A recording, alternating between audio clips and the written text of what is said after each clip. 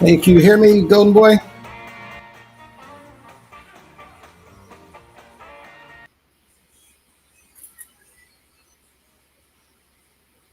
Can you hear me okay? Oh yeah, I hear you loud and clear. Okay. Few technical difficulties, everybody. Um, Golden Boy, I didn't realize you were coming on and setting up in the background, hmm so I hmm could not load the pictures that I need to load. I'm going to send them to Gotcha. you one at a time. This is the first one that we're going to start with. Okay. Can you load these up in the order that I send them to you? Sure will. All right. Thank you, boss. And No everybody, if problem. y'all can give me about 5 more minutes, I appreciate it. Thank you again, Golden Boy. Yep, yep. All right. I'm going to go dark.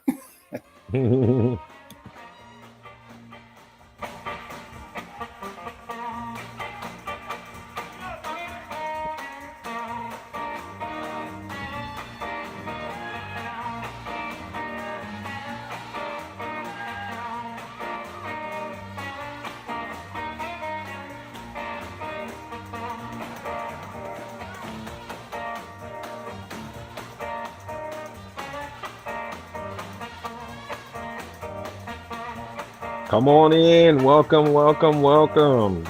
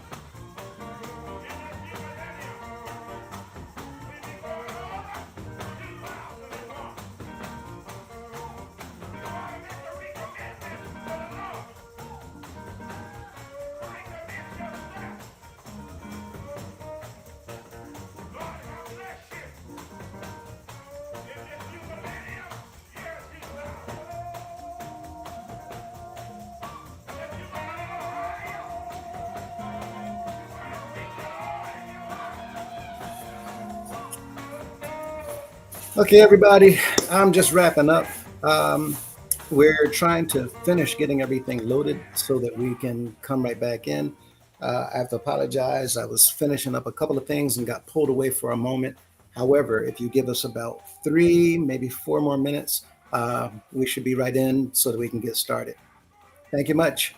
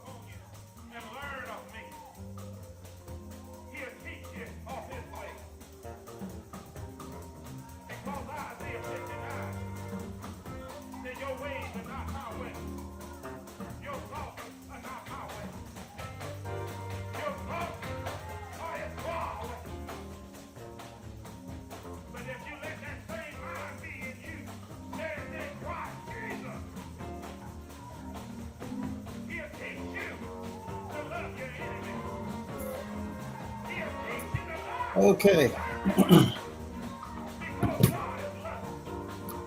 Um,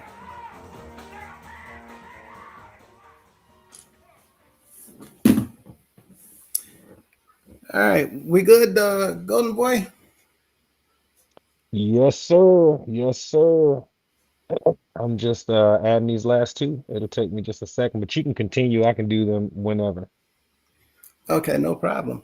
Um, Um, I just kind of had to upload them differently, so they'll be it may be over your face like that while you're talking, but at least after the first one. But oh, yeah, I can just change the view out. That's no problem. I really don't need to be seen.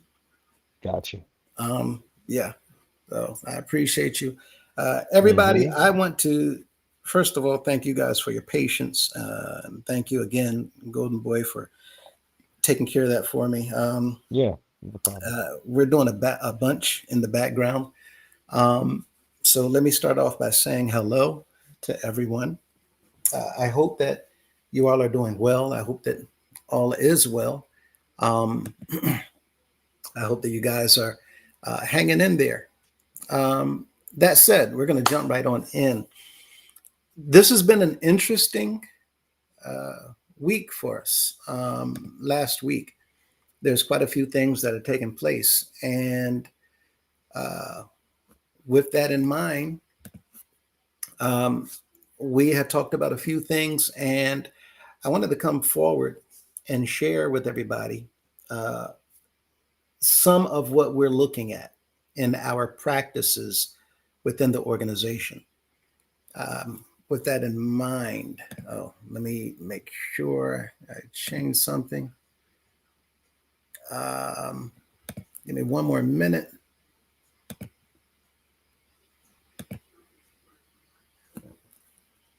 Um,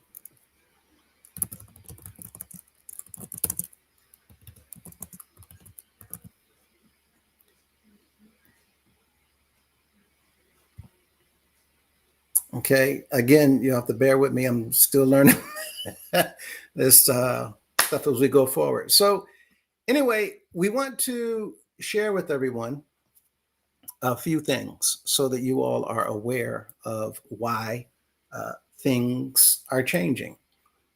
We know of the most recent change in our organization was an announcement that went out last Thursday of raffle tickets no longer being printed, sold, or advertised within the organization, nowhere within the organization.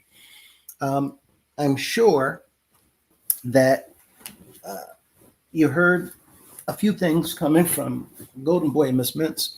I just wanted to kind of piggyback and reiterate some of the things that they've already touched on. They could not go in onto a whole lot of detail because there's so much to cover. And with that said, I wanted to touch on this for our live today. So I'm going to go through a bunch of things and let me just tell you all straight out that may not be the only thing that they're, or he rather, Mr. Cunningham, is going to be um, postponing. What you're going to see tonight, this evening, is that it should not be postponed because it shouldn't be going on at all. And as members of our organization, um, just like members of many other organizations around the country, around the world, we, the members, are not aware of these things that we have been practicing for many years and many decades now, actually being illegal. So we're putting this out as we continue to inform you all, as well as those that are not members or affiliated with our organization, so that you'll also know what to look out for within your own institutions and your own organizations, and even maybe have a meeting with your individual leaders to ensure that what you're doing has been verified and that you fall within compliance of the regulating agencies that are out there regulating 501c3s. With that in mind, we're going to jump in here and read a caption that came out of one of our um, pieces of literature. Many of you may not be aware, but this came out of one of the publications within our organization, the United House of Prayer for All People. Um, and you can see that this caption is based on convocation reports. When Mr. Cunningham sent out an order to immediately stop or stall all raffles tickets being sold, or even having raffles altogether, we need you all to understand that it was simply something that went out to kind of put a lid on things that people can uh, no longer hear about and no longer see. What I mean by that is the things that has been taking place within our organization. We understand that it appears as if things are being done under the table. That's the hope, that they continue to be done so that they can't be seen readily by authorities outside of our organization. So a lot of things that's been taking place has been going on under the table, so to speak. The raffles, as long as they were being circulated amongst active, supportive members of the organization, you didn't hear anything about it, right? There's no problem. There's no big deal. Um, and at the same token, as long as things were not being advertised and marketed and put out into the open by outside, or for outside rather, individuals to see, again, we didn't hear about it. But once we began to touch on these issues, once Golden Boy and Miss Mintz and others began to make people aware of what's going on behind closed doors, well, now they have no choice but to review what they've been doing, because they cannot keep things out in the open, because it's pretty much confirming the things that we're saying. So this is why there was an order to stop it. Many people are being told that the order came as a result of Mr. Cunningham, the CEO, current CEO, albeit by a rigged and fixed election. But he put himself in the seat. Um, Therefore, he's CEO slash bishop. And by his orders, it was sent out around the organization: no more raffle tickets be sold, no more advertised online in any form of media, not even within your local congregation. So the reason for that is uh, that they have to clean things up and see if there's a way that they can do it and get around the scope of the law. Members are being told that he made this decision to give the members a break from G class. Of course, that cannot be if the G class program still exists. He definitely did not come up with this order in order to allow the members to take a break or to have a rest from ticket selling or ticket sales, because he said that the rallies can continue to go forward, but the raffles are to be suspended.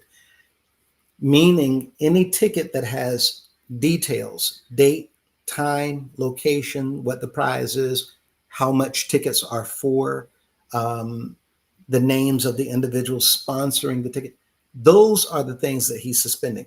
But if there's no printed ticket, what the order is, well, you can continue in what we call pickup rallies, where individuals buy different household cleaning products or snacks, family size snack packs or whatever.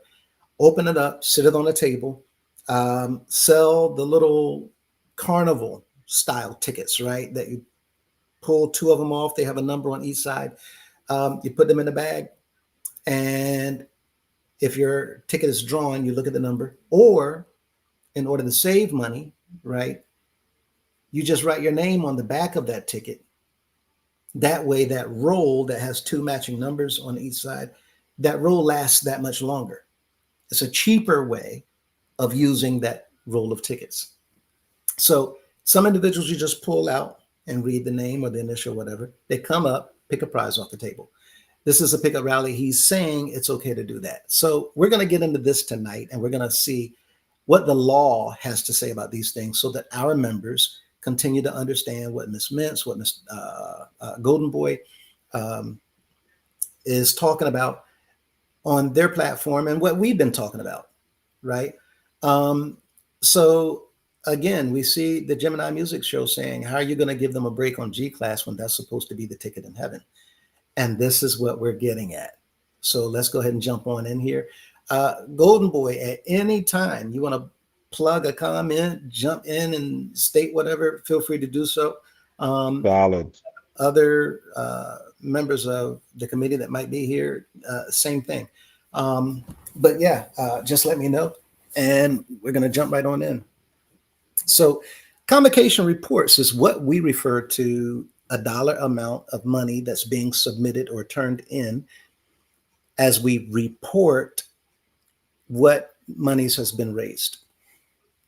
So, it's called convocation because there is a time period within our organization where we're traveling around to have what the scripture refers to as a holy gathering. Scripture calls it convocation. So we take that and we added the words, not we, but the leaders of the organization, and called it a convocation. And during that part of the year, all the houses come together and they make their report. Now, even if convocation is not taking place, if there's a visit by the bishop of our organization, then you're still going to be making reports, right? So, with that in mind, um, it says here this is a book that was written about the traditions of the house of prayer practices. Um, the teaching is that God requires a sacrifice. And we're not even going to go in on that because we now know those individuals who are waking up, who's understanding, who's studying the word for themselves, that there is no requirement for a sacrifice today. The last and ultimate sacrifice was when he allowed his son to be sacrificed, that all men, through believing in him, would have access to him and a right to eternal life if they believe in him, because the shedding of his blood paid the price of our transgressions. So today we don't require a sacrifice, but this is a teaching in here in our organization. So while on the holy mountain, the platform that the leader, the bishop, sits on within the organization, where the chair is, in 1971, right, Mr. McCullough was inspired by the Lord to establish the resurrection program, or what is called in our organization G Class.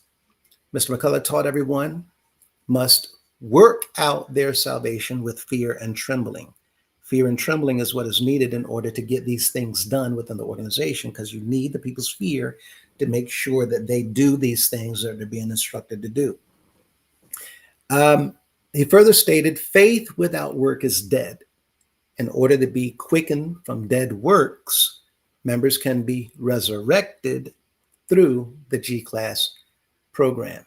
And you notice this is in the bylaws of auxiliaries of the United House of Prayer. We see that that is mentioned because we're going to talk about later how the auxiliaries are linked to this G Class program. Okay. Um,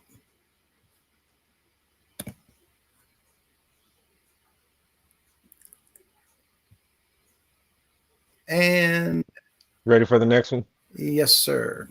I got you. Thank you, sir. So over here on the right where it says graphics, I had to upload them individually in here, but they are right there. So let me go to the other screen here. Okay. And for everyone, just so that you all know, this was the first time that we started like this because I was a little behind. I didn't understand how to come on during a live to load the pictures on here, and that was the whole mix up. So anyway, once again, thank you, Golden Boy. Yeah, no worries. And private inurement. So when we talk about what we just saw with the explanation of the convocation report, the G class program. This is what the law has to say about this. Private earnment of excess benefit. This is an absolute boundary of tax exempt status that no part of a nonprofit's net earnings may benefit an insider or executive. If the CEO used the ticket money or cash credits to enrich himself or hide funds without oversight, it triggers immediate revocation of the church's tax exempt status, meaning that our tax exemption can be revoked. If the CEO enriched himself or hid money without oversight. Now, for those of you who understand this, we know that the CEO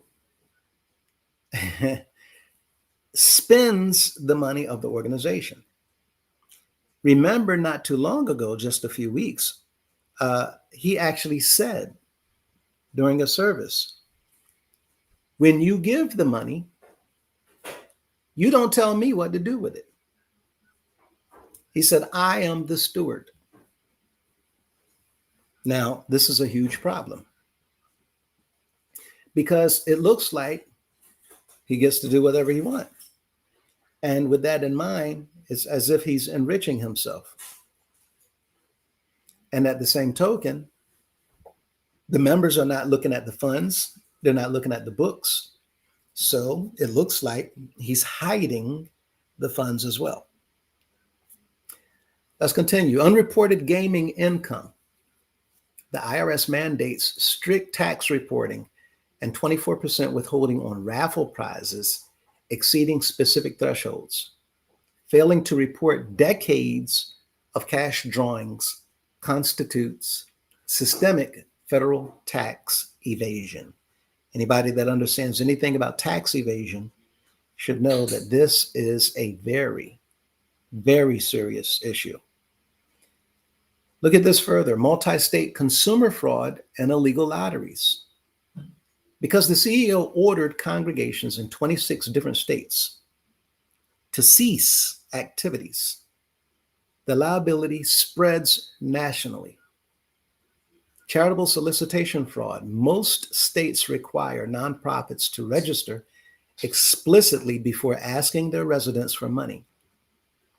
Raising money for unvetted fundraising goals without registration across dozens of states violates state consumer and protection laws.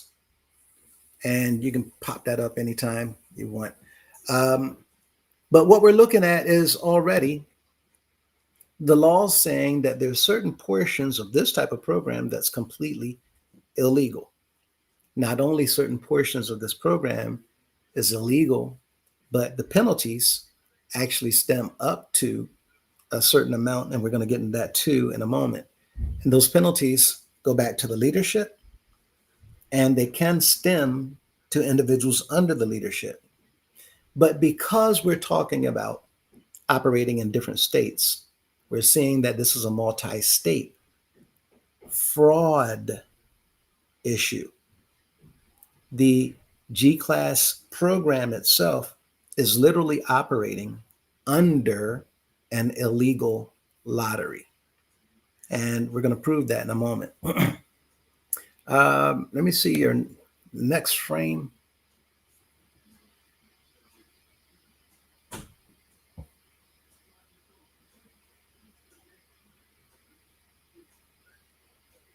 Okay.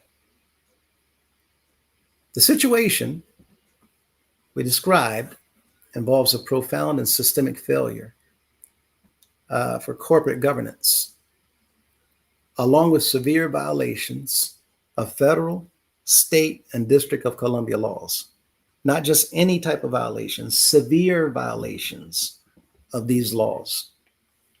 Operating an interstate multi-million-dollar nonprofit like a personal fiefdom Without a board of directors, remember we kept talking about over and over and over again that when Mr. Cunningham told everybody in the organization that we do not need a board of directors, um, we kept saying that no, a nonprofit cannot operate without a board of directors. It's illegal not to have one.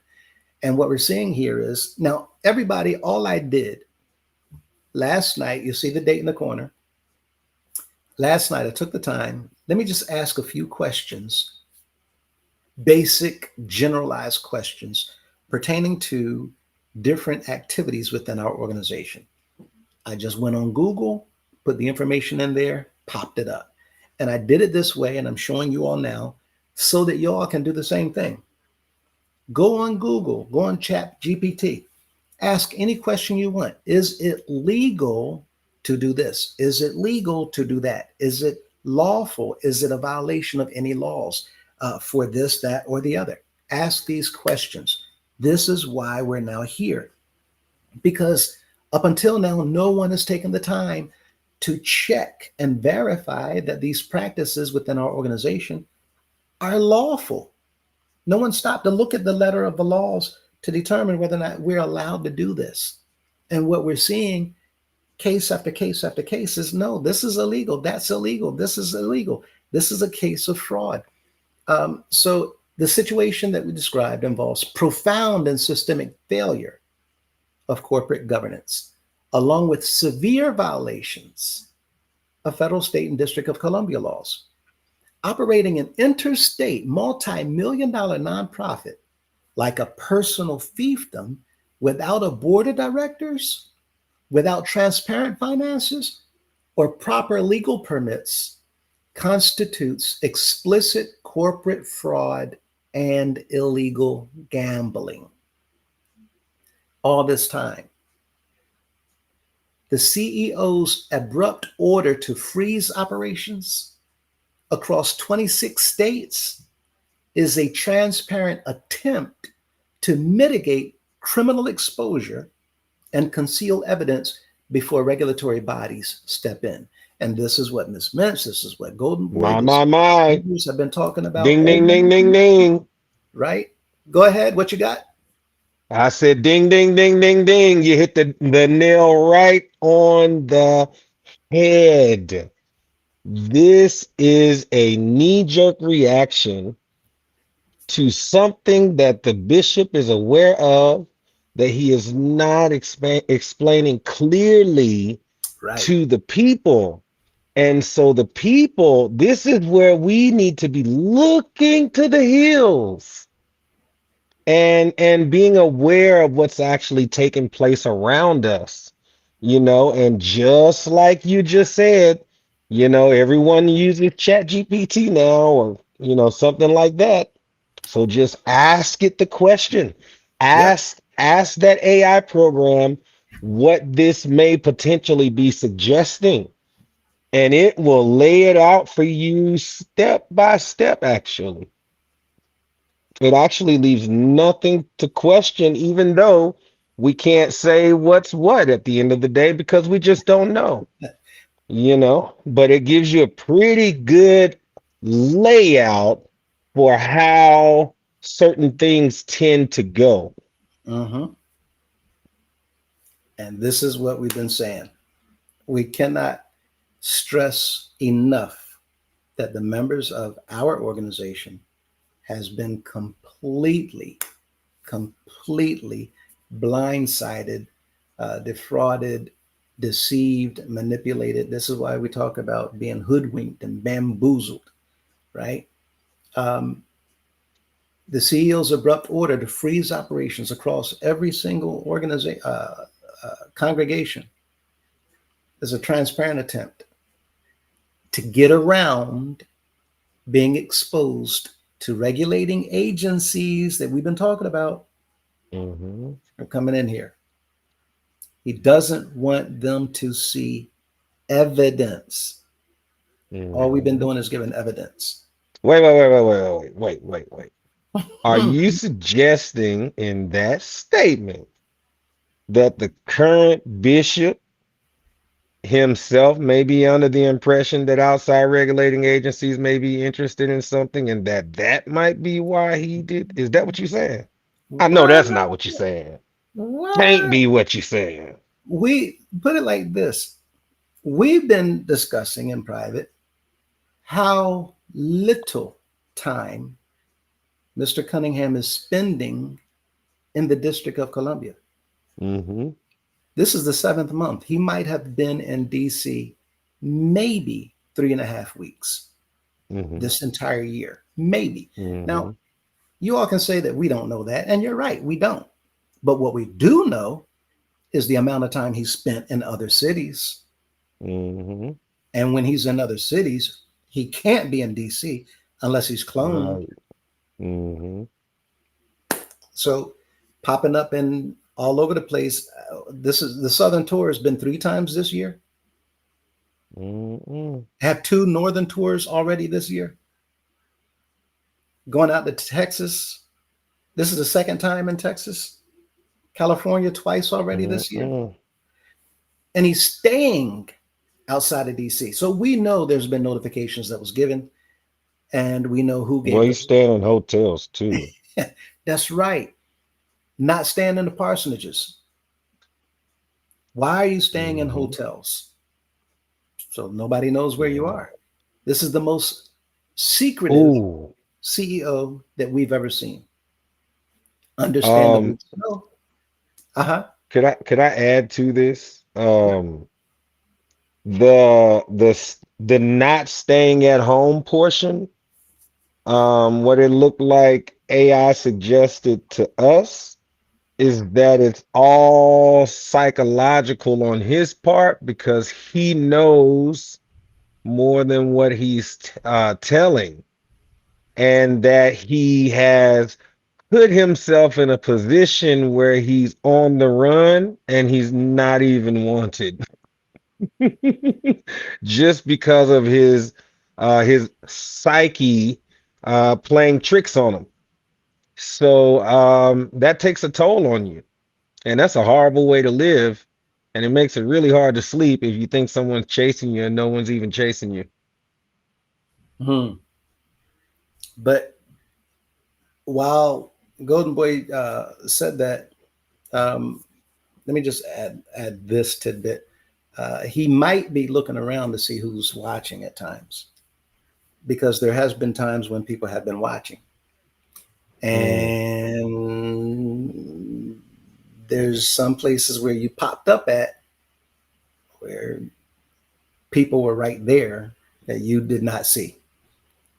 Um, mm. right. Talking So, about talking about current bit, talking about current bishop. oh yeah, Mr. CEO, Mr. Cunningham, Mm-hmm. certain places Mm-hmm. where he's going recently that people were right there and he has no idea. Right. Oh So wow. we listen. That's to be more careful, huh? Yeah. You know, you can't trust everybody. Well, anyway. Yeah. So let's look at more reasons why he did what he did, and to further expound on what you and Miss Mintz was talking about, how he Mm-hmm. violated and affected DC laws when he came out with Mm-hmm. this order. Because the Mm-hmm. organization is incorporated in DC, it's legally bound by the District of Columbia's Nonprofit Corporation Act and Mm-hmm. regional gambling provisions, right? Yep. So, yeah, you can gamble. There are certain states that allow gambling, and it's legal, but we are not a gambling ratchet. At least we're not supposed to be. Turns out Mm-hmm. that's exactly what we've been. But you all are going to find out so much more tonight. Uh, Next, sir. Just to say right there, Miss Yep. Mintz hit on it. We were doing our research on it, and it really honed in on it being his conscience weighing on him severely, rather than it actually being a real threat that he needs to be on the run from. You know what I mean? Oh, yeah. So, you know Uh, what I mean? It's just it's crazy, but it's at the expense of the people because we're gonna do Daddy's Club, which is gonna give him more praise, worship, sacrifice, i.e., hint, hint.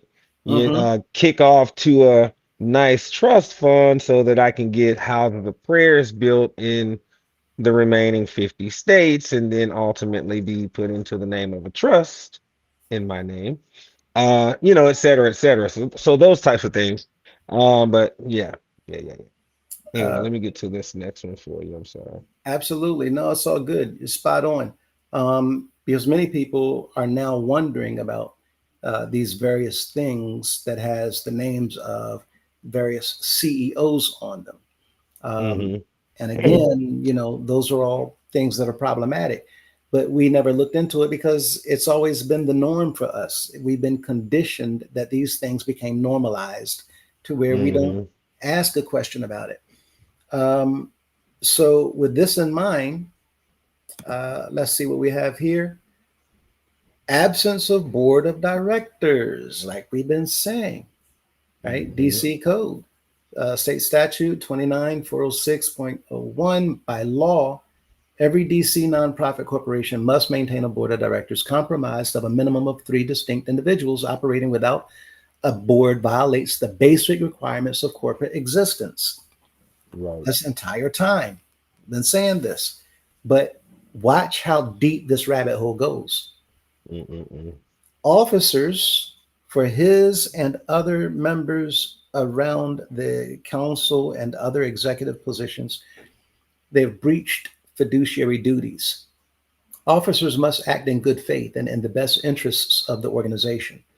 Commingling funds, tracking cash credits arbitrarily, and hiding financials from members constitutes a total breach of trust and a diversion of charitable assets, right?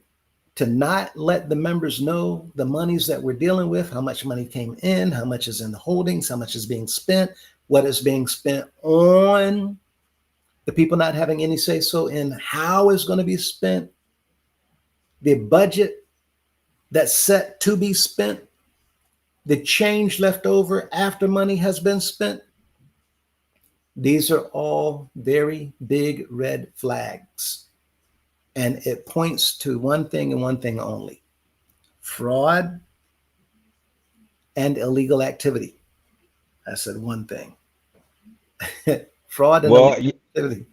when you say fraud, you gotta go ahead and include the whole thing of what these outside agencies are looking for, and it's actually called fraud, waste, and abuse. So they're going to be looking for that in three separate parts. Fraud breaks down like that. So um, yikes. And it's coming up. Then it goes into you say it's coming up. Oh, yeah, it's coming up. Oh wow. To show Wow. you explicitly how fraud is taking place within an organization. Just some snapshots of what Yeah. fraud looks like, right? Exactly what Golden Boy is saying. Um, Illegal gambling and unlicensed raffling. That's why he sent out that order. No individual Mm-mm-mm. or entity may hold a raffle without an official license issued by the DC Lottery Board. Mm-hmm. How many times have you seen a license that we've been issued to hold a raffle? Nada. Mm-mm. Running unlicensed raffles for decades is a systematic violation of criminal gambling statutes. Come on. Talk Okay. about it. State to state. Now, we're going to go into some things that y'all, wait a minute, hold up. You mean to tell me? Yes. Even when we, Mhm. yes. And we're going to go into specifics to show you I was breaking the law. Yes. Watch carefully. Affected federal and IRS laws when we do that. While churches enjoy automatic 501c3 status and exemptions from filing annual Form 990 tax returns, they're absolutely not exempt from basic operational tax laws. Not Mm-mm. exempt, right? Mm-hmm. Here we Hmm. go. Next slide. Yes, sir. So okay, so they're a little bit mixed up, but that's okay. I can figure it out. Okay, sorry about that. No, it's all good. It's all good. All of this ties Is it together. this one here? Yes. Okay. All right, because they I uploaded them, some of them in batches. So they might just be They're one arranged. off. You know what I mean? Yeah. No problem. I got you. And if so, well, I can still tie it back. Uh, Okay. All right, cool, cool, cool. okay. So here's the thing: interstate gambling rings, utilizing interstate communication channels, phone lines, emails, bank accounts across 26 states. And y'all might be wondering, well, wait a minute, how are we using bank accounts across states? Don't y'all know that when we have state rallies and state events and state programs, that money doesn't sit there? Sometimes you have pastors that send checks that the secretary writes out Ooh, here we go with for that that mail state event. again. Huh? Here we go with the mail again. Right? Sometimes they bring checks. Sometimes those checks cross state lines for different state events. Sometimes during a state event, the chairman, the district chairman, they might take money back with them because you all know we don't always leave the money at that particular house. So this is money traveling across state lines with the use of bank accounts in the form of check writing. Now, utilizing interstate communication channels to facilitate an undocumented, unpermitted gambling system transforms local raffle issues into federal, what's that word? Racketeering or mail wire fraud concerns. Do y'all understand Ooh. how big that word racketeering is? Mm. It's the first letter in the acronym, I believe. It's the first letter of an acronym called Mm-hmm. not Ricky, Mm-mm. Pretty Ricky, what we call him? No, Mm-mm. Rico, Suave. right?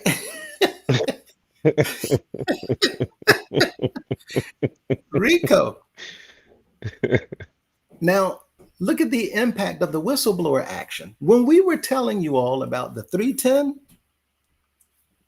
this is why. When a whistleblower exposes this conduct, councilmen, pastors, executive staff, we ain't going to tell nobody. It's all confidential. It's all confidential.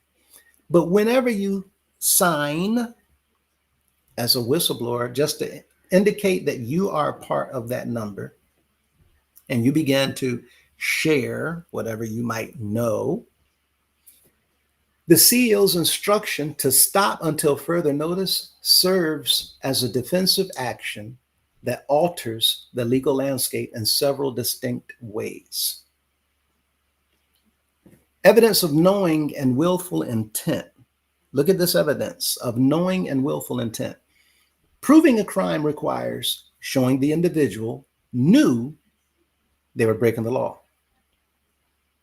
The CEO's written order to halt operations to fix a legal matter explicitly demonstrates that he's aware of the illegality, preventing him from claiming ignorance in a court of law. Can't say you didn't know My because Lord. you took a measure. Members. Whew. Huh? Members, y'all gotta pay attention. Please pay attention right here. Please pay attention right here. Please. This is where we should be waking up in this moment while we're going over this lesson plan right here. Like seriously. Um, open up your minds, your spirits. I pray that scales begin to be lifted from our eyes right now so that we can see and that our ear gates be opened up so that we're able to receive truth on today, you know. So this is the opinion of AI. How about that? I'm You know? sure So I'm not smarter than AI. right. I am not. Likewise. Likewise. Yeah. Just Likewise. saying, right? Yeah. And now that's the evidence that he knew. The fact that he actually sent out an order to everyone stop immediately.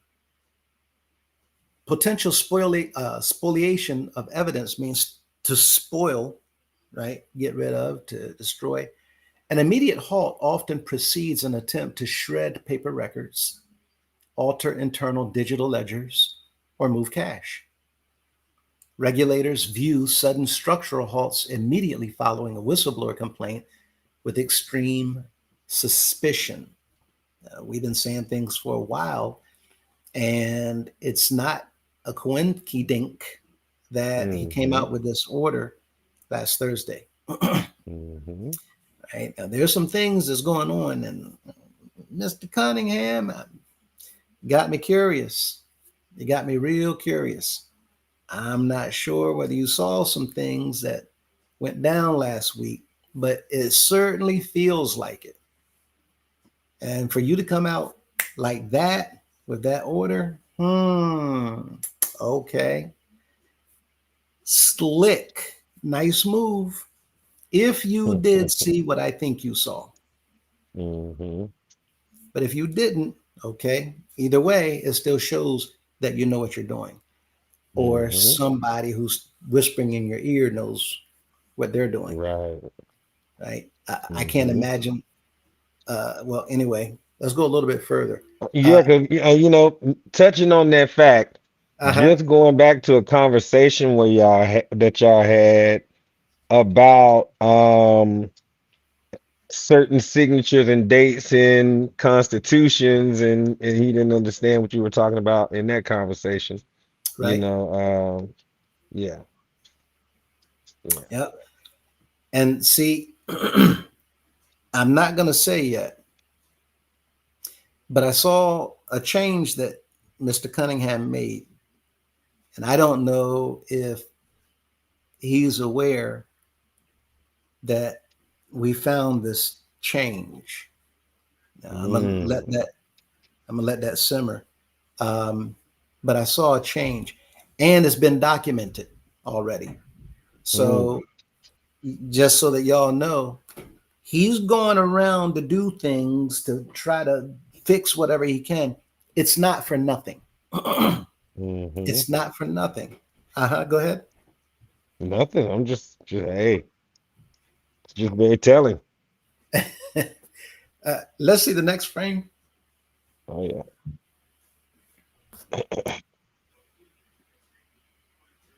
It was that one, right? Yes. So again, I just threw a question together, a few questions, and just see what pop up. And I did that again for you all to understand how easy and how simple this is.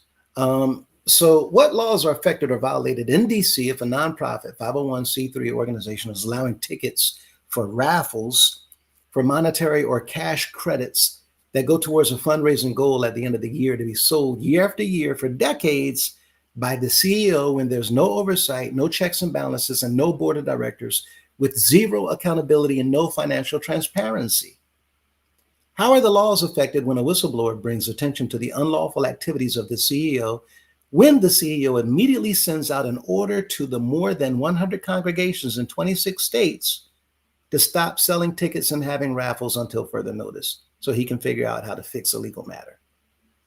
There's never been a board, there are no permits, and there's absolutely no oversight.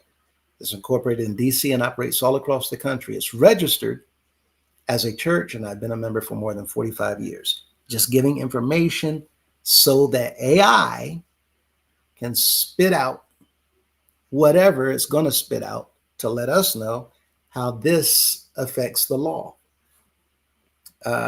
Next Can I slide. point out a valid point here that I Yep. think the members really need to understand Yep. is that order that went out, it was enclosed the Supreme.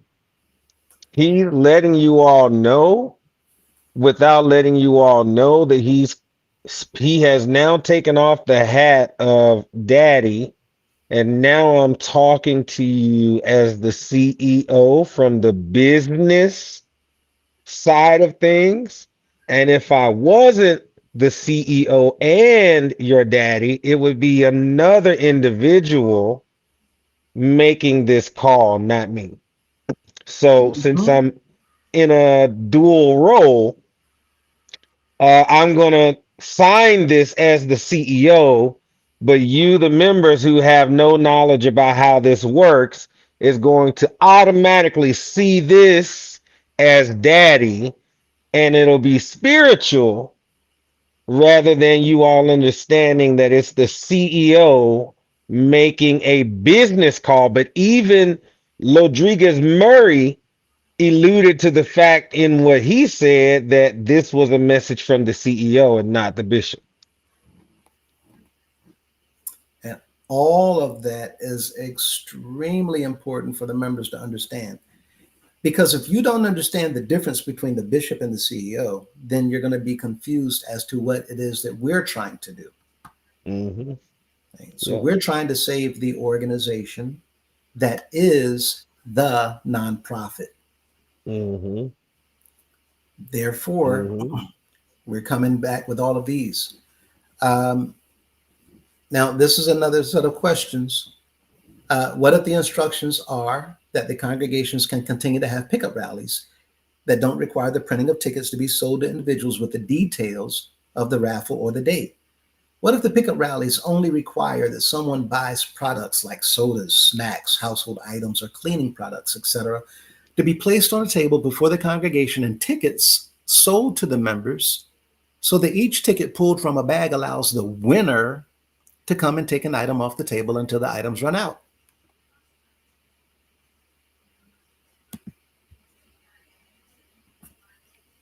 And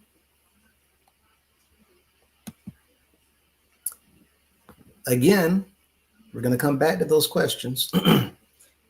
For the whistleblower protections for these councilmen, these pastors, these executive staff, under federal law such as the Sarbanes-Oxley Act, which applies its criminal anti-retaliation provisions directly to nonprofits, it is a federal Hmm. crime to retaliate against or fire or excommunicate or legally intimidate an individual for reporting corporate financial crimes to law enforcement. Those people concerned about, well, I don't want this to happen, I don't want that to happen, blah, blah, blah, blah, blah. If they do any of those things, your report becomes gold. It just heightens the problem for them and it escalates the penalties. And so the reason why the government has protections for individuals who complain about these issues is because there's a lot of people breaking a lot of laws and getting away with a lot of things and taking advantage of the system as well as the people who are serving them, who are providing for them, who are taking care of them, right? So, in all of these things, people just don't understand that this is what's been going on in here for 107 years with a 100-year celebration coming up to celebrate we got away with it so far. No, it's all just catching up. With that in mind, let's see the next slide. Okay, so the severe legal risks of the shift when he sent out that order. By issuing these altered instructions, the CEO has significantly worsened the organization's legal liability in three major ways. Evidence of an active cover up. This is conspiracy and it's fraud. In a legal investigation, intent is everything. by instructing 100 plus congregations across 26 states to deliberately hide raffle details, stop printing tickets, and omit drawing dates. The CEO is actively instructing subordinates on how to evade law enforcement and bypass regulatory tracking. In criminal law, this action shifts the case from passive noncompliance to active deception, structuring, and a conspiracy to defraud state authorities. Now, does that sound like it's a minor issue? This sounds pretty serious. Sure does. When you defraud the state authorities, that's not something they're going to sweep under the rugs. The violations of local health, retail, and sales tax laws, forcing church members to purchase groceries or cleaning supplies and pooling them into a distribution system creates an unpermitted retail exchange. Meaning, whenever pastors, and I did this too, didn't know what was going on. But whenever a pastor has cabinet, right? We need somebody to take next Sunday evening, next Thursday, next Wednesday. When you do that, and the members go out and buy food and sit up on the table to sell tickets for it, that's what this is talking about. It literally becomes an unpermitted retail exchange. Also, in many jurisdictions, purchasing items to immediately pool them for a paid entry drawing, to take these items and put them on the table. We've seen people take cases of sodas and take each soda out, and that soda becomes a prize, right? When you pool these items together for a paid entry drawing, it triggers municipal sales tax and retail registration obligations. Those sales tax on these items sitting on a table, I pay $1 for a ticket. I win my prize. But Mr. and Mrs. Government, they didn't get their sales tax. You have unpermitted retail exchange. You took something that you purchased by retail, you broke it open, a case of sodas, each one becomes an individual prize, but there's no tax on that. It's now called sales tax evasion. Another big problem. Next slide. Oh, no. Mm-hmm. There we go. Now, again, we're going to catch up to the answers. But here's another question. What if the selling of tickets or the holding of raffles and rallies were all being done to raise money for what is called the G-Class program, where members are taught that as a way of working out their soul salvation, they were to give money out of pocket or raise money by other means, such as selling tickets, working in the cafeteria for credit, where a determined amount of money would be credited to your name as a G-Class report to go towards your year-end total for money raised.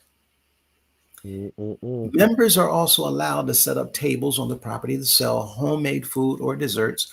I know everybody who looked at that and saw a period instead of question mark. But members are also allowed to set up tables on the property to sell homemade food or desserts to also go towards their G-Class. The money is not put through the normal accounting measures, but ministers come to pick up the money and give the members receipts so that they know how much has been turned in towards their G-Class. How do these events affect the law concerning these practices?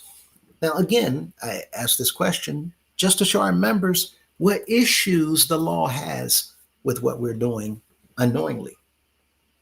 Well, Unknowingly. can I say that those 50 people that would have assembled the $25,000, I mean, that might be enough for Mickey Bailey to get the air conditioning fixed at Charlotte number two. You know what I mean? So it's just a quick money grab. And so I just want you all to see how easy it is for them to manipulate us into paying for something that they're already saying that they're supposed to pay for um in our purpose, Constitution. and in our Constitution to build, erect, and maintain all of these properties and things. And so we're not um, living up to the standard in which we say that we would, but I just want you all to see how easy it is for us to be manipulated into that. Especially all those folks at Charlotte number two that are, taking up a house offering to have the air conditioning repaired.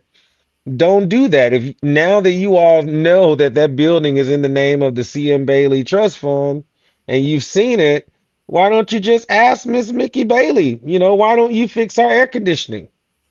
That's if she's the beneficiary to that trust. And it's just ironic how she ran to the forefront, and wants to hurry up and gather this 25,000 bucks while the AC is out and while they're visiting, having services over at the mother house. You know what I mean?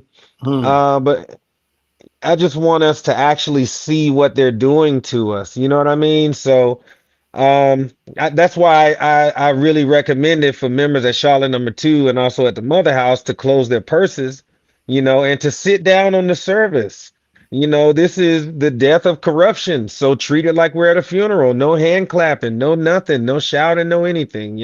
That's my recommendation. That's how I believe you can show leaders that you are not um in cahoots with their mistreatment of us, because it's ultimately that they're mistreating us, Oh, they're absolutely. abusing us, so just think about that before we start giving towards this $25,000 money grab about what it's actually intended to do. So just Charlotte number two and also H Street as well. All of you who are named in this need to all pay attention to it. You know what I mean? Because it's not good. So Not by a just wanted to long throw shot. that out there. And I'm glad you did. We're going to be covering that as well. It's coming up in some of the slides as Solid. we touch on the maintenance. And again, this is in order to show you all why we should not be involved in these different practices and why there's actual and real dangers of putting yourself in a situation where you may be answering some questions by some people who pull you into a room and now you're being questioned on camera. Okay. Being called, this is called a deposition, right? You don't want to be in that predicament because those types of Oh yeah, questioning can put you in a absolutely. position where you go from a deposition to go into a prison, right? So Right.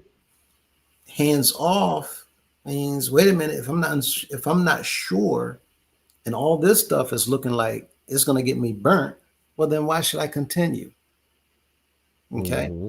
And we're going to show you the activity that's been going on without the members knowing anything about it. Uh, Next slide, please. Yes, sir. Let me Mhm. get there. Here we go. Let me know if it's off and I'll flip it back. This one's the wrong one. Um, I think no, so. it's good. Yeah, we can go back to that last one, then this one. Okay. Let me see what that one is too. Okay, solid. There we go. Um, so, unpermitted distribution, passing out random consumer goods. This is going back to the pickup rallies, right? Hmm. Um, Foods or chemical household products via a paid game of chance.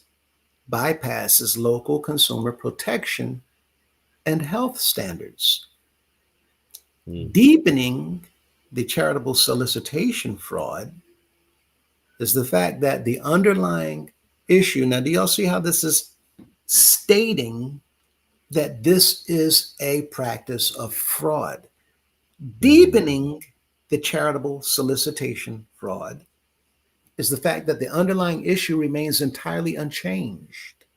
So, for Mr. Cunningham to put a pause on raffles and tickets being printed, the underlying issue has not been changed. The issue is the lotteries that are being held mhm. illegally that constitutes illegal gambling throughout the entire organization across 26 states, including besides the District of Columbia.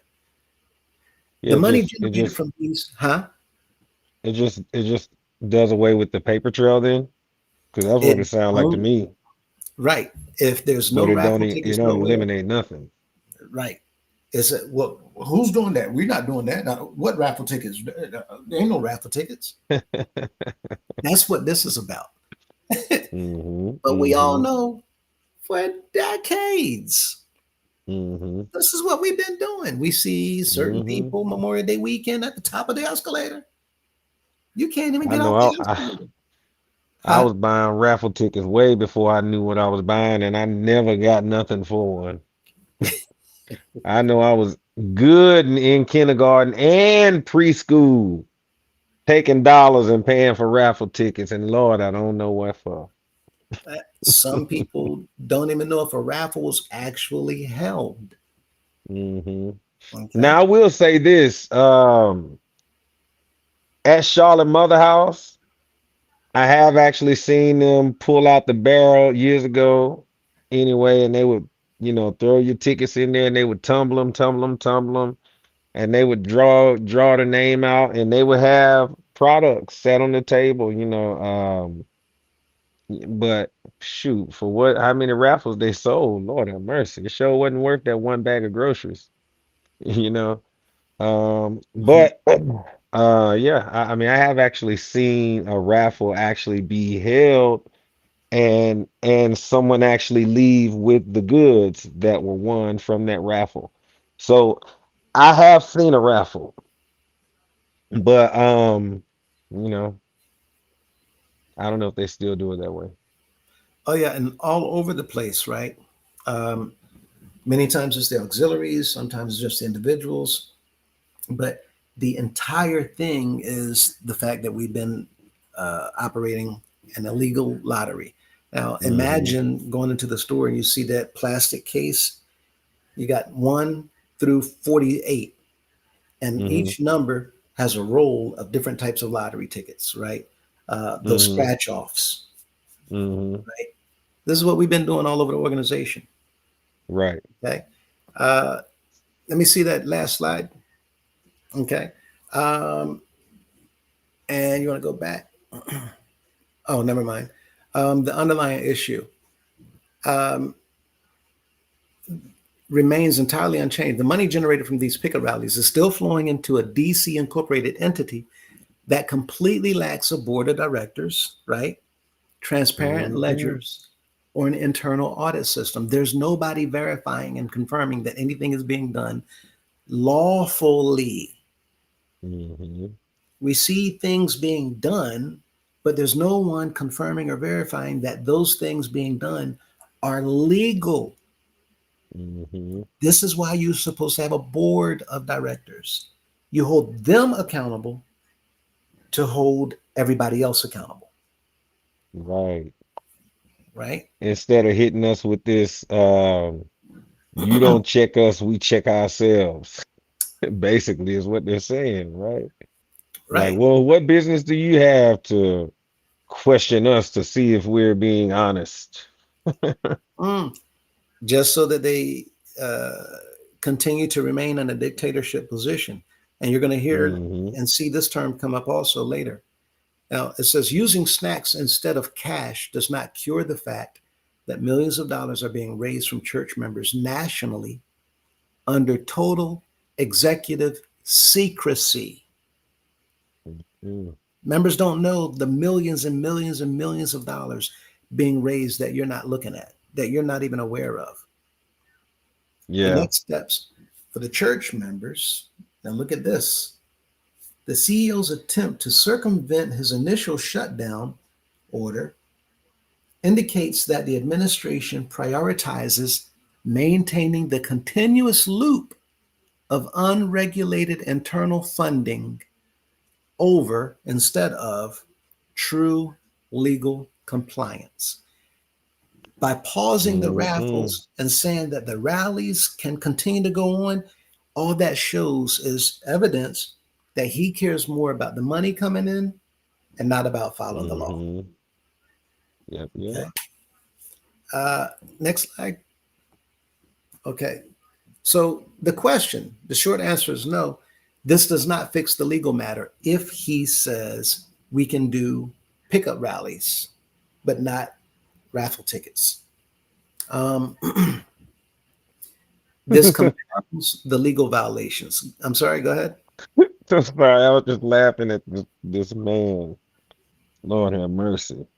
It's Ugh, again, whoever's given this advice, it's bad. it Renaming the is. event to a pickup rally, stopping the printing of physical tickets. Um, and I think we covered this already. Yes, we did. Okay. Next. The new rally format explicitly meets all three criminal elements: consideration, chance, and the prize. The three elements, criminal elements. First, the consideration, the buy-in. Members are mandated to buy items, um, sodas, cleaning products to place on the table, or buy a physical ticket drawn from a bag to participate. Forcing a participant to expend money or buy consumer goods to enter a drawing constitutes legal consideration. First element of criminal activity. Pulling a ticket blindly out of a bag to determine who gets to walk up to the table is the definition of pure random chance. There is zero skill involved. Okay. The household items, snacks, and sodas on the table possess tangible retail value. A prize does not have to be cash. Any physical item of value satisfies this legal element. The reward is the element. Stopping ticket printing or hiding the raffle dates does not cloak the events in legality. Courts look at the actual mechanics of the event, not the vocabulary used to describe it. No matter how it's painted, it's still an illegal gambling ratchet. Now, the scenario that we were describing in the questions transitions this situation from a standard case of nonprofit mismanagement into systematic multi state financial fraud, illegal banking, and severe labor law violations. This is talking about the selling on the yard.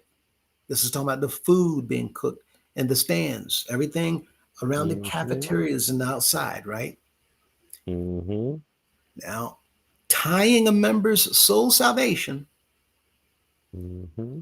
right, the resurrection program, to a Mm-hmm. mandatory financial quota, the G class report, forcing uncompensated labor, working in the cafeteria, right, on the yard, all the selling, any other type of work where you're getting G class instead of Mm-hmm. pay, you're getting G class credit, and bypassing standard accounting measures through a network of roaming ministers. Y'all know how the council come around and pick up the money, right? They always have somebody with them, Mm-hmm. two with one other man. A network of roaming ministers who collect off the books cash is entirely illegal. Cloaking these actions under the guise of a church program does not exempt them from federal or state laws. Here is exactly how these specific practices impact the law and worsen the organization's legal exposure. Severe tax fraud and off the books money laundering. By intentionally keeping the G Class program money separate from the church's normal accounting measures, whenever you raise house offering, whenever you have the Sunday school offering, um, whenever you have whatever in that normal standard financial portion of the service, that money comes in, it gets booked by the secretary, it gets counted, it gets put into a deposit bag, a bank deposit bag, and it gets deposited into the bank. There's a money trail. Right. The paper shows money came into the organization, it was deposited into the banking system, there's a receipt, therefore everybody's happy.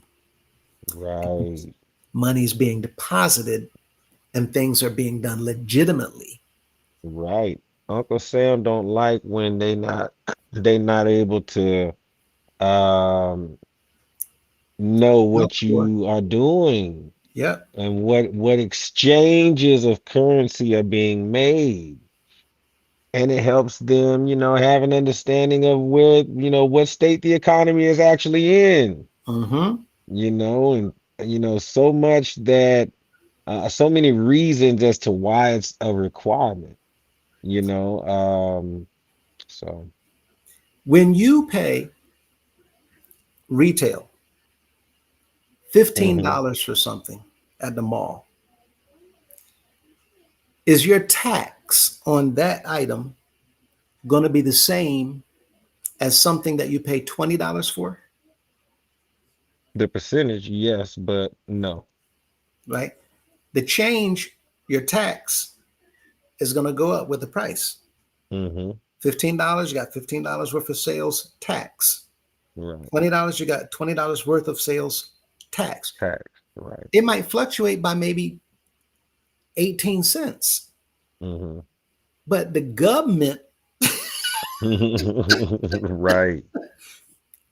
they don't They care because they're always 18 want they cents. they want their cut. They want that 18. Look, All you the better, top you better before have my you dime, even my nickel, listen. and my 3 pennies.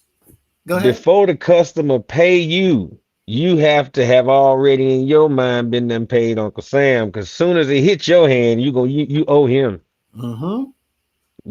Before it's even owned by your business, you ultimately owe him. Before you can even pay your light bill. Now, You this is know. why it matters. Yeah. Because when the council comes around in the yard and pick up cash, that money's not going to the secretary to go inside of a book to be counted by the Hmm. staff, the banking committee, to be deposited into the bank to get a receipt. Right. That money walks out with the council. Hmm. When Mm-mm. we look at the love gift, all that money goes into brown paper bags. Some more money coming throughout that entire service, right? Also goes into brown paper bags and it goes right out that door. Hmm. The government, they did not get their 18 cents.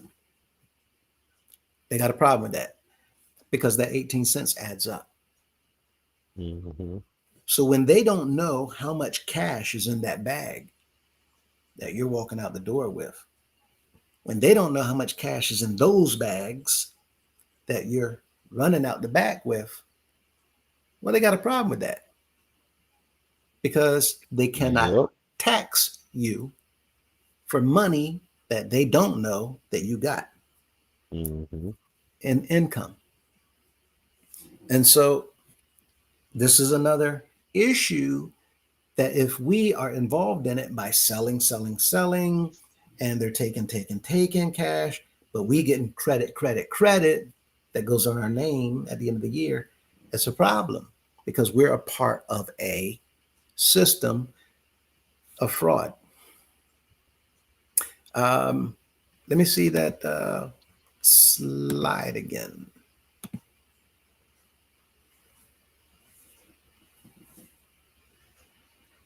I'm sorry. Mhm. Uh-oh. I was responding to a text. This one here, right? Because this it looks like a question. Um, well, it's another one. So we'll catch up with. That one, that one, that Um, one. okay. So I believe IRS it's tax wrong. evasion. Hmm. Even though churches are generally exempt from filing an annual Form 990, they're strictly required by law, um, federal law, to maintain accurate, auditable books for all revenue.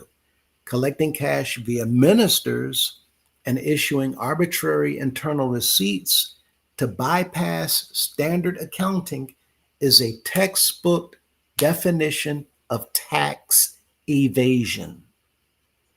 This is a big deal. Mm-hmm. Aiding and abetting personal tax fraud is a problem for the members.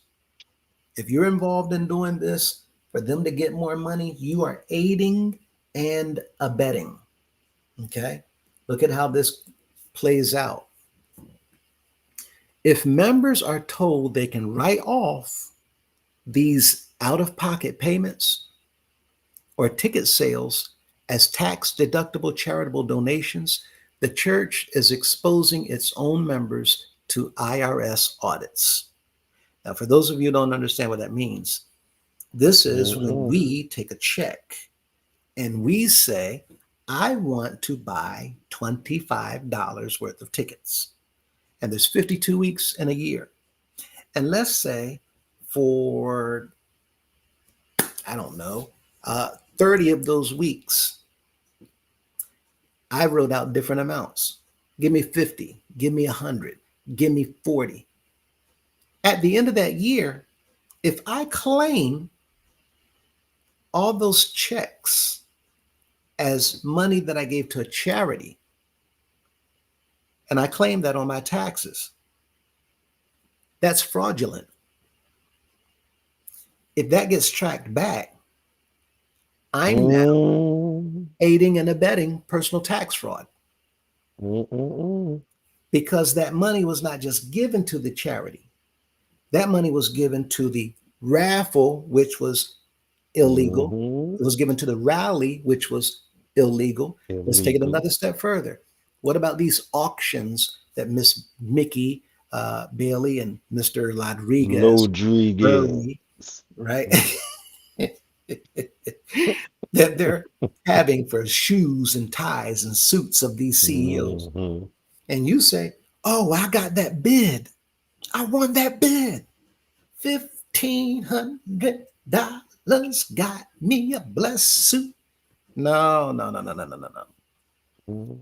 At the end of the year, you look at $1,500 went into the organization on G Class, and that money gets reported. You are aiding and abetting. How? Because your money is going to thieves who's taken that money and going out the back door and work that money in such a way where they don't have to pay taxes on it. You're And this helping. is the work of the kingdom. Yep. You Mm-mm. can be audited and they will find it. How much of this money was a donation to your charity that you call a house of prayer for all people? That dollar bill, it better be correct. And it better be minus the $25 you put in for those raffle tickets, or the $30 you bought in rally tickets, or the 1,500 that you put towards that suit, right? You are a part of aiding and abetting personal tax fraud. Mm-mm-mm. especially when the Are You Aware has written on page 19 of the 2023 um, that the Love March is compensation to the bishop for his services to the organization. But if it's compensation, are you not supposed to be taxed on it? Yes. And you walk right out that door without reporting, right? Another way of aiding and abetting is when y'all write y'all those tithes checks to send into headquarters. Those tithes are not going through the banking system of the local houses. There is no paper trail on that. It's going straight to Portal Drive in the name of the bishop as your trustee. The instructions specifically from the Are You Aware is to not put it in the name of the house of prayer. Put it in the bishop's name as trustee. Why? Because that money goes into his hip pocket. And since you wrote a check and sent it by mail, now you can get hit with mail fraud and illegal uh, wiring as well, money transfers and wiring. Donations funded by selling tickets, food, or products are not legally tax deductible because a commercial exchange took place. An audit will expose that. All of it is wrong. The structuring of cash, having ministers physically travel to pick up cash rather than utilizing standard bank deposits, is often a deliberate tactic used to avoid bank anti money laundering triggers, such as currency transaction reports for cash deposits over $10,000. So it's used to avoid bank anti money laundering triggers, anti money laundering regulations, policies, procedures to catch people trying to launder their money. Exploitative labor law violations. This is where the people who's working in these kitchens and whatever else, instead of paying them, you're giving them G class credit. That's called exploitation. You're exploiting those members to get money out of them. It's the same thing when you tell the people to write testimonies, and you send your testimonies in, and they take the testimonies and they doctor them up to make the bishops look good, and then they take it and they put it inside of a magazine so that they can now sell your testimony inside that magazine, but you don't get anything out of it. That is called exploit. Wow. So now they're making money off of the testimonies of the members of the organization. There's so many Mm-mm-mm. gimmicks inside the system. Forcing Mhm. or coercing members to work in a cafeteria or run food stands to earn G class credit toward a financial spiritual quota violates federal and state labor laws. Mhm. Well, let's see how. Illegal scrip and credit systems. The U.S. Department of Labor, the DOL, strictly prohibits employers, including nonprofits and churches, from replacing legal currency with internal credits or points to pay for labor. So instead of me giving you a pay, I'm telling you, well, everything you get, don't worry about it. We got you covered. You'll get G class. We're going to give you credit on your G class. You just robbed us. Illegal. Huh? Illegal. Illegal. It's called labor theft, Mhm. theft of goods or services. You're not stealing by taking a good and not paying for it. You're stealing by taking a service that's been provided, and now you're not paying Right. for the service. Coerced nonprofit volunteering. While church members can freely volunteer for purely religious or charitable activities, they cannot legally volunteer for commercial operations like a cafeteria or food stand that charges money when that labor is tied to an explicit financial quota or credit system. Uh-oh. Uh-oh.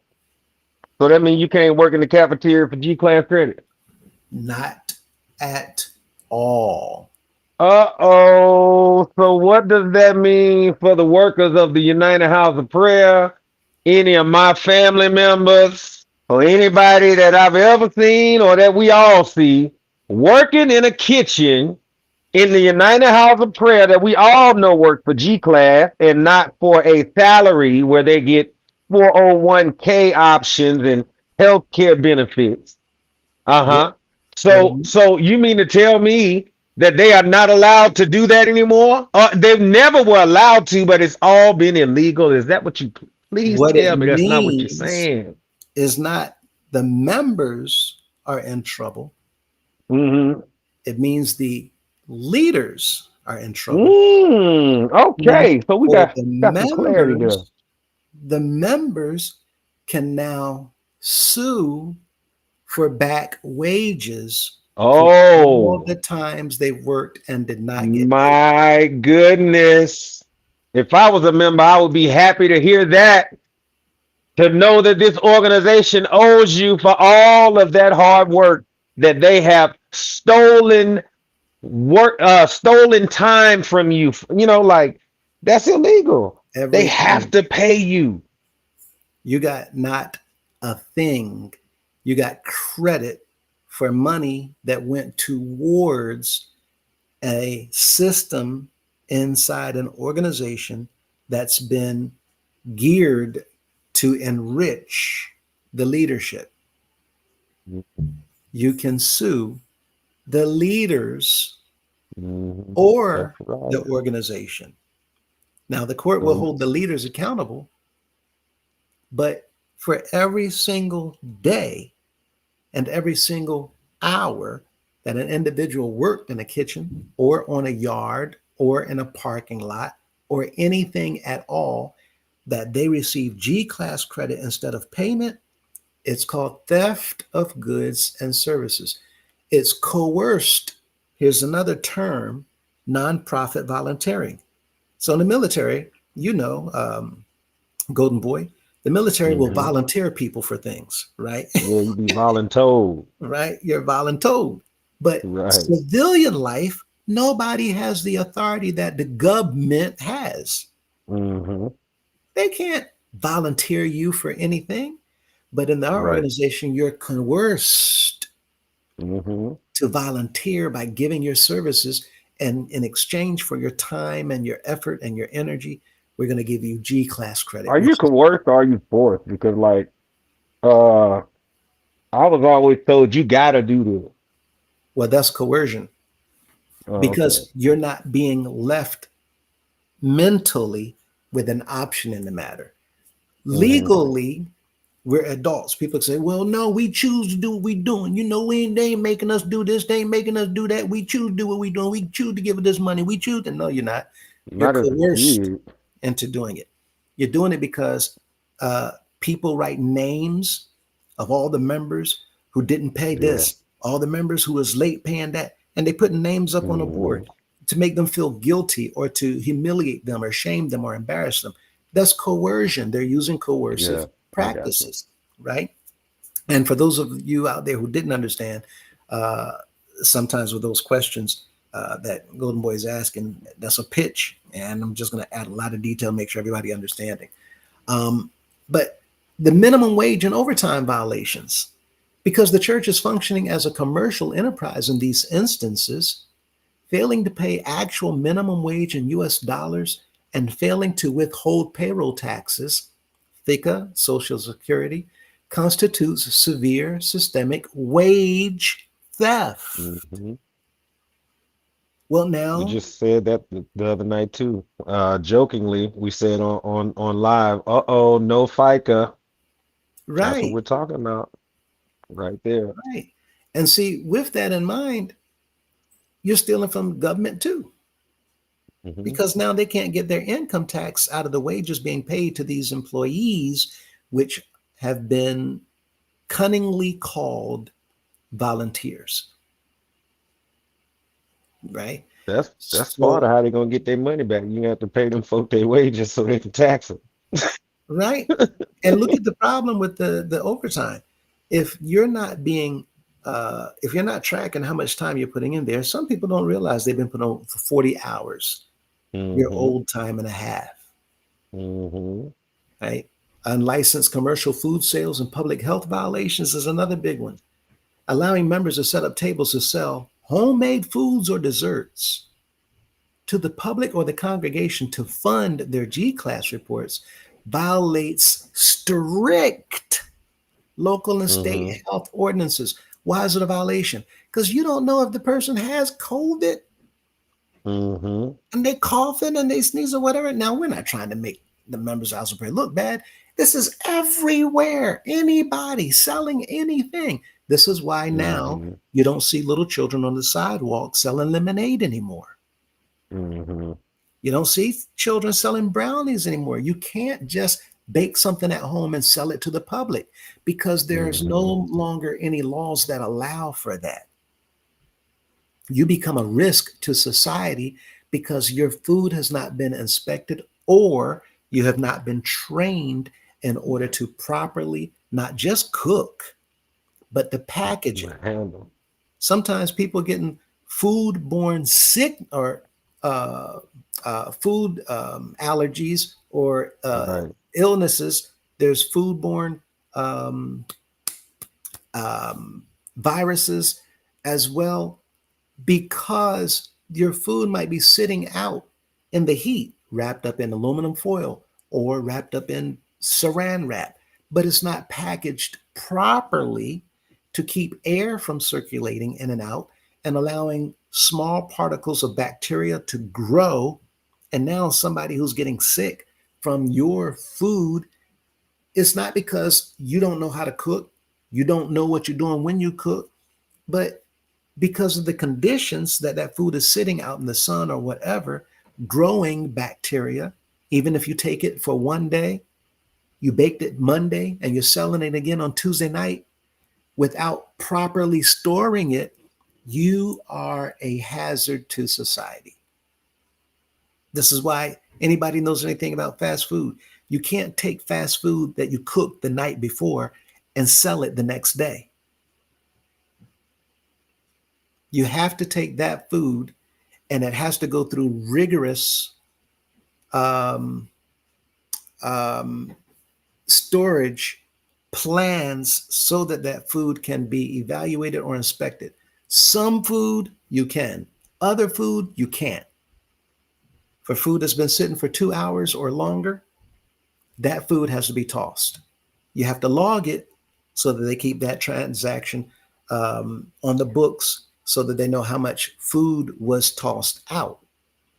But we're not doing all those things, which is why it becomes a commercial, unlicensed commercial food sales and public health violation. All of these food facilities are commercialized. And as a result of that, they have to have licensing. You have to have food handling classes. You have to have food storage classes. You have to have food keeping on the hot table or the cold table. You have to know how to keep it. And anybody that's had seafood or certain types of vegetables that's been sitting too long, yeah, y'all would have had lawsuits had you known all these things. But this is why it's a problem for the members. Um, Next slide, please.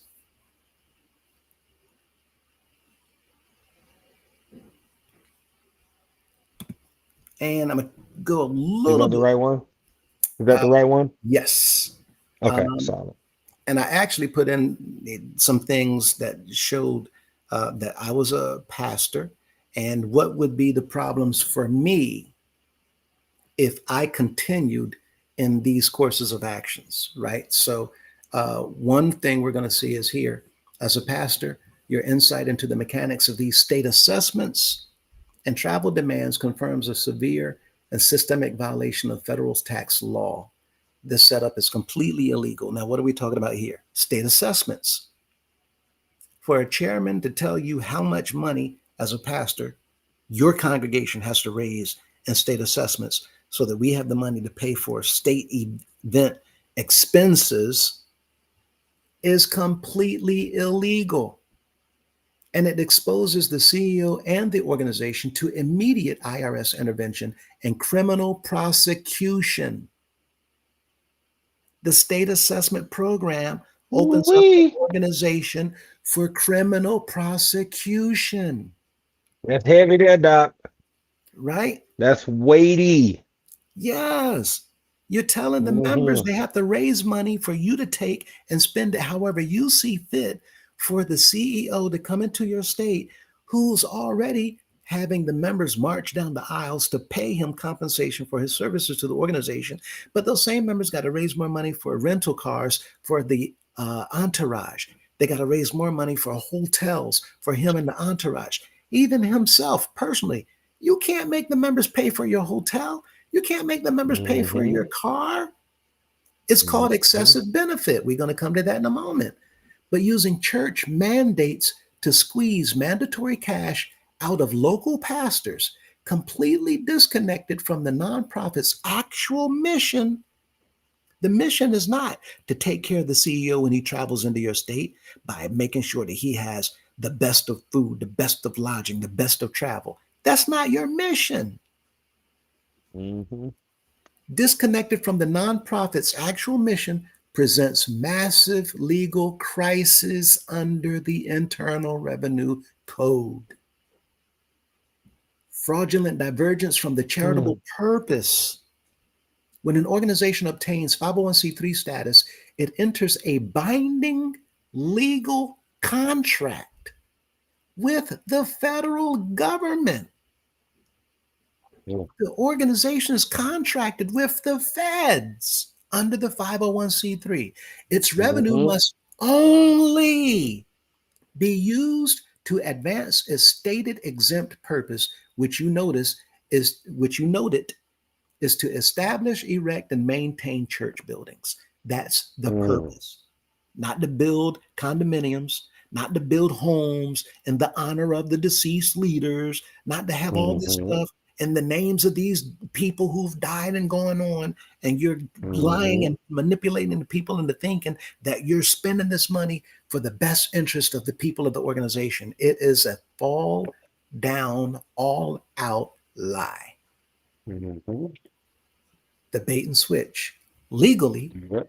if 100% of regular tithes or any other made up fund are supposed to maintain the buildings like G Class, but the church must host constant special programs just to keep the lights on, the core Mm-hmm. revenue is being diverted. In other words, this is talking about the birthday rallies.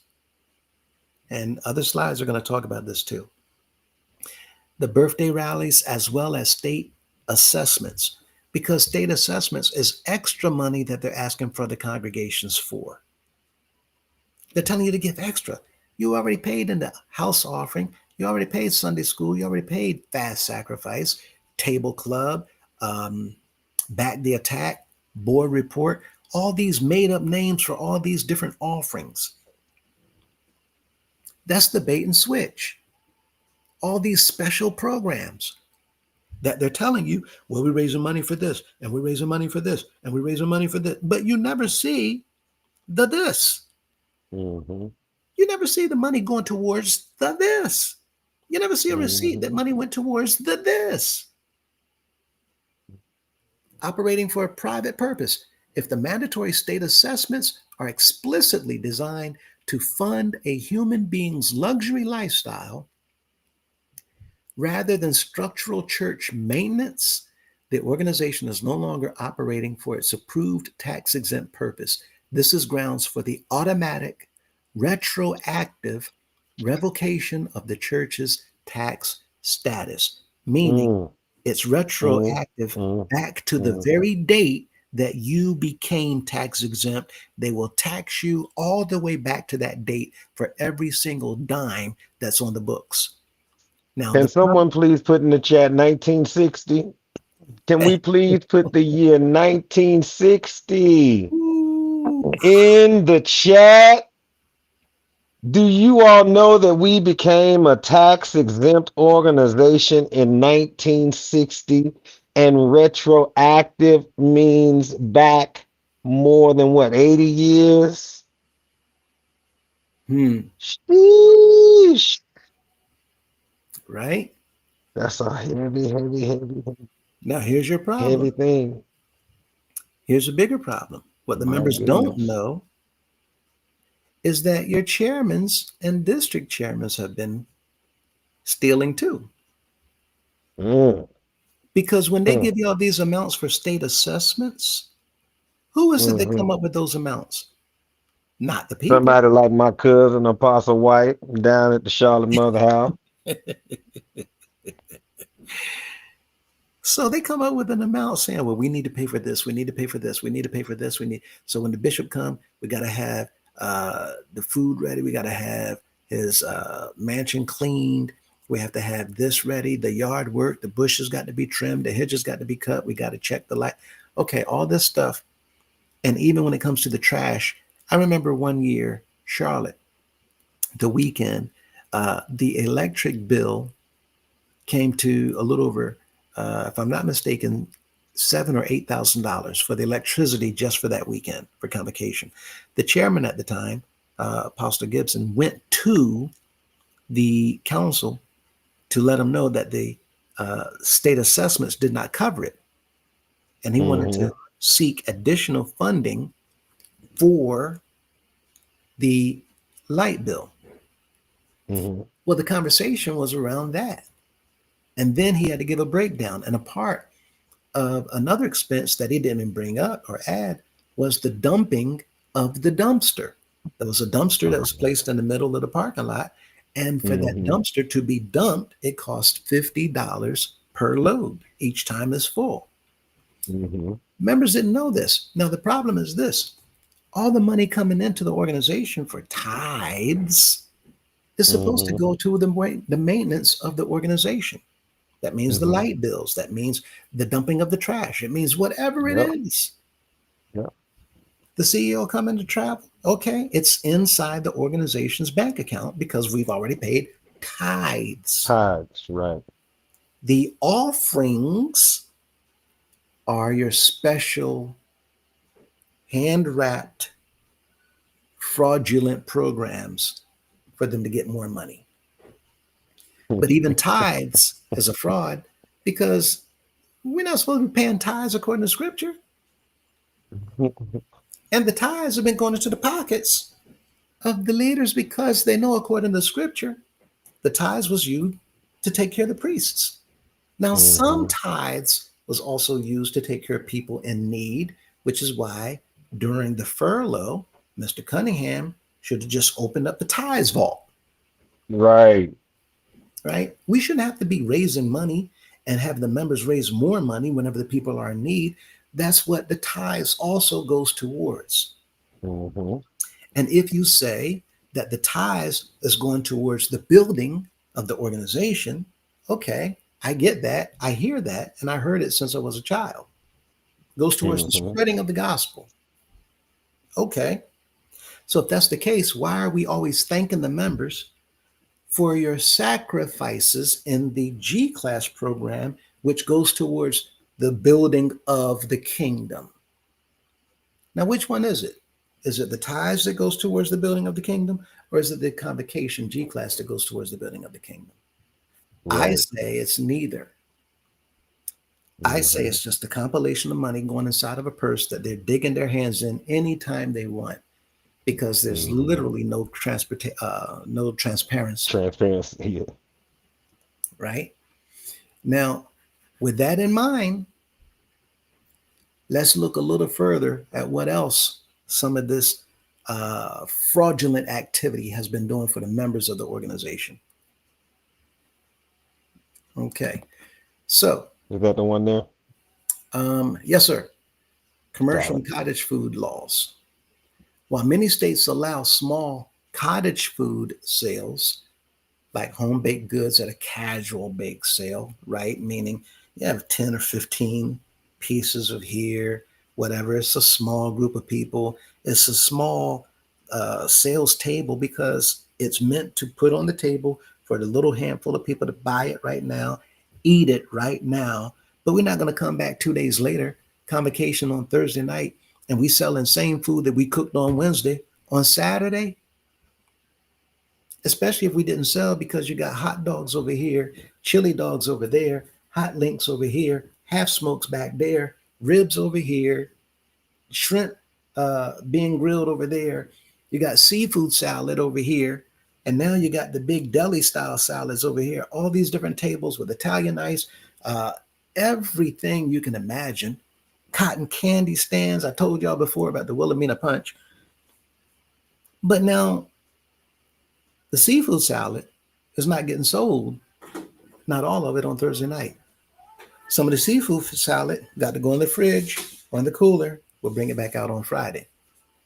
Well, on Saturday, we got 18 cups of this left. And I'm not going to waste it because I spent too much money on it. No, I'm going to bring that back out. We're going to sell that. I took it out of the refrigerator. But little do we know that some of the people who's handling these types of products don't understand that seafood can literally go bad if it's not stored properly. And if you eat it, it will twist knots inside your stomach and cause all types of problems, including severe problems, which is why it goes against the law, because we have to have food handling classes and be certified.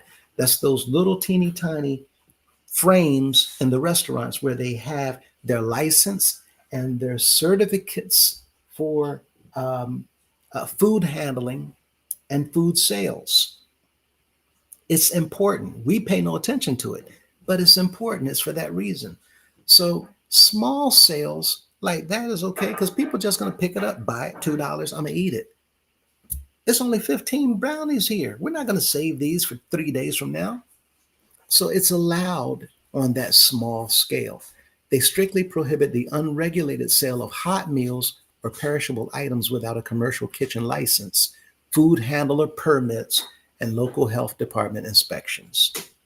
Now, I don't know the last time our cafeterias have been inspected, but somebody has to answer to somebody, because if you check some of the cafeterias, you're going to find caked up grease in different places.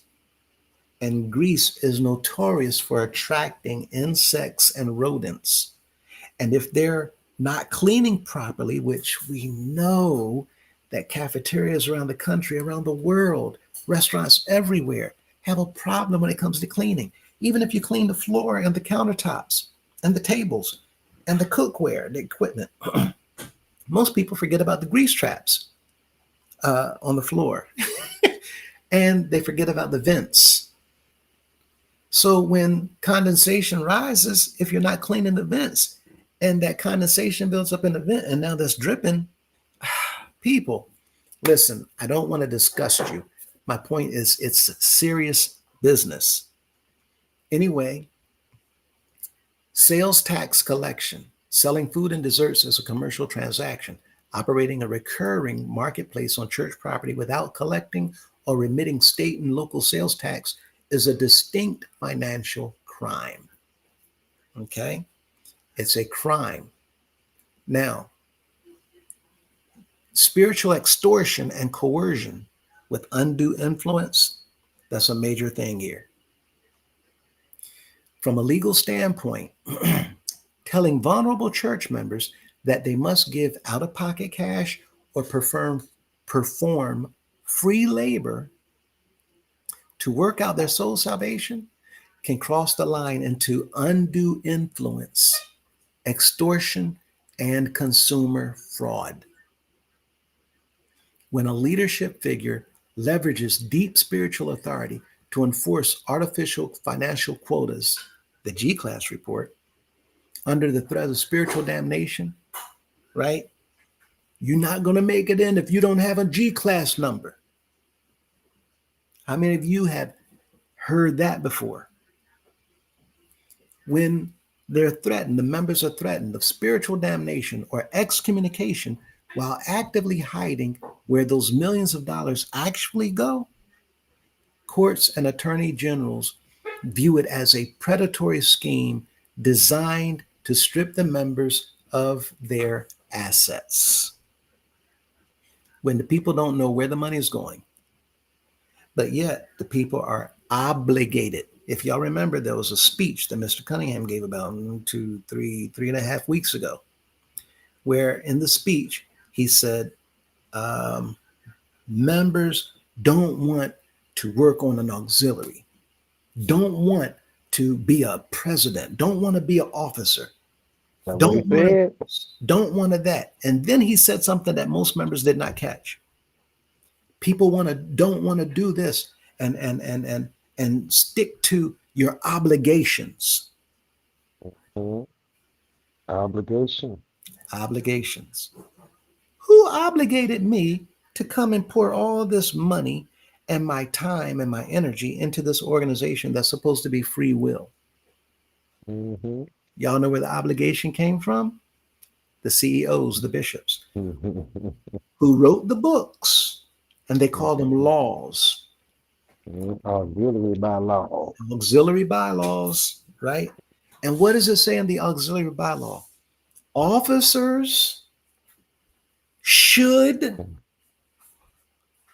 pay tithes and offerings and work with Must, the G class program. Does it must. say they should? They Not. must. Hmm. Must. Which is why another rule by the bishop is each member should work on at least one auxiliary. Hmm. So when Mr. Cunningham tells people, anybody want to join the house of prayer? Come on down. We don't ask you for no bank account information. We don't Hmm. charge. We don't. There'll be no fee for joining, becoming a member. No, the fee is after you get on the club. Hmm. I was about to say it's a fee to remain a Mhm. respected member because you got to be on the auxiliary and you got to pay that doggone weekly fee every time y'all meet or whatever, Right? you know. So, You don't believe it? Ask the elders. The elders are mhm. threatened almost year round, year in and year out. If you don't do X, we're gonna hold your letter. The elders have been threatened for decades and make them to do this, do this, do this, do this. Always threatened, oh, take their letter, take their letter.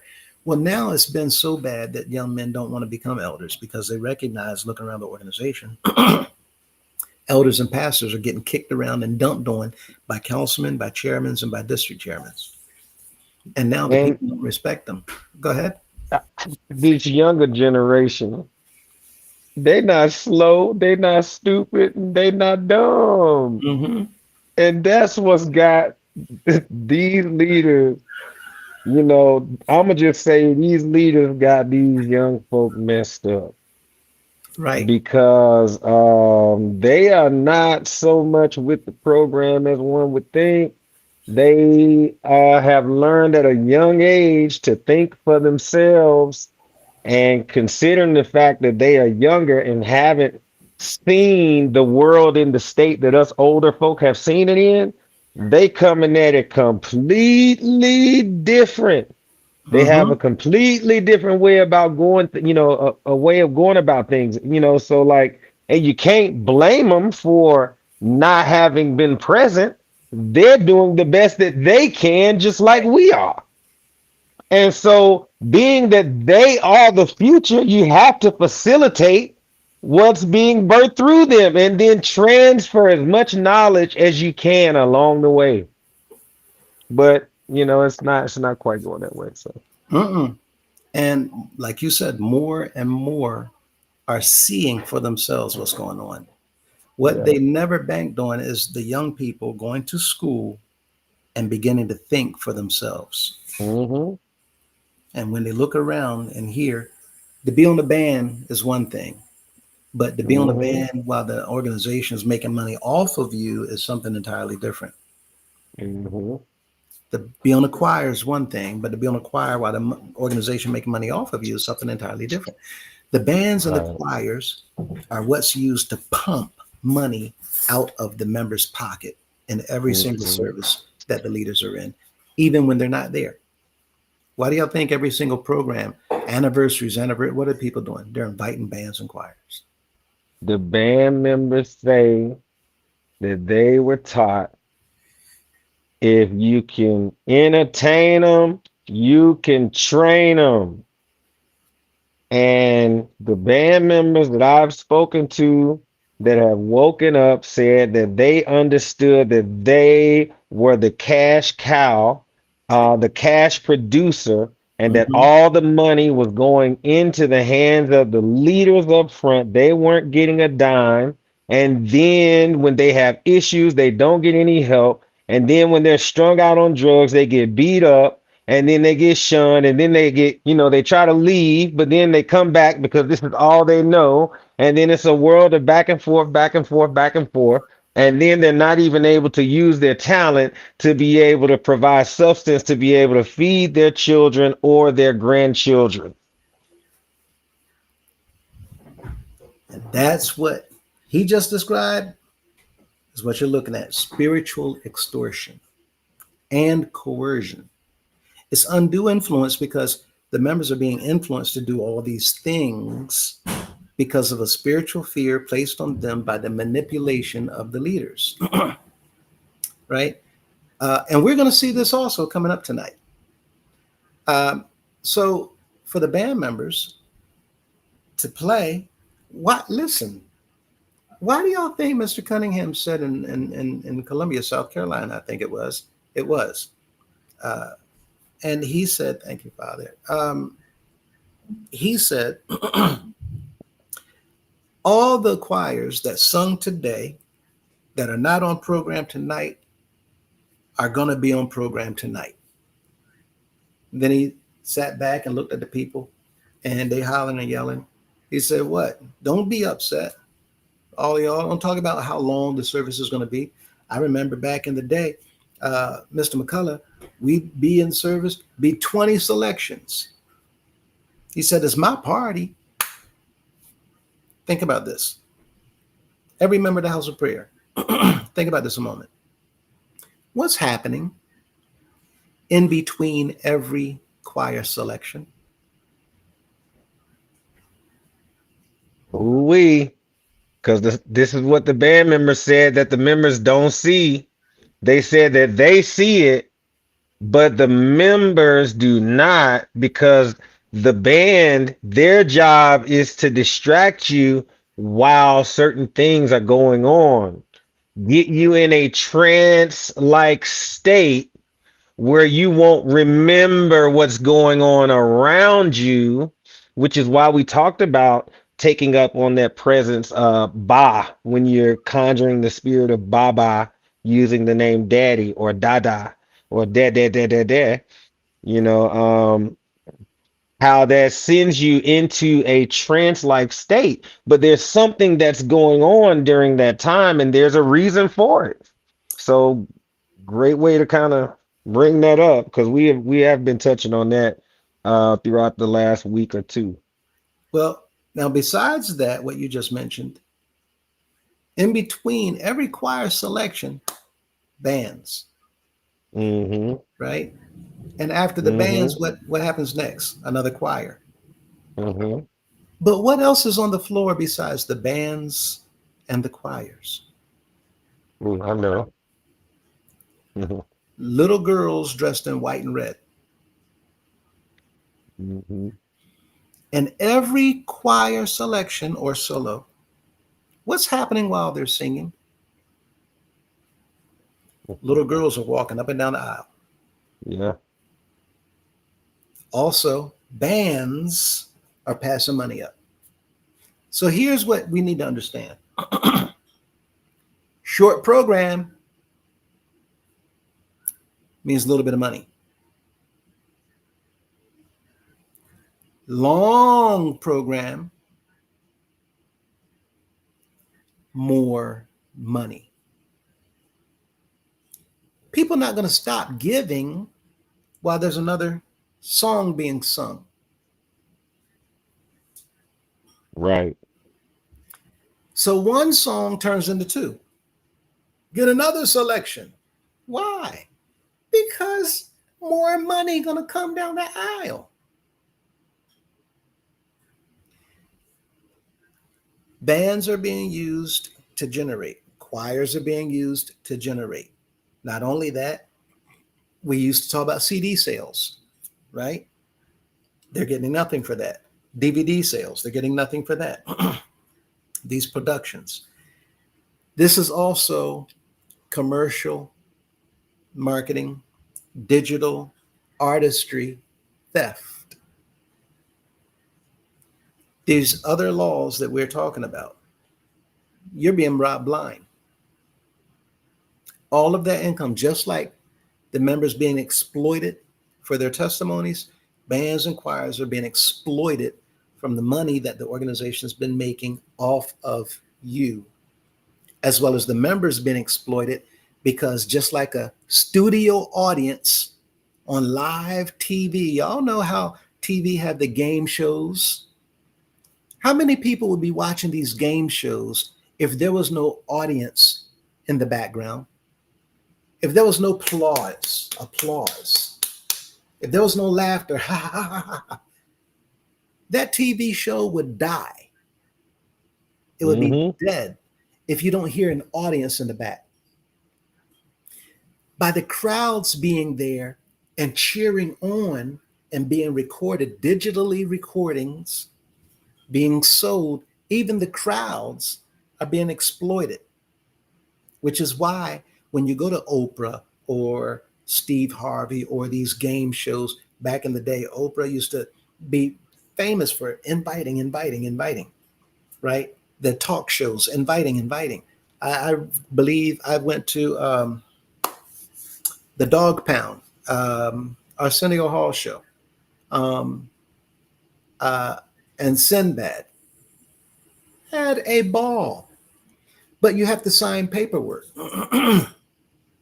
Their talk show, you have to sign paperwork to give them the permission to record you because they're going to make money off of that recording. What we're talking about here, all of these laws has to do with money and people being exploited or extorted or coerced into believing in these men so that they can take money, time, energy, effort away from the members of the house of prayer, which is why it says at the end, at the bottom, courts and attorneys generally view it as a predatory scheme designed to strip individuals of their assets. Everything in here is designed to take your time, your money, and your energy.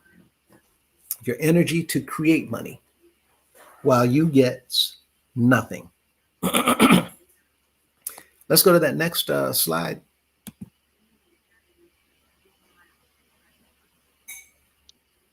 That one or this one, or just let me know. I know we did that one already, Um, but this was the next one. okay, Yeah. But I mean, it's still others, so it might have actually put them up. no problem. Now, this one is regarding the birthday rally. Look at this one, severe IRS violations identified in the text, talking about birthday rallies. A private annulment and executive self deification. Okay, so he's identifying himself as a deity, as a god, right? The issue, the text officially titles the executive, Addie Cunningham, and his spouse, First Lady Cunningham.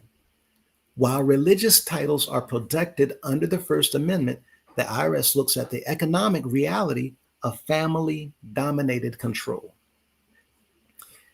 The risk is when a nonprofit operates under an unvoted dictatorial family dynasty where the leader is referred to as daddy in official corporate financial literature, it signals to IRS auditors that the organization is being run as a private, personal fiefdom rather than a public charitable trust.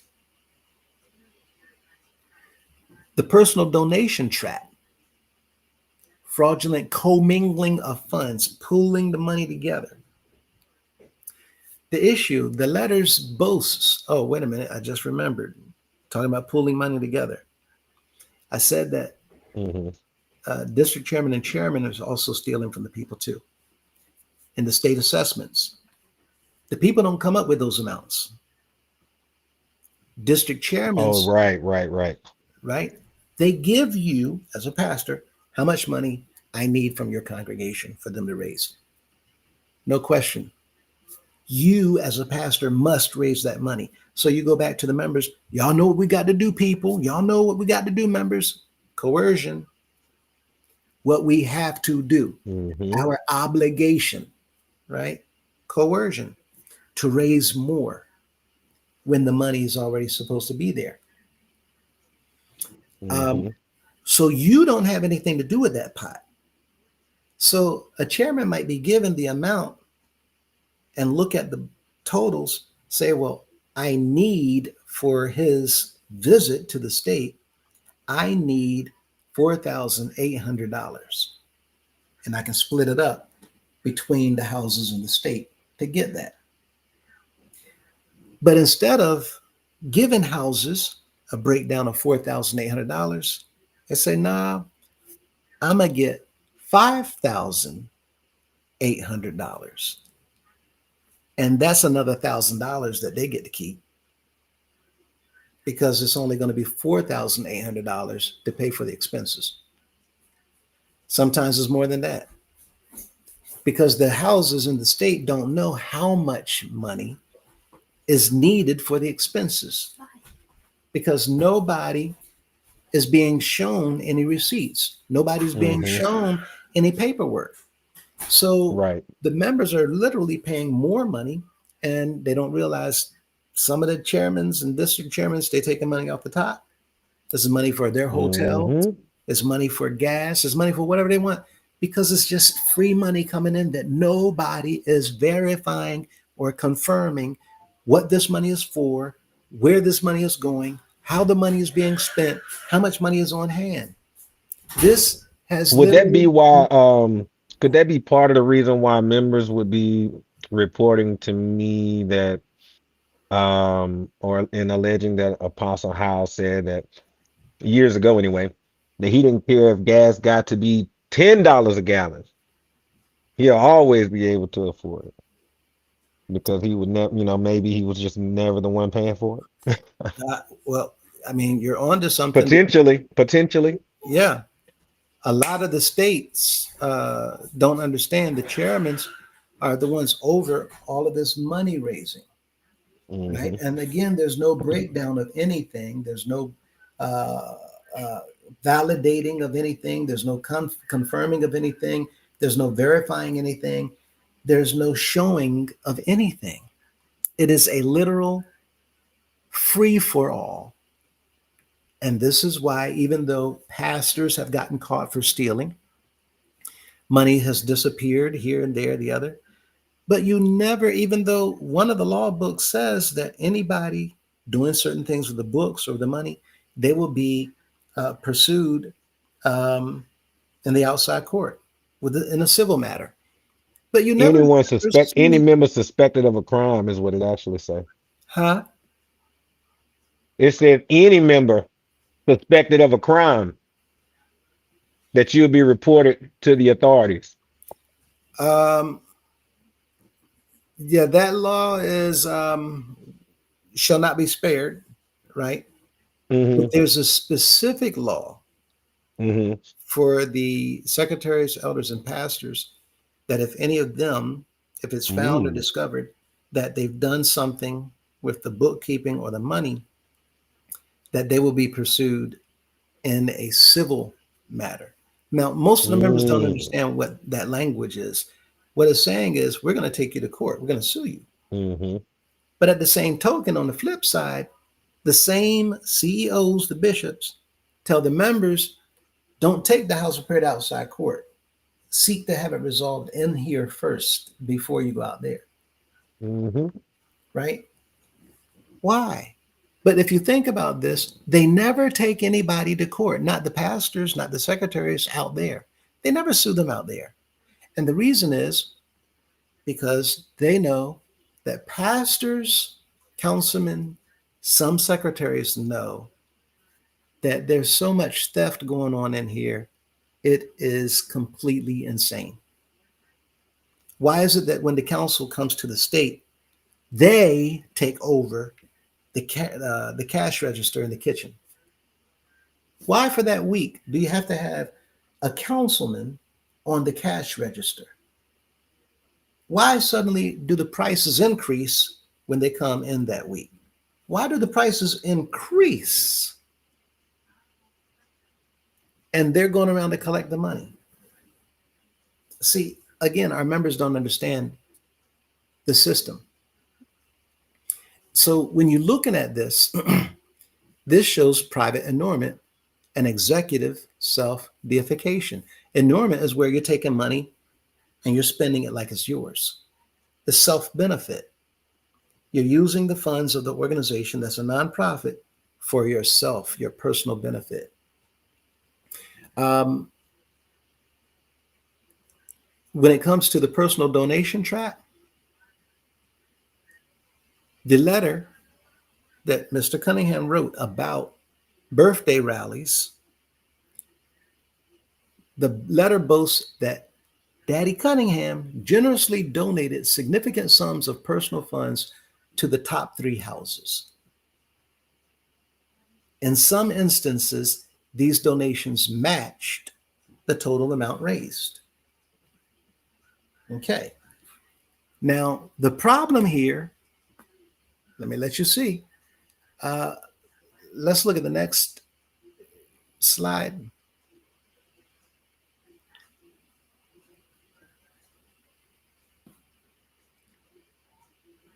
Now, the problem here is this. AI said, well, where did Daddy's personal millions come from?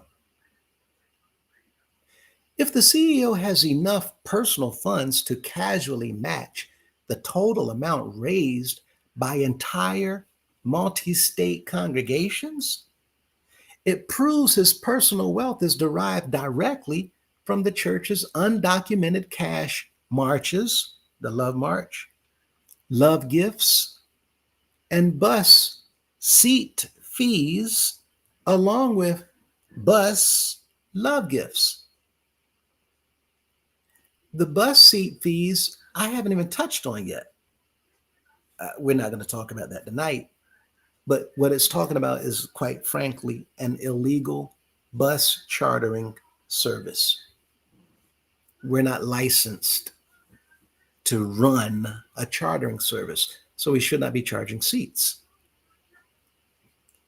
Now, the kickback incentive system of 501c3 CEO, they can't legally use personal cash to incentivize or reward, give an incentivize or reward subordinate pastors and congregations for hitting high volume fundraising targets.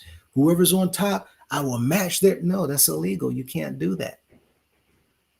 This creates an unapproved, unbudgeted commercial sales incentive hierarchy that bypasses standard nonprofit accounting. It's the same thing. Well, since we're talking about the G-Class program, it's the same thing. How is it fair?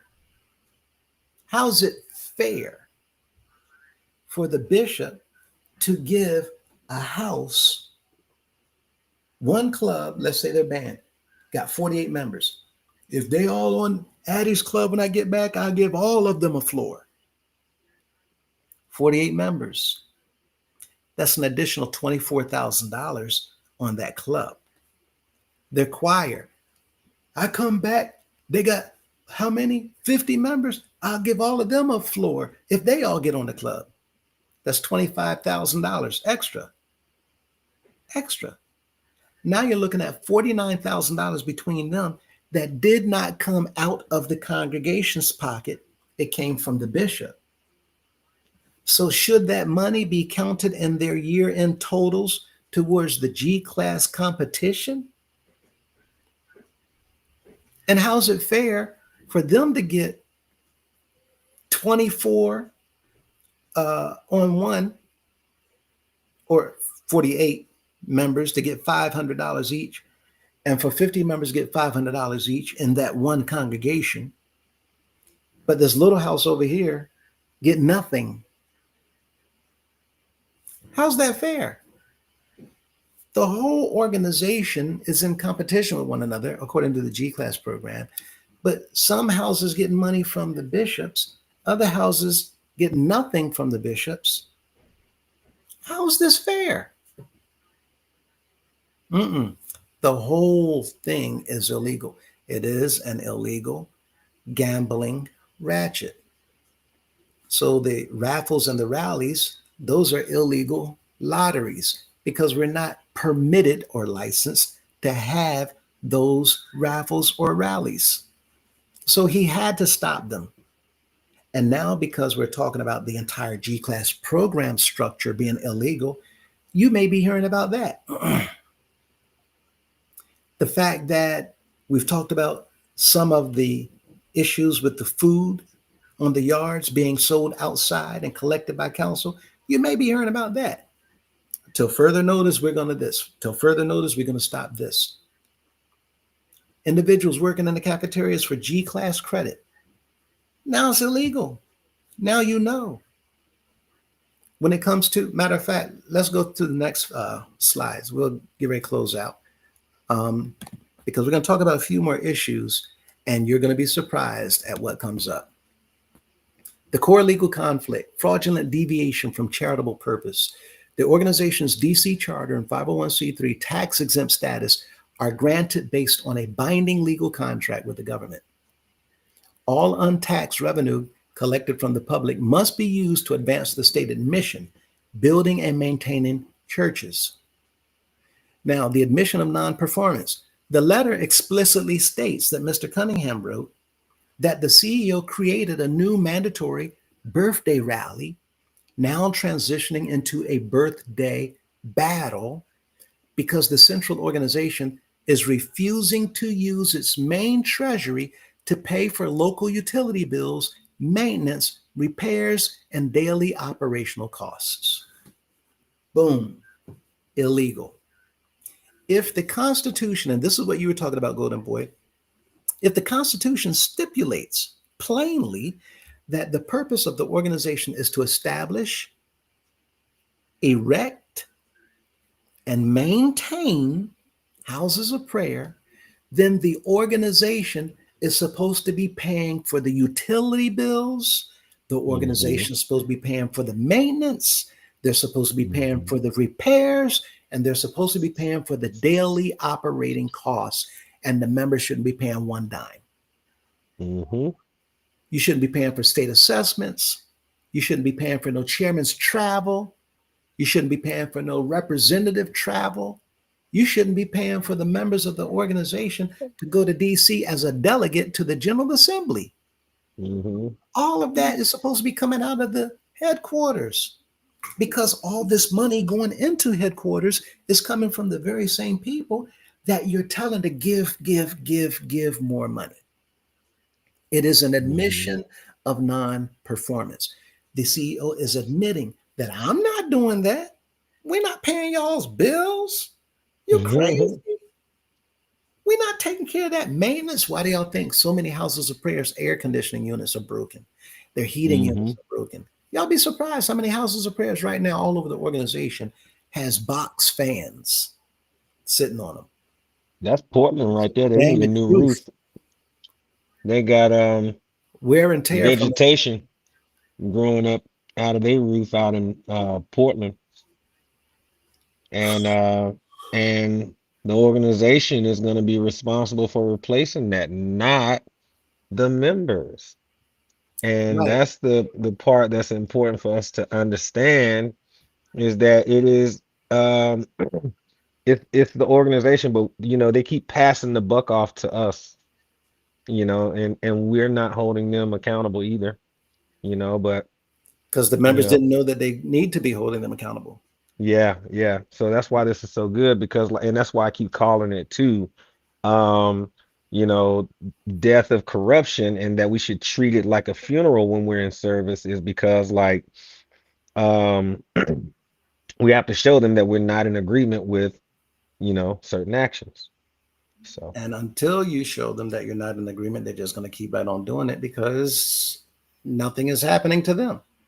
They're mm-hmm, sitting now on piles and piles and stockpiles of cash, mm-hmm, and they boast about it. Mr. Cunningham said not too long ago, Mr. McCullough, back in the, I remember he said the well is so deep, he ain't even touch Mr. Grace money. Okay, you're saying all that. So why are you coming up with a birthday rally mm-hmm, for the members to raise more money to take care of maintaining the local congregations or the buildings that mm-hmm, they're in?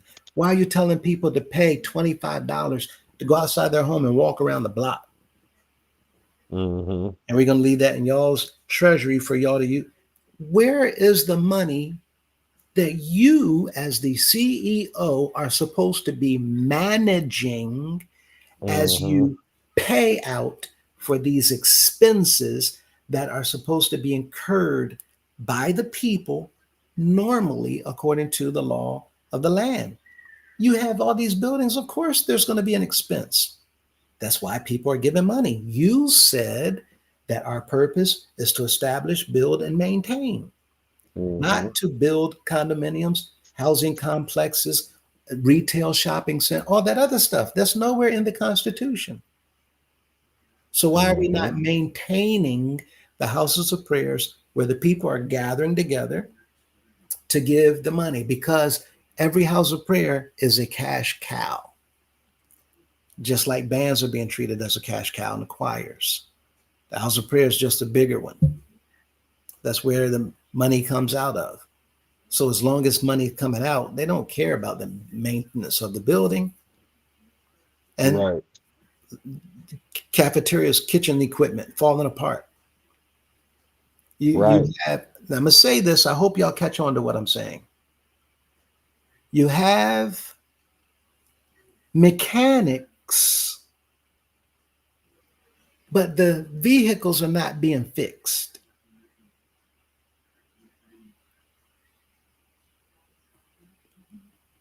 How do you have mechanics, but the vehicle's not being fixed? But yet there's pink slips that we got all this mechanic work being done all the time. mm-hmm. Vehicle not being fixed though. When I worked at the Boeing Airplane Company, they called that stealing time. And if you stole more than 3 minutes, you were terminated on the spot. Right? Mm-hmm, Because the house of prayer is the vehicle. mm-hmm, The house of prayer is the vehicle. mm-hmm, But the mechanics aren't fixing the vehicles. mm-hmm. But there's all kinds of bills that the mechanics getting paid for to Right. pay for the services of fixing the vehicles. Yep. Okay. So, people, it's time to wake up. Mm-hmm. This is an For admission when this sure. never went out, right? Refusing to use its main treasury. I'm not paying for that. What are you calling me for to pay your bills? No, these aren't our bills. These are your bills. These are organization wide bills because it's in the Constitution. Look Mm-hmm. at the conflict. If the organization's legal purpose is to maintain local churches, but the CEO forces local members to raise extra money through continuous rallies just to keep the lights on and fix the roofs, the central organization is failing to execute its approved tax exempt purpose. The central treasury is absorbing multi-million dollar tithes while abandoning the physical buildings to the financial burden of the local members. But it's not just tithes. They're absorbing the tithes, they're absorbing the Addie's clubs, they're absorbing the love gifts, they're absorbing the assessments, they're absorbing any single offering that you can mention, that you can think of, right? And look at the next slide. Um, Wait a minute. That one. Oh, wait. Let me personal donation trap. Okay, we covered that. We got this one. We The just did organization too. duties. Okay, we just covered this. Yeah. And then this one, I think we skipped over. Right, we covered that one. So that I know we skipped over. Did we go Now over that one? this not yet. This official letter, remember, written by the CEO, Mr. Cunningham, wrote a letter, sent it out, who refers to himself as Addie Cunningham and co-signed by First Lady Cunningham, presents a massive, explicit conflict with the organization's legal charter. In fact, this text serves as a written admission of corporate noncompliance, Mm-mm. regulatory fraud, and Mm. intermediate sanctions violations under both District of Columbia corporate law and the Internal Revenue Code. By Mm-hmm. officially incorporating in Washington, D.C. as a 501c3 public trust, the organization is legally bound to use its centralized treasury, the money at headquarters, to fulfill its stated purpose to establish, erect, and maintain local churches. Here's a detailed breakdown of the legal conflicts, regulatory issues, and explicit statutory violations documented in this letter coming up. Mm-hmm. What's the next slide? All right. Mm. This is the one here. The last one, the core. So Uh-huh. that one. Now, right. Okay, we just covered that. You go down here. Here, the multi-state birthday rally rankings, which is unlicensed interstate gambling, right? The birthday rallies as a competition between all the houses in the states. The magazine printout lists the top houses competing across 9 separate financial classes nationwide from San Diego to Newport News. The regulatory violation is this: under both DC law and federal interstate gambling statutes, running a nationwide multi-state financial competition where subordinate entities, the members, are forced to hit fundraising quotas to win incentives. I will match the highest 3 houses, or personal cash matches from the CEO, constitutes an unlicensed commercial lottery framework. Illegal gambling. Look at the illusion Mm-mm. of honor. I'm sorry? No, I was just saying, mm-mm. Mm-hmm. Now, labeling this a rally to give honor in a church magazine does not alter the legal fact that this is a highly structured, tiered financial extraction engine operating across 26 states without local charity gaming permits or state lottery licenses. It is, quite simply put, an illegal gambling ratchet. What would happen if there's an unpermitted, unlicensed um, casino? They're going to come and shut it down because you're not licensed to operate a casino. You're not permitted to operate a casino. Well, we've been doing things inside without a license and without permit. No different than the illegal casinos that get shut down in Charlotte all the time. There you go.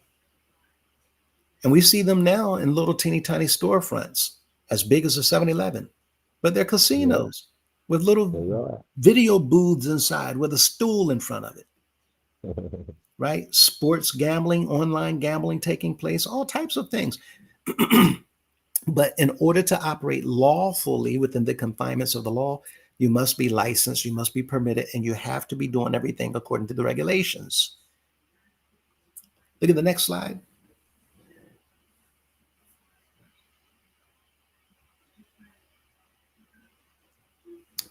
Now, we know last Thursday that this order went out.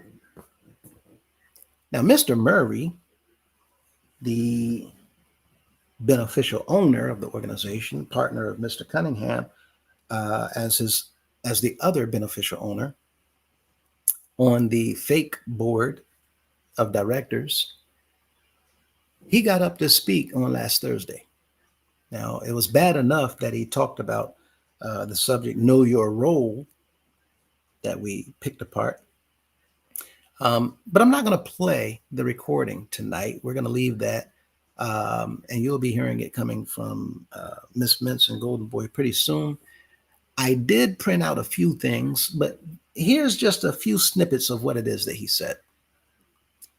The rhetoric that he used. He said, a double minded man is unstable in all his ways. Or how did he say it? A double minded man is unstable in all his ways. And if you're all right with Addie Cunningham, don't get on the email tram, right? This is what he said. Now, the deception and manipulation. Murray twists James 1 and 8, which is actually about a person wavering in their faith toward or during trials, to create an artificial us versus them boundary. He uses this scripture to brand anyone who looks at financial facts, emails a whistleblower, or asks questions as unstable and unfaithful. This is a classic cult-like tactic designed to socially isolate members of your reform committee. It is being done to turn people away from what it is that we're doing. We're making you all aware of what they're doing illegally, what they're doing against the law, what they've pulled us into doing inside the organization, which is to break laws along with them, laws that we're ignorant of. Look at the abuse of Proverbs 29:18, the vision, when he said, because where there is no vision, the people perish. That man is Daddy Cunningham. The deception and manipulation. Murray cites Proverbs 29:18 to argue that without the CEO's unilateral control, the entire organization will die. Right? He said that the man with the vision is him. And what this is telling us is he's coining this as if he doesn't have a vision, then the organization is going to fall. The theological truth in the original Hebrew, vision, chazon, specifically means divine revelation or the law of God. The scripture means that people perish when they ignore his laws. It does not mean that a church will perish unless they blindly follow a single corporate CEO's unvoted, secretive financial agendas. It is all rhetoric. He's simply twisting scripture to get the members there, at least that was there, 6 and M Street that night, to go along, to get along, to be okay with what he's saying in the front, just like so many others do. They get up there and they hold the mic. Is that all right, people? He even asked the question, anybody, everybody all right with that? I'm going to say it again. Anybody all right with that? That's being done to manipulate the people into showing support for what you just said, even though the people don't go along with it. Look at the next slide.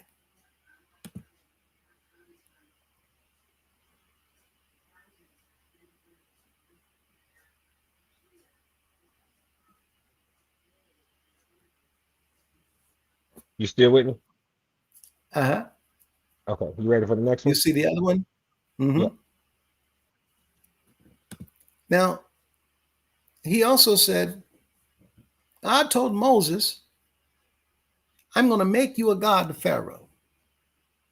So when God deals with a man, he ceases to be just a man. The man is more than a man. Now, this is listen, people. Look, it says the deception and manipulation. Murray is engaging in dangerous heresy to shield the CEO Mm-hmm. from legal accountability. Mm-hmm. By telling the congregation that the CEO is more than a man, he's programming the members to believe that earthly laws do not apply to Mr. Cunningham. And we know better. There was a Mm-hmm. time when we didn't know better. I know I Right. didn't. I Same. thought, huh? Same. Yeah. I thought the man rules everything, Mm-hmm. right? But the theological truth is this completely twists Exodus 7 and 1, where Moses was told that he would be like a God to Pharaoh, meaning Moses would Mm-hmm. wield his power to execute plagues against a tyrant. It was never a statement Mm-hmm. that Moses was a literal divine being who was above moral, ethical, or financial accountability. And we know that Right. to be true because Moses himself was punished for hitting the rock when he was told to talk to the rock that would Mm-hmm. give waters in Meribah, right? So Mm-hmm. he was punished to not be able to go to the promised land, but just look over and see it. Well, if you were more than a man, well, you wouldn't be punished like a man. Mm-hmm. And the worst part of this is we know what Moses did, but Mr. Cunningham is no Moses. He's nothing like a Mm-hmm. Moses. He wasn't chosen by the creator. He wasn't even chosen by the people. He was chosen by one woman, and it was Mm-hmm. agreed upon by a handful of men on the general council. And they went Mm-hmm. along so that they could make sure they hold on to power and get paid. Mm-hmm. And this is why they're so intent on trying to keep the people believing in this nonsense. The idea that that one man is the one, like he talked about with Miriam and Aaron. You want to go to the next slide?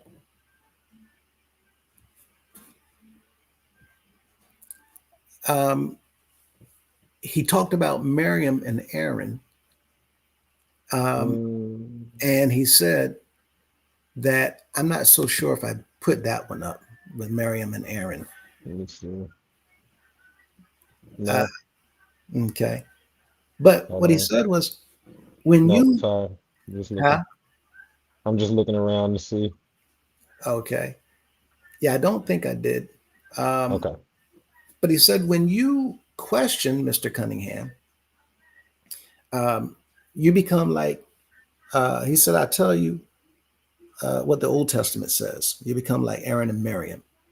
And so he told them, if there be a prophet among you, I talked to them in a dream or a vision, but he talked about how he spoke to Moses face to face, likening Mr. Cunningham to him, that he speaks to him, Mr. Cunningham, face to face. Now we know Mm-hmm. good and well Mm-hmm.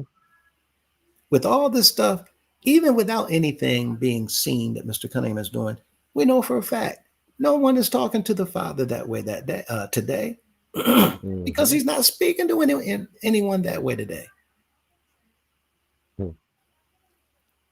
When we look at the end of Matthew 28:18, the disciples were told all power in heaven and earth was given to the Messiah.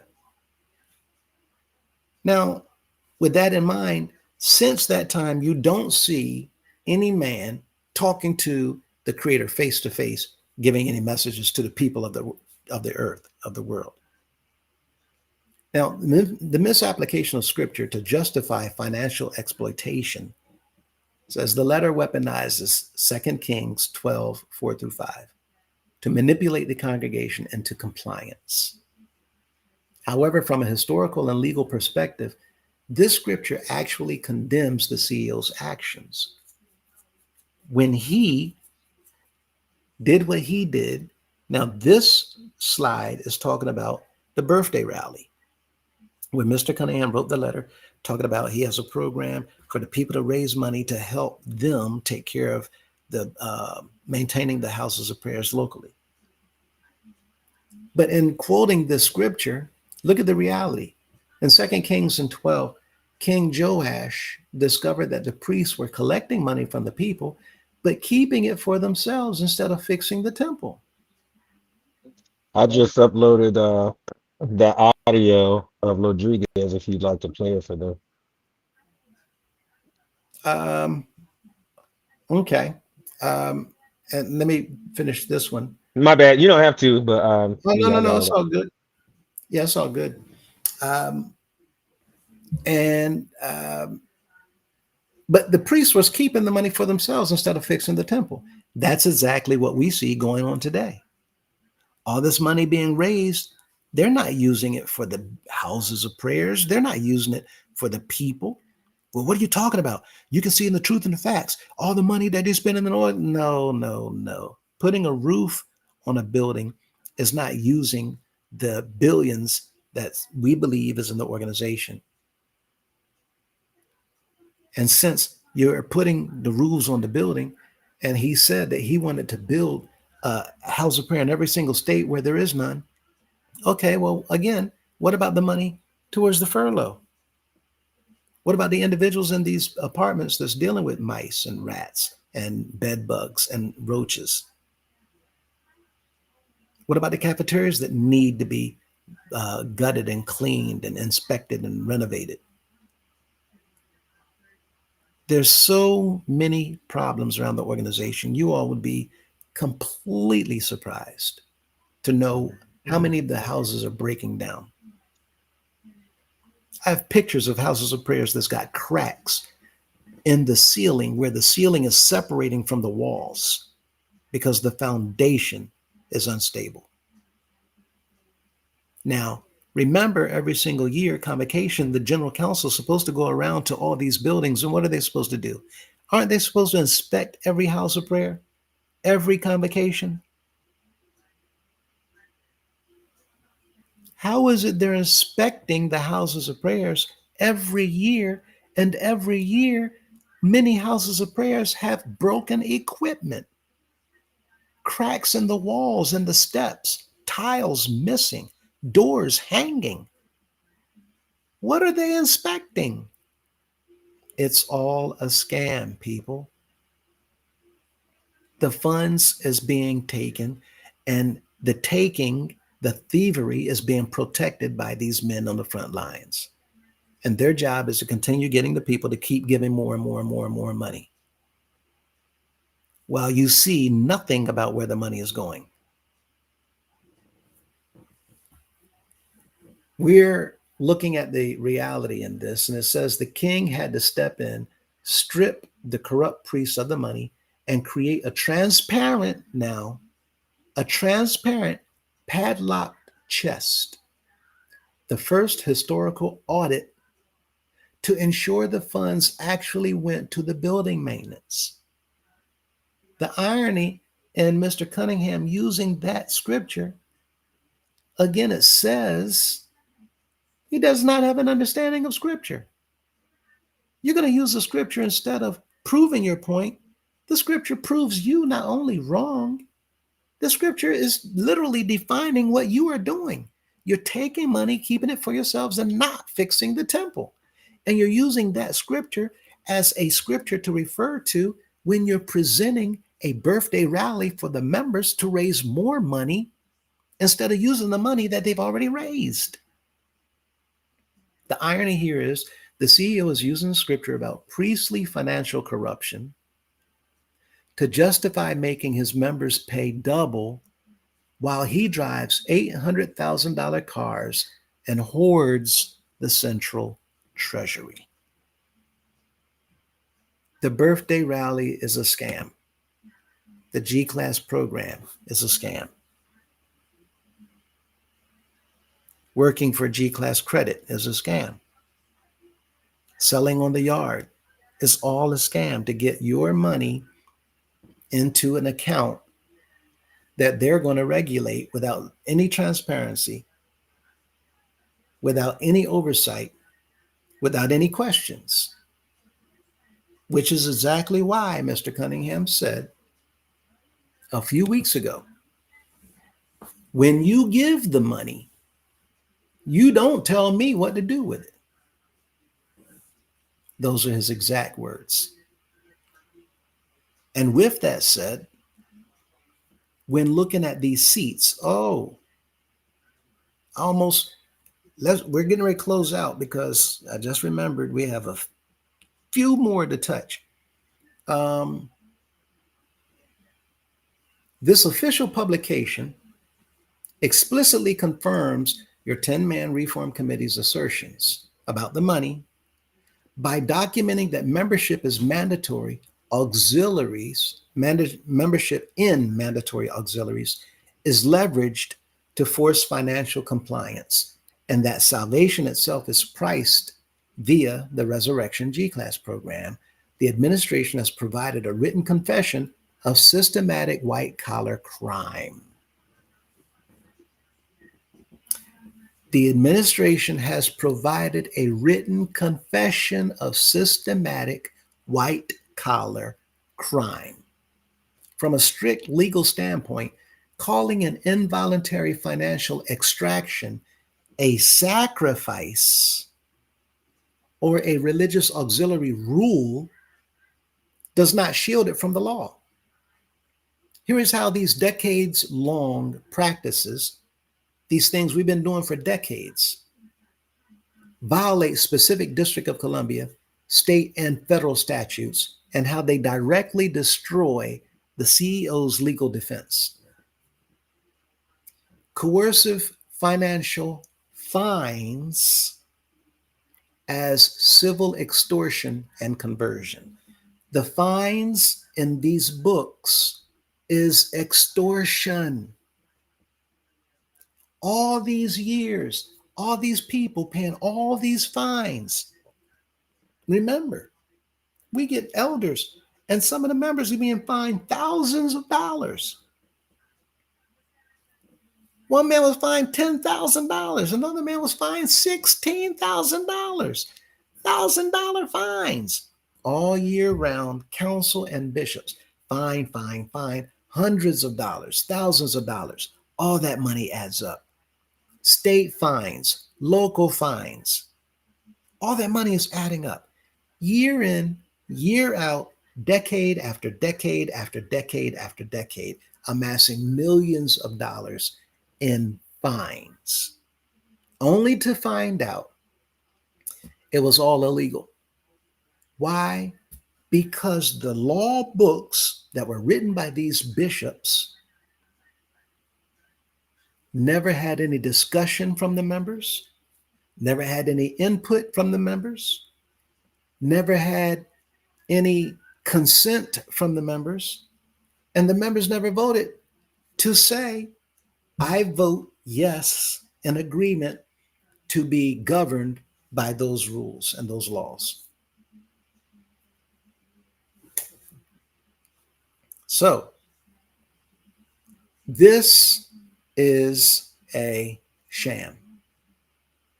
And we see now that AI says it's a written confession of systemic white collar crime. And from a strict legal standpoint, again, it destroys his entire legal defense. You can't say you didn't know. The publication notes that unvoted executive written bylaws for auxiliaries are used to levy extensive financial fines against members who do not comply with the fundraising quotas. Remember, if a president does not make reports when requested, if the president is not reporting G class and paying tithes and offerings, then you're going to be sat down. You can't be the president. That's why they have a president of presidents, in order to make the presidents mindful of their obligations, to make sure that they are pushing for certain things, right? Putting on programs for more money, more money, more money, right? With all of that in mind, the bishops didn't just write the auxiliary bylaws, but they also wrote the Are You Aware? That the members had no input in, they had no consent, given no consent to them. They did not vote in agreement to agree to be bound by those laws to govern us, but they hit with fine after fine after fine. When it comes back down to the um, Love March, where it says, right, that this is compensation for the bishop for his service to the organization. The people didn't come up with that compensation plan. The people didn't see a board of directors come up with that compensation plan. Mm, that was bishops, CEOs writing ways to get money from the people of the organization. And it was them who called it love gifts. Coercion. Okay. Let's go back to the slide. And let's see the next slide. Okay. Now, look at this.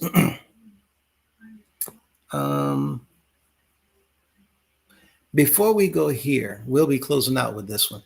Can you pull up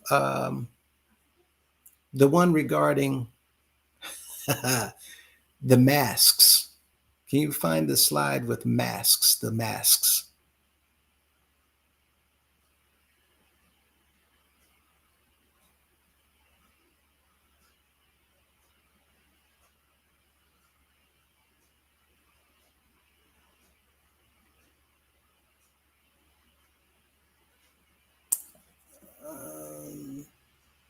Okay, go further. So again, when putting these up together, they bunched up in little groups and lost the order, but that's okay. Next,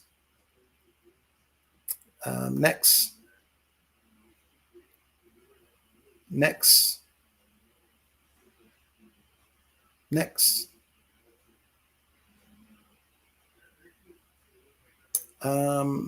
Next, we covered that.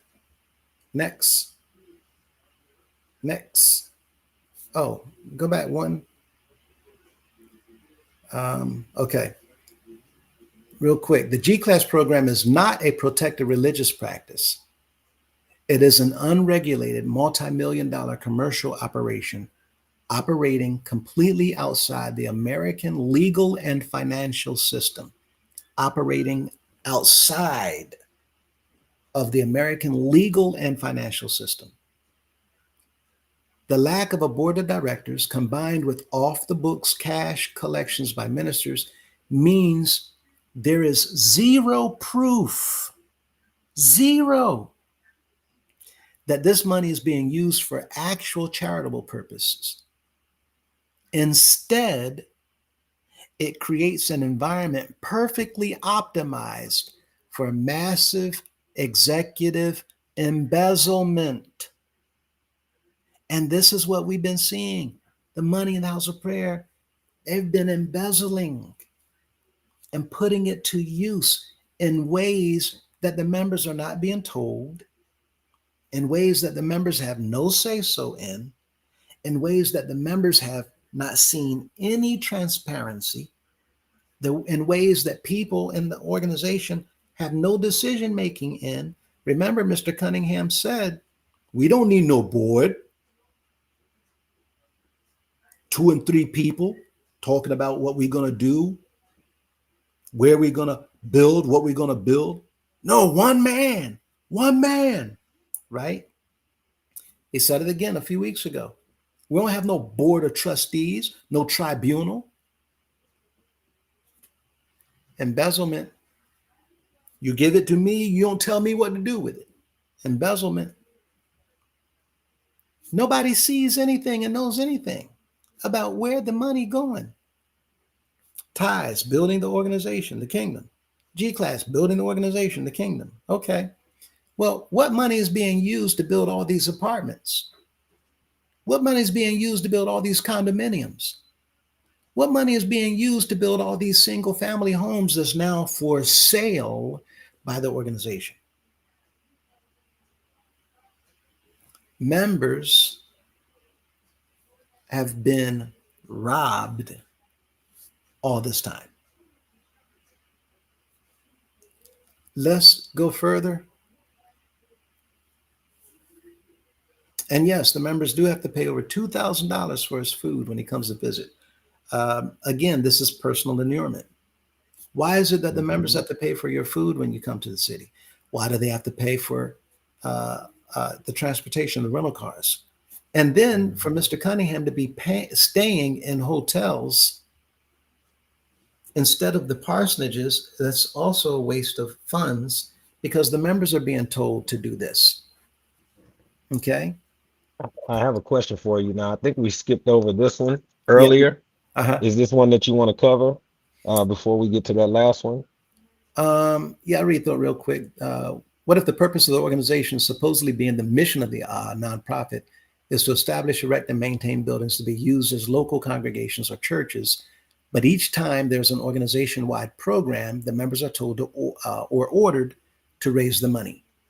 What if the members are also ordered to pay for the CEO's lavish lifestyle by being given a financial goal to reach called state assessments, where the chairman, the highest contributing pastor for the previous year, gives each congregation an amount that the chairman chooses to tell each congregation to raise and give towards the state's financial needs for that year.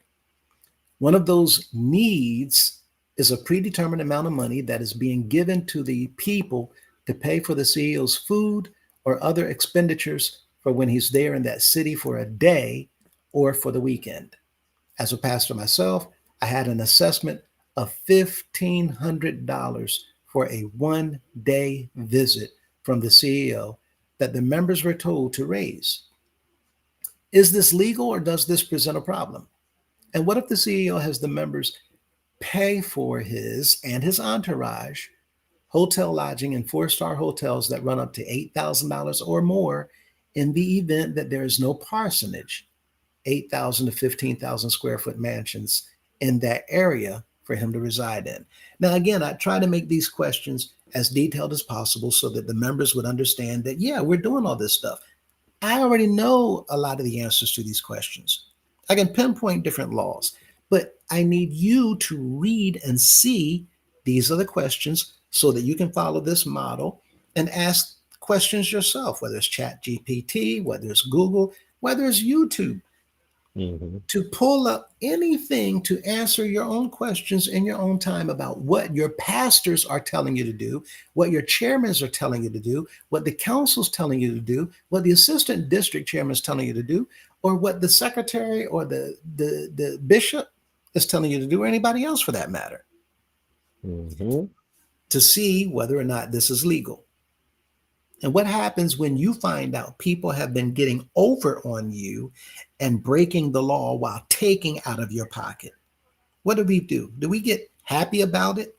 Do we clap our hands and say, "This one, Mr. Plumber, after taking $8,000 and 200 on top of it out of my pocket, says, Mr. Plumber, go home. Yeah, I did it." Or do we get mad at the fact that this company just ripped us off? We have been blinded while being taken advantage of. And now the wool is being pulled back. And we can see clearly now because the wool is no longer over our eyes. With that in mind, let's go to the next slide.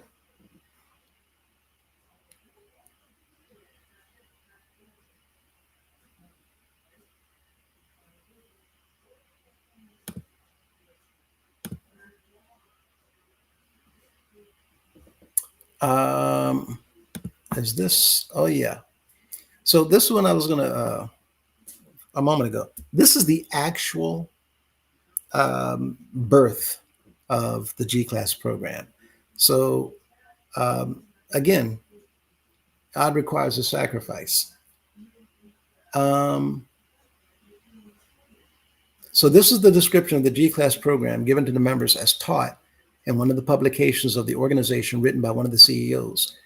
You'll see the bylaws for the auxiliaries at the bottom because the mandating of auxiliary membership is used to force the members into paying G class, tithes, and love gifts.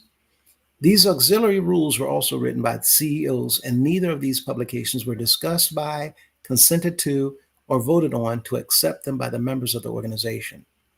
What laws are being violated with this practice if the members are being charged extensive fines throughout the year for decades for rules that they never chose to be governed by? And how does the explanation of G class as sacrifices violate the law with this practice being used for decades as well? That question was asked with one of the previous slides giving us the answer um, pertaining to how this practice is illegal. And it defines, quite frankly, white collar crime. Next slide. That's actually the last, but let me see here. Yeah, you want to look at, look through them. You should have three, or I can just talk about it. Um, The one with the three on touching on, um, go ahead. it. Okay. Now I was just looking for the one with the three on it now. Go ahead. Yep. Two, Go ahead. Uh, four. So it's gotta be a three. Let's see. I don't see the one with the three on it. we covered them. We covered Covered. these, yeah. Yeah, all of these are something I might be missing.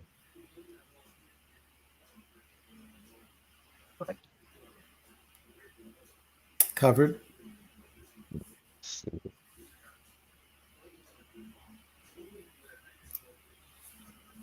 So here's the thing, everyone. Mm-hmm. Um,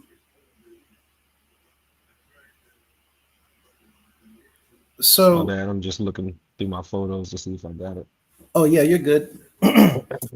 I'll just talk about it real quick, Okay. and then we can go to the comments. Um, Got it. so the thing is that um, the Oh, mask. before you jump into that, I do want to say thank you to the Gemini Music Show for the 400 jewels over there on the Golden Boy Talent channel. Greatly, greatly, greatly appreciate you supporting us, making sure that we can continue to do the work. So thank you. Those jewels are what's actually funding this platform now, ensuring that we can keep doing it. So thank you. Um, absolutely.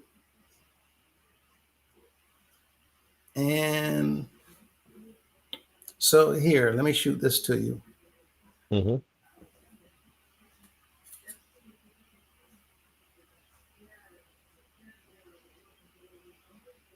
Um, so one more thing that I was going to touch on for you all is the fact that um, when it comes to the masks, I know a lot of individuals are sick and beyond sick and tired of dealing with the masks. Um, when it comes to the masks, I'm going to show you now, and then we'll go to the comments. What the law says about the masks. And let me know whenever you're ready in regards to what I just sent you. All right. You are. Take just 1 second. Mm-hmm.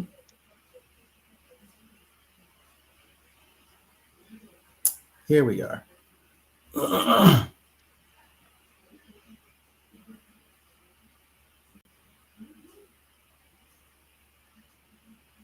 Yeah, I got it here. Coming right up. And I intentionally left dates on the questions for you all so that you can actually see the date on um, the frames.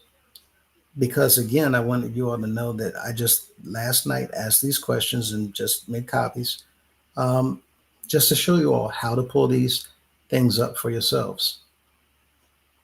And do you see three that I just sent you?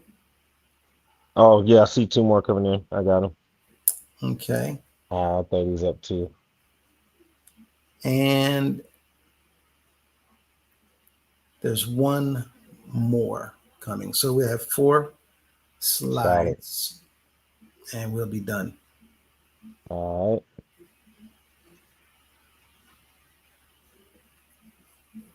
right. Okay. So, um,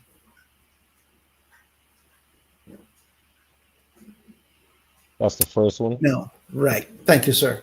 Yeah, no So the problem. Got violation it. under federal law and consumer protection acts of all 26 states involved, this crosses the line from protected religious tithing into charitable solicitation fraud.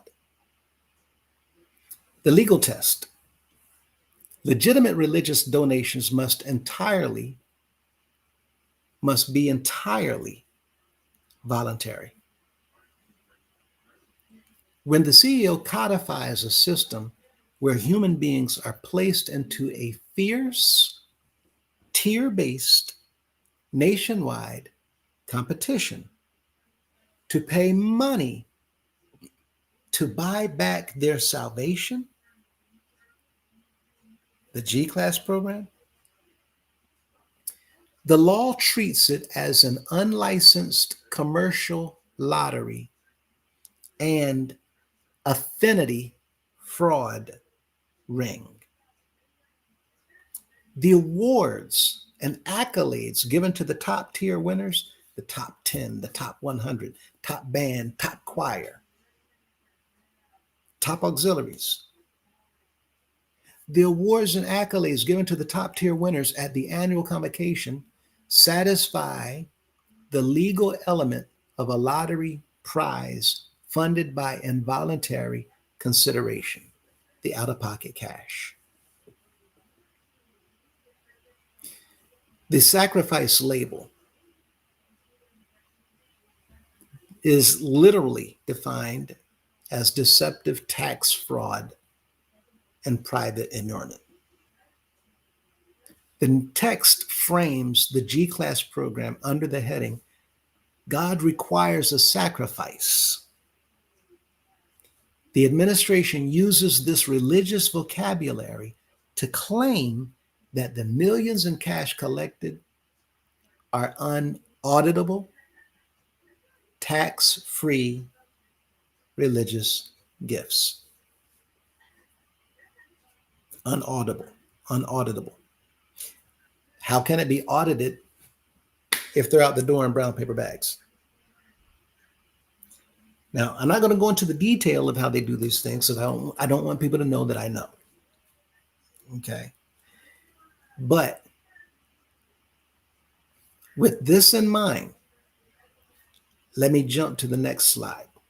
Now, I talked to a maid recently who confirmed the things that I was sharing about the maid boards.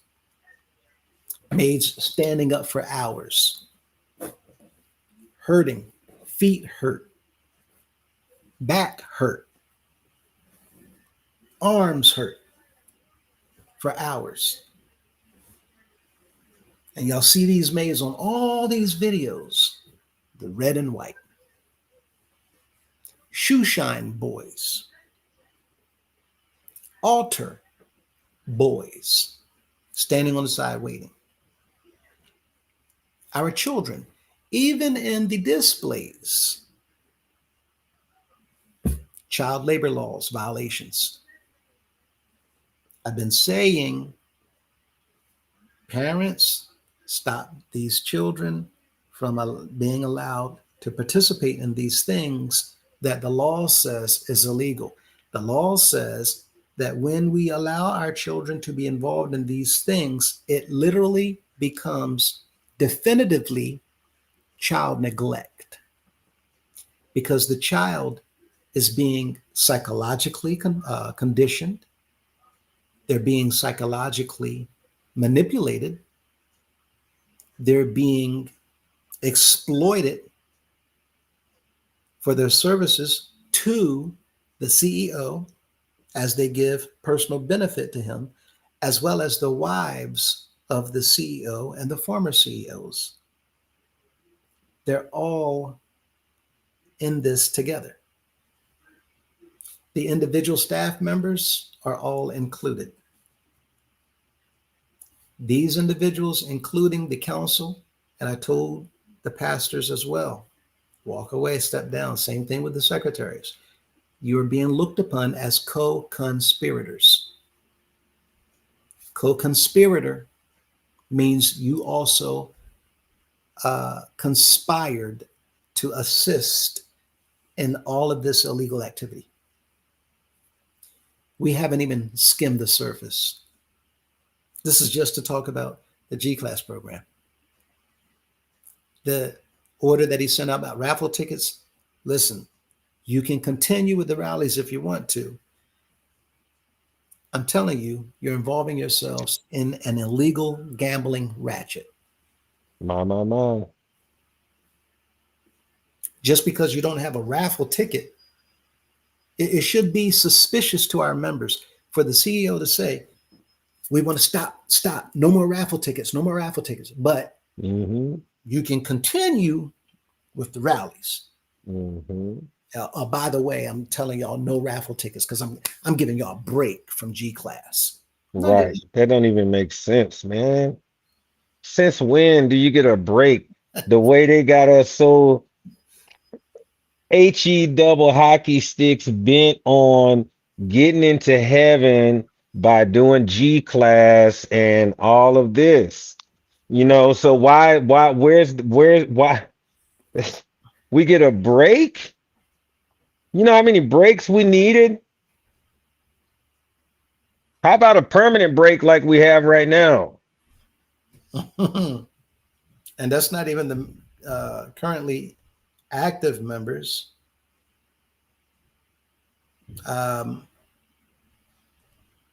so with that in mind, that's the members who are pulled away and put their participation on pause.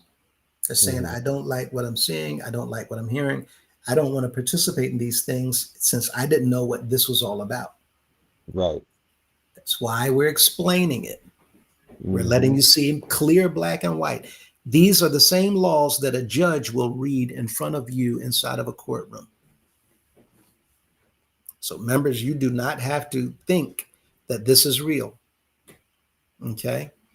Um, with that in mind, somebody said, talking about the dog on the mountain, follow it. I'm I'm very leery of offending, right? However, we've seen people living all kinds of lives sitting up there on those high platforms. Now, we keep saying if the creator put somebody up there, if the creator put a dog on a mountain, well, we know that that's a lie too because the creator didn't put nobody in that seat. Nope. Not a Moses one. didn't win an election. Mr. Murray comparing him to Moses. What in the world is wrong with you?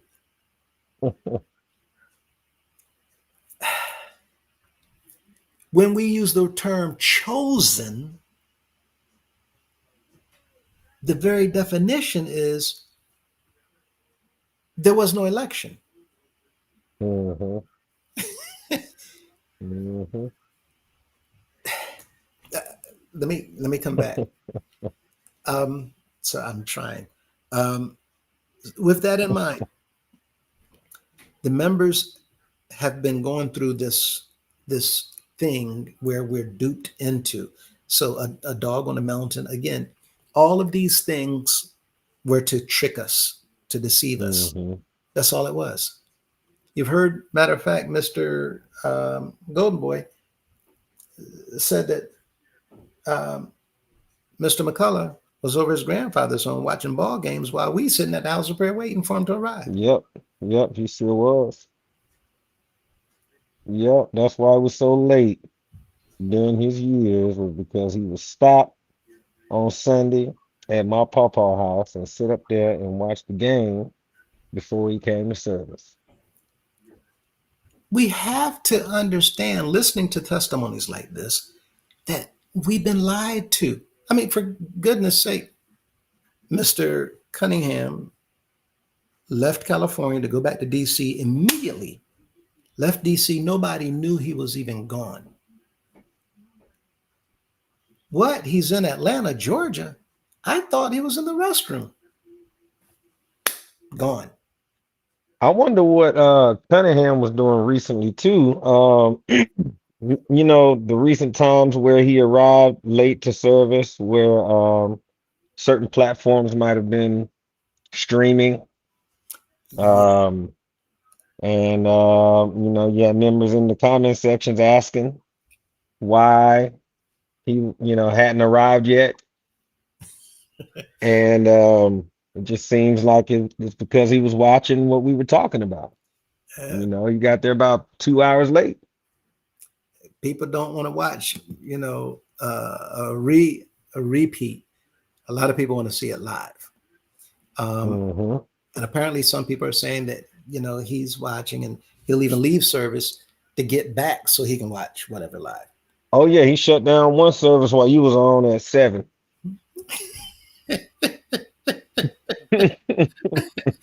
Uh, And I mean, he shut it down right in the middle of the service and beelined it to the door, and he was out.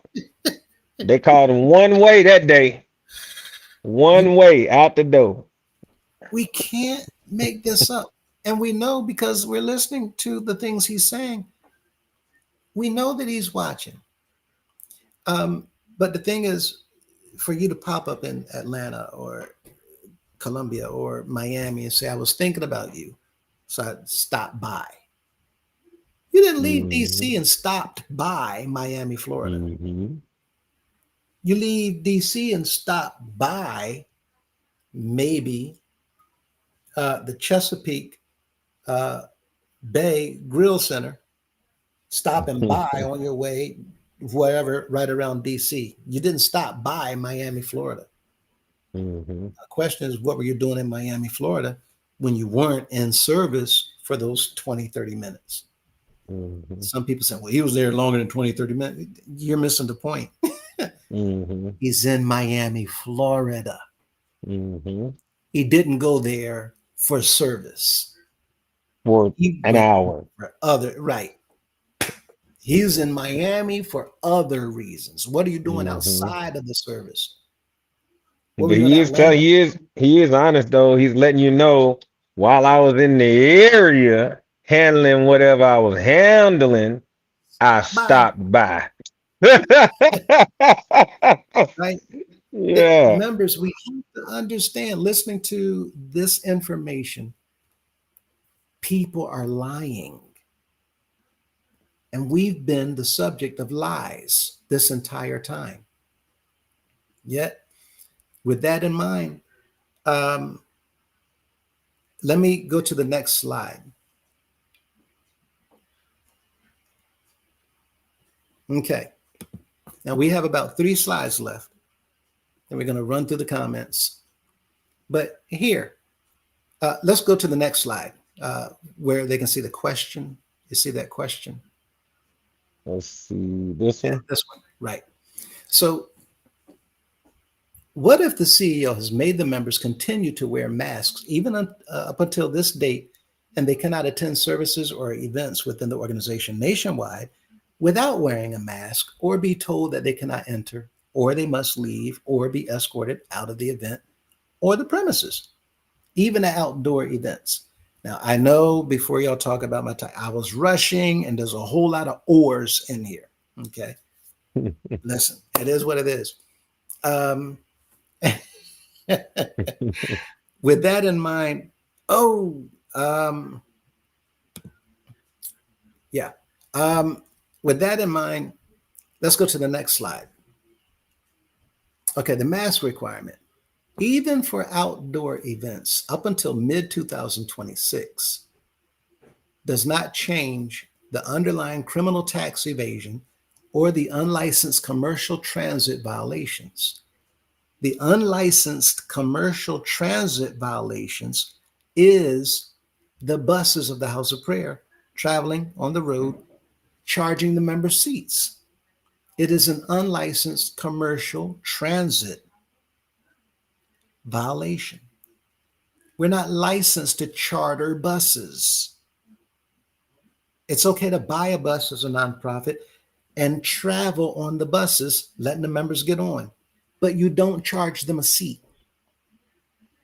You Well, furthermore don't have them raising tens of thousands of dollars in love gift because that also constitutes the legal definition of laundering and carrying money across the state lines. Now you're dealing with interstate laws being violated as well.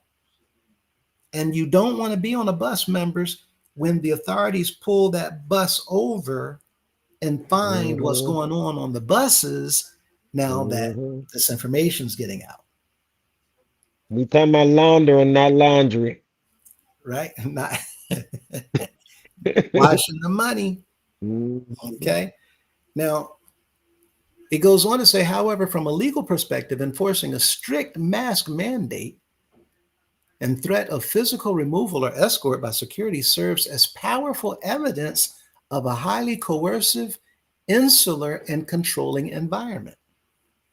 Mhm. In a federal or state investigation, this mandatory masking policy impacts the case in three specific ways. It's evidence of coercion. Just to have a mask mandate is evidence of coercion, control, and undue influence. When state attorneys general for federal prosecutors investigate financial fraud within a religious organization, they look closely at the level of control leadership exerts over the victims. To have this type of control over people suggests, it screams psychological conditioning to manipulate. Minimizing dissent, what that means is people who want to back away from people. I don't want nothing to do with this. I don't want, that's where the threats come in. Well, if you don't Mhm. listen, he gonna get you. Or when you fight me, you fighting Jesus. When you see me, you're doing that to instill fear in people to not back off and to continue doing what they're doing, minimizing dissent. Mandating masks nationwide, even outdoors, and threatening immediate physical removal creates a high stress environment of mandatory compliance. This level of extreme control makes it difficult for average members to ask questions about the missing finances, the $800,000 cars, or the lack of a board of directors. The next slide. And this is why many of our members don't ask questions, because of all the manipulation to instill fear in the people. This should be the last one, I think. The Yep. legal concept, yep, it is. Okay. hmm The legal concept of undue influence, showing that the CEO can dictate exactly what members must wear on their faces to exercise their faith, helps prosecutors prove undue influence. It demonstrates to a court how the CEO has successfully exploited vulnerable long term members in order to extract millions in cash marches without anyone feeling safe enough to speak out. hmm We wonder why the people do it. Why the people do it? You can't tell House of Prayer members nothing because of undue influence, the intimidation, the fear factor. the manipulation of the scriptures to make them believe that you're going to be in trouble with the creator if you do anything or say anything against that man. That's what Mr. Murray was doing. That's what Mm-hmm. others were doing. Mr. Taylor, Mr. Commodore, right? Mr. Delaney, Mr. Rucker, Mr. Rodney, Mr. Monroe, Mr. Gibbs, all these men all over the organization, when they get up to speak and give a so-called sermon, they're instilling fear in the people of this man who is now known to be a liar. I played a recording letting everybody hear that he lied. Y'all remember that? People lying on me and the house of prayer, talking about what I said. And he's the next day, never said such a thing. Okay, call me a liar. All right, play the video, let everybody hear in his voice. He said exactly what I said he said. And I played the same video where he said it never said such a thing. Back to back. Everybody, oh, he lied. Yeah, surprise. He will lie like a rug. He will lie like a cat on your couch in a heartbeat. Ooh, Everybody don't for, who cat lovers know your cats lie around the house all day. don't forget at the end, I have that clip of Mr. Rodriguez as Okay. well. Hmm. And just so that you all know, same thing with the councilmen. They lie. The pastors lie, but they'll lie to you about other people to get you to believe that they're the liars. Mm-mm. We know that you're the liars. And let's finish up this last slide. It says the risk of unlawful ouster and civil liability. While private organizations and churches generally have the right to set their own dress codes or health rules on their own private property, the method of enforcement matters legally. Assault and battery risks.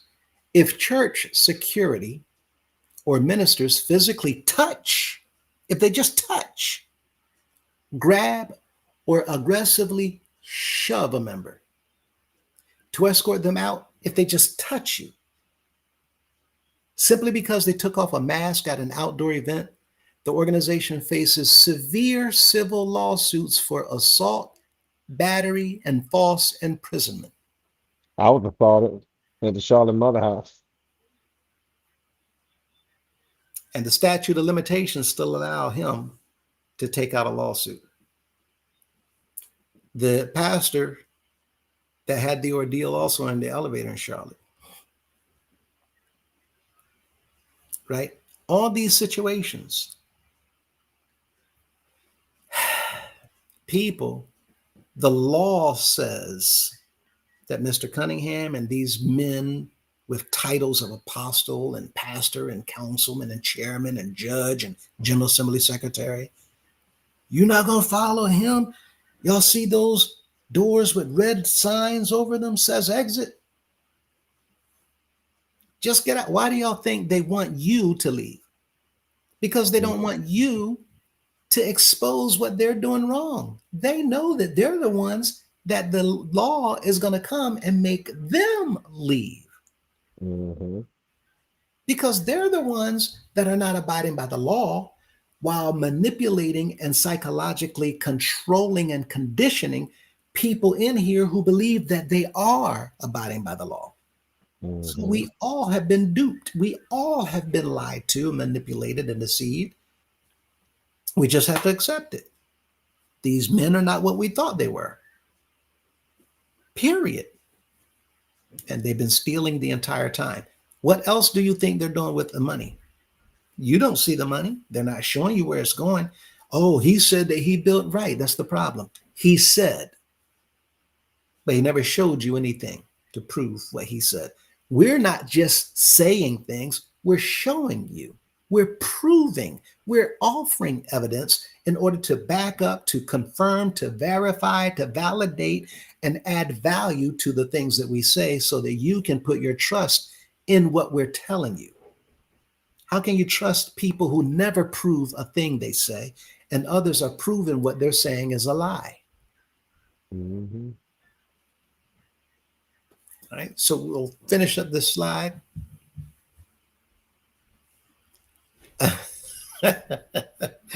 um, so uh, public accommodation and state laws. Here's the one. Everybody pay attention. Woo. Mask mandate be gone. Depending on which of the 26 states these events are held in, some jurisdictions have explicitly banned businesses and public facing organizations from denying entry based on mask choices or vaccine status. What that means is some states, check your state, it is illegal for anybody to restrict you from entering into a building because you're not wearing a mask. It's illegal for somebody to tell you you must take a shot before getting on a bus. You have to show them a card before getting on a bus, and you have to wear your mask. That's illegal. In many of these states today, you cannot do that because there's nothing going on in society that the CDC says the people in this country must wear a mask because the authorities of the higher power, the land, says so. The land is the higher power of a corporation. The land is the higher power of a nonprofit business or organization. The CEO does not have the final say. It doesn't matter what the Constitution says. And now we understand the Constitution has never been legal or legitimate because the Constitution was written by the same men who manipulated the members of this organization to give all their power to them, to control the members with. The Constitution, the supreme law, the auxiliary bylaws, and the Are You Aware, each and every one of these publications were written by bishops that the members had no consent in. And they lie about the General Assembly, but we've proven now, we haven't shown you yet, we've proven now that that's all a sham. It's a show in order to deceive the members of the organization into believing and thinking that they had something to do with these so-called laws, unlawful laws in the Constitution. The Constitution has never been legal. Therefore, not one law book in here has ever been legal.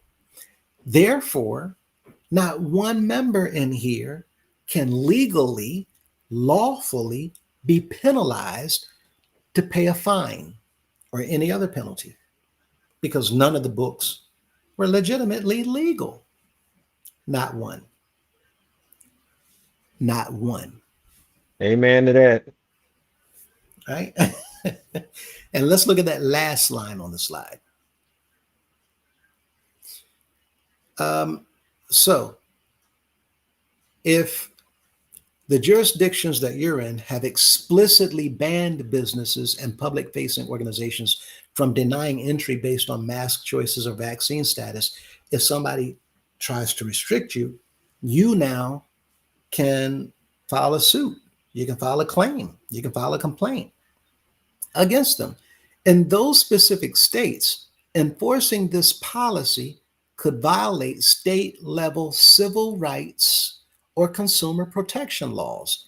You now have a lawsuit. You have a civil action that you can take out on that administration, on that business, on that organization, or that institution. If you go to a public library, they tell you you have to have a mask on. Not in certain states. Check the law. You can now take out a suit against that library, a grocery store, a shopping center, a retail facility. It does not matter.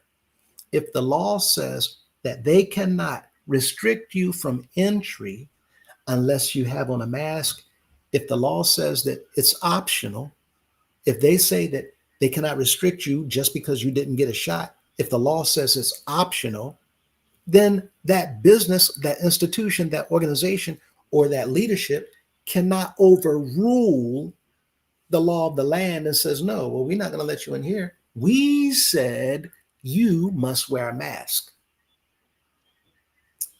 Mr. Cunningham, the security, the ministers, if they do anything at all in a state that does not require a mask or a shot, then you get to take them up on charges. So, what I'm telling you all, people, is last Thursday is probably not the last thing that you're going to hear coming from Mr. Cunningham that they're suspending. As a result of tonight and sharing with you all what the laws of the land says about these different practices of our organization, quite a few other things should be suspended. We should be looking at suspensions of the birthday rally. We should be looking at suspensions of the G-class program entirely. The raffles are illegal lotteries. We should be looking at suspensions of the bus charging seats. We should be looking at suspensions of wearing masks or having to show a card that you're taking a shot. We should be looking at suspensions of the Love March because that's illegal. The girls in the aisles taking money up. That's exploitation. It's also unlawful child labor. To fan the bishop, I've told you before, and even the first lady, that's a felony. Little boys shining the shoes, going up as an altar boy, unlawful child labor, theft of compensation, theft of goods and services, also exploitation. And when they're traveling across state lines, now we're looking at human trafficking of a minor, less than 18 years old. You don't believe this? Mr. Grace himself went to court for trafficking girls less than 18 years old across state lines without their parents' approval. There was nothing in writing. There was no permit. We even have work permits when children go to school and they want to get a part-time job. 14 years old, you're required to be at least 14, minimum age, to get a work permit to work after school. And even then, there's certain regulations you must follow. If you go over those regulations, the job is in trouble, and sometimes the parents can be in trouble. The child is a minor. They're not going to hold them accountable. Instead, they will take the child away from the parent and or guardian, and they'll penalize the parent and or guardian for child neglect because it's your job to protect and provide for the child. I'm telling you all, people, we've been taken for a ride. And I suspect quite a few things are going to come as the form of a suspension in the next few days. I would be surprised, very much so, if you all don't hear anything. If they continue allowing the G-class program, people to raise money, the Addie's Club, for you to get this, I kept saying 17-cent button. I'm going to say 6-cent button now. That little, it's not even, it's just spray paint. It's not spray painted. It's a tarnished, gold colored, cheap, fabricated, compressed metal. Okay. You can even bend and break it in certain temperatures. And see, it's like, it's not even, anyway. Which is so disturbing because people paying $2,000 for this thing. And it's a cursed object. Anyway, all the money raising should be kept because, again, it's white collar crime. The love gifts, the gifting, illegal.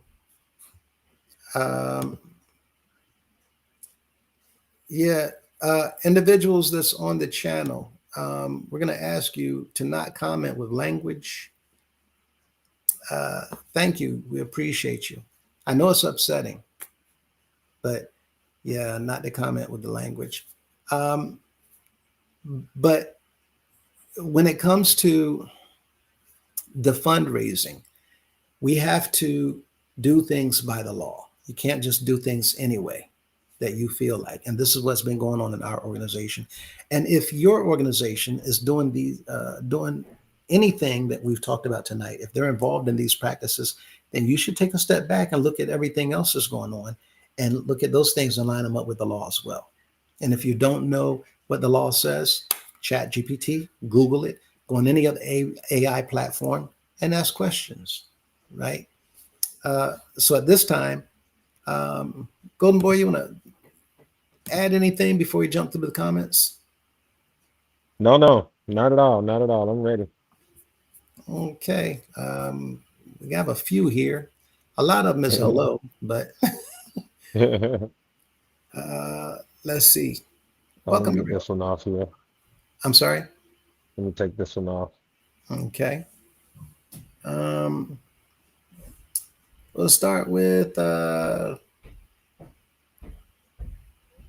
Gemini Music Shows. Is oh, hey, we have Kareen, Miss Kareen. Hi, family. Hello. Um, the Gemini Music Show. Love, joy, peace, happiness, and perseverance to all the family. Thank you so much. How are you going to give them a break on G class when that's supposed to be the ticket in heaven? Exactly, precisely. And that's what Golden Boy had commented on. If that's the case, they need to refund my mama her G class money. She just got paid 4 months ago, right? And this is the question for a lot of people. What about the money that we've contributed?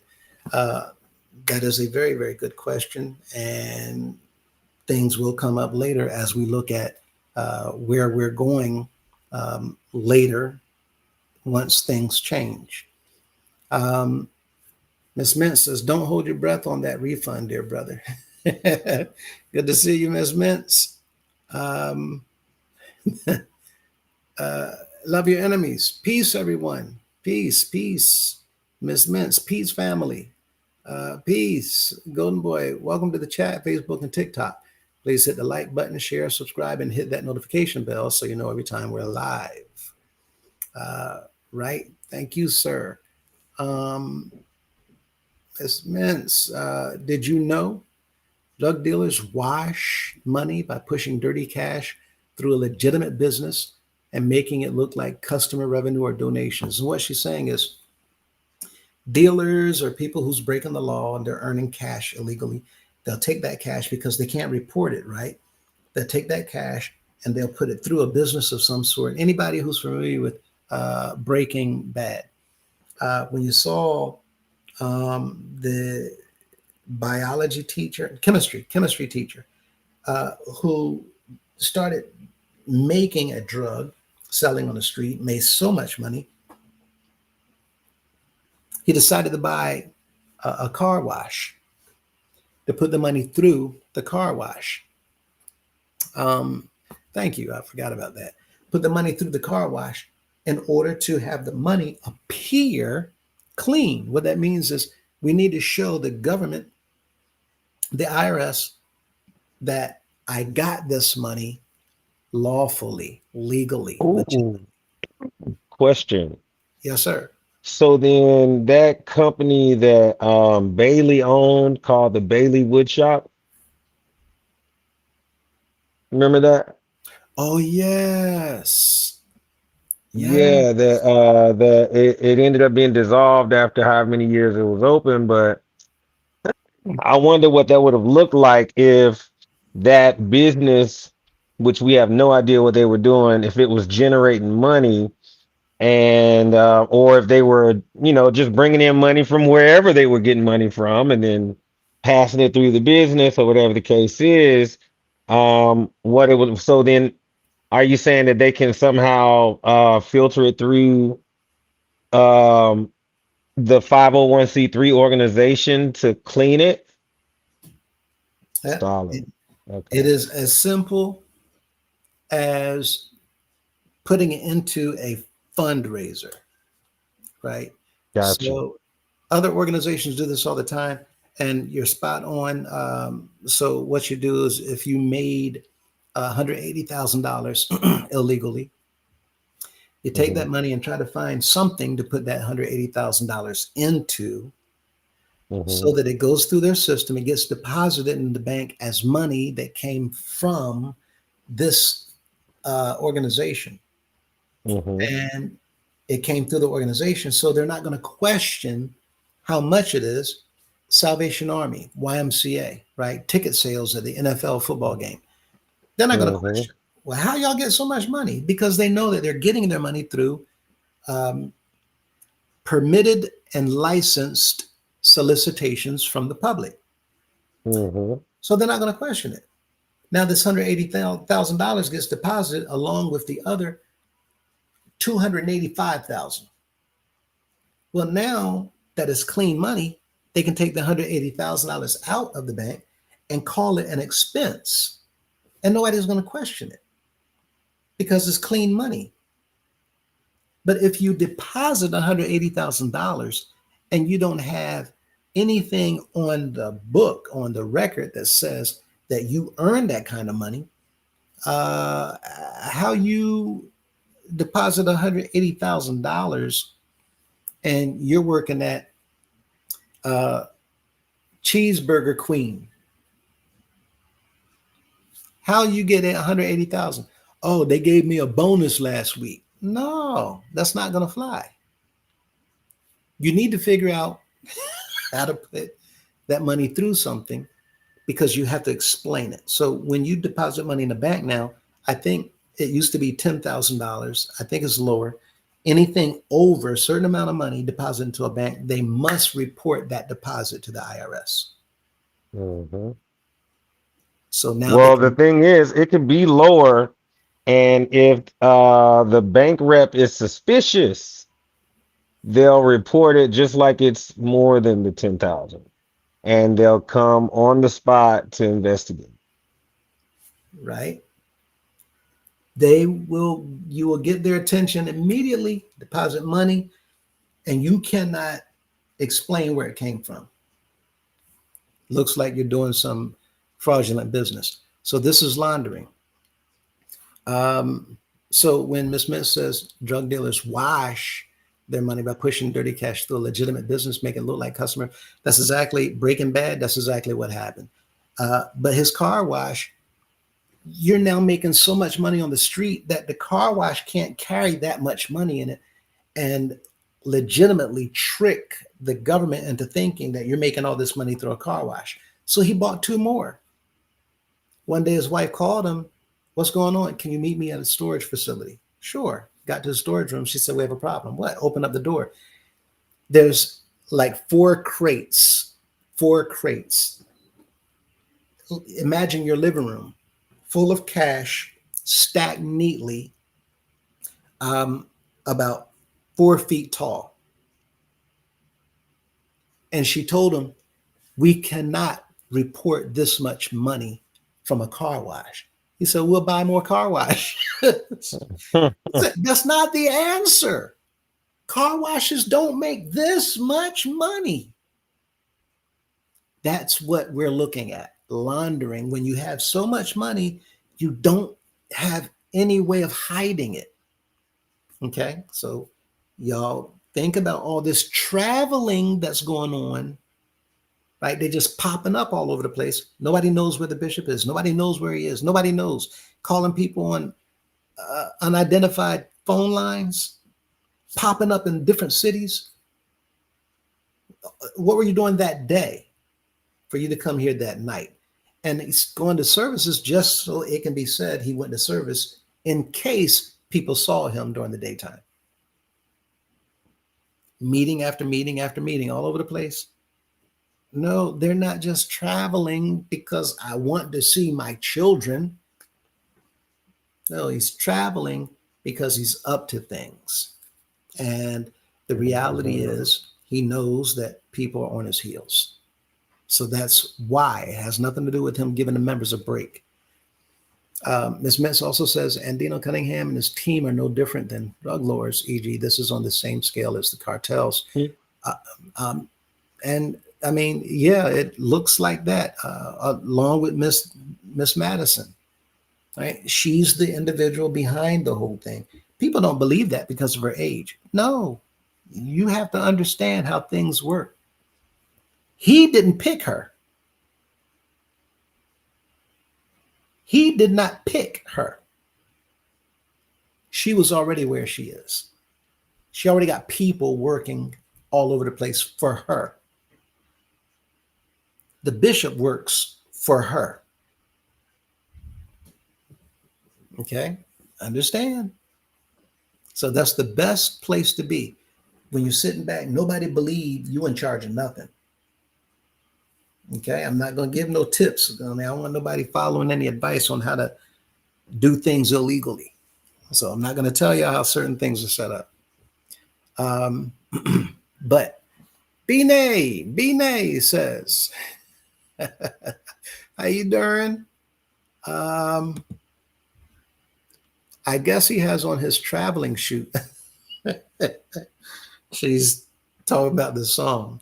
Oh, I got on my traveling shoes. Oh, I got on my traveling shoes. One of those songs we used to sing all the time. Anyway, traveling shoes. Miss Mintz, good one, B-Nay.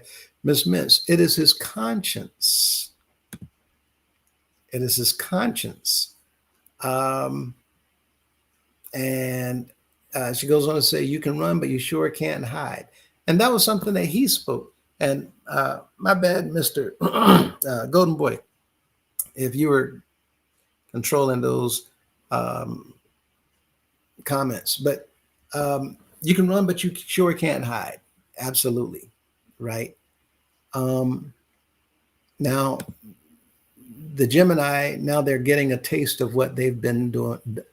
They're getting a taste of what they have done to many. Right.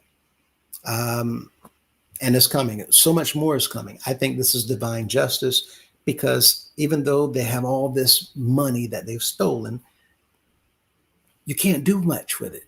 And your back is against the wall, but you got to keep on popping up and showing up and sitting up there like everything is all fine. You got to keep coming and sitting there and expecting everything to be what it's been, while the people out here are looking right through you. And now they know everything that's going on. They know what you're about. They know about the lies. They know about the show. They know about the scandals, the scams. They know about the whole system being a fraud. But you got to keep coming to keep it, going forward, and make the members think that, no, we're on the up and up. It's divine justice, and you can't sleep at night. Miss Mintz, precisely at Gemini. B-Nay, unlicensed raffling has been going on for so long. Right, this gambling ratchet in here, over and over and over, the whole time. Time wasted. Hello, everyone. Hello. Ms. Mintz says, peace, time wasted. So true at B-Nay. B-Nay says, raffling has been going on from state to state. Barksdale always selling tickets when he's in every state, and he's the chairman of Virginia. He's the chairman of Virginia. My question is, how many of y'all see these raffles taking place when he's selling all these tickets? How many of y'all have ever seen the actual drawing of all these raffles that he's having? That's what I would like to see, the actual drawing. I'd like to have a list of the actual people who won. How about we get some pictures where you're showing them, I'm giving a prize to this person right here, and you see them walk out with it, right? Unbelievable. Miss Mintz, yep, he's the chairman of a crime. Miss Mintz, allegedly. B-Nay says, right, allegedly.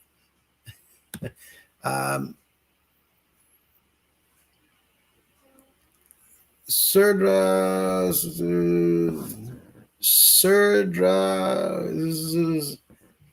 whatever your name is, username. I don't know if I'm sleepy, my eyes are getting crossed, or it's just the spelling. At any rate, Charlotte West Side in the building. Thank you for showing up. Thank you for being here. And Golden Boy, if you want to jump in here anytime, let me know. Most definitely. Okay. It's just that I refreshed, and so some of my comments and stuff are like out of order, and then they all have the exact same timestamp on It's okay. We them. got you. Uh, Ms. Mins, did you know 80% of church fraud is committed by someone with financial authority? Wow. Very insightful. Didn't know that. 80% of church fraud. Dwayne in the building. Hello, sir. Is there no end to this man? Criminal's activity? Yeah, it's pretty bad. It's pretty bad. Um, Cunningham is so underhanded. It's pretty bad. But it didn't just get there overnight, right? This took some doing. And in his defense, not that I want to defend his actions, but in his defense, he is the very first CEO that's been in this position where literally he's being exposed out front, out in the open, in front of everybody in the organization. That was not the intent. The intent was to come out and expose the former CEO because that's when all this started. We took note of the fact that the former CEO had his hand involved in deceiving the entire organization. What Mr. Cunningham is doing, he's not the first one. This started with Mr. Bailey that we know of, but now we can go back in the records and we can see no, it didn't start with him. He just continued what was going on under Mr. Madison, what was going on under Mr. McCullough. And oh, yeah, by the way, boom, here it is right here. Mr. Grace was doing this stuff. It just got to the point where others came in and continued. But it took a turn. The problem is people never thought that they would ever get caught. Right? All he do is criminal, and like so many of the councilmen, Miss Madison, right? Pastors, chairmans, district chairmans, General Assembly secretaries, and now assistant General Assembly secretaries, Mr. Murray. All this stuff is corruption, corruption, corruption, right out in your face. Dwayne says that's why he must go, um, along with his followers. Um, yeah, by those individuals, I'm sure he's talking about those who are uh, following him and supporting the things that he's doing. Did you know 7.29% of nonprofit fraud involves corruption or abuse of authority? Well, these statistics that she's reading is actually, again, pointing at us. We're somewhere in these percentages, right? People in positions of authority, um, corruption or abuse of authority, same thing is going on here. Did you know lack of internal controls is the number one cause of nonprofit fraud? Lack of internal controls. We don't have any internal controls. We don't have any checks and balances, no board of directors. There's no transparency, no internal controls. Thank you, Ms. Mintz.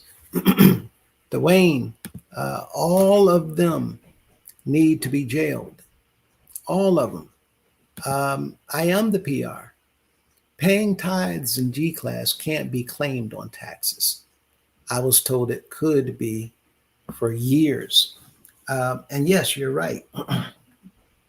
um, if you pay tithes in G class uh, using a trackable system, money orders, checks, even if you use online app to withdraw from, you can track it and easily prove to the IRS, these are my total charitable contributions to this charity, right?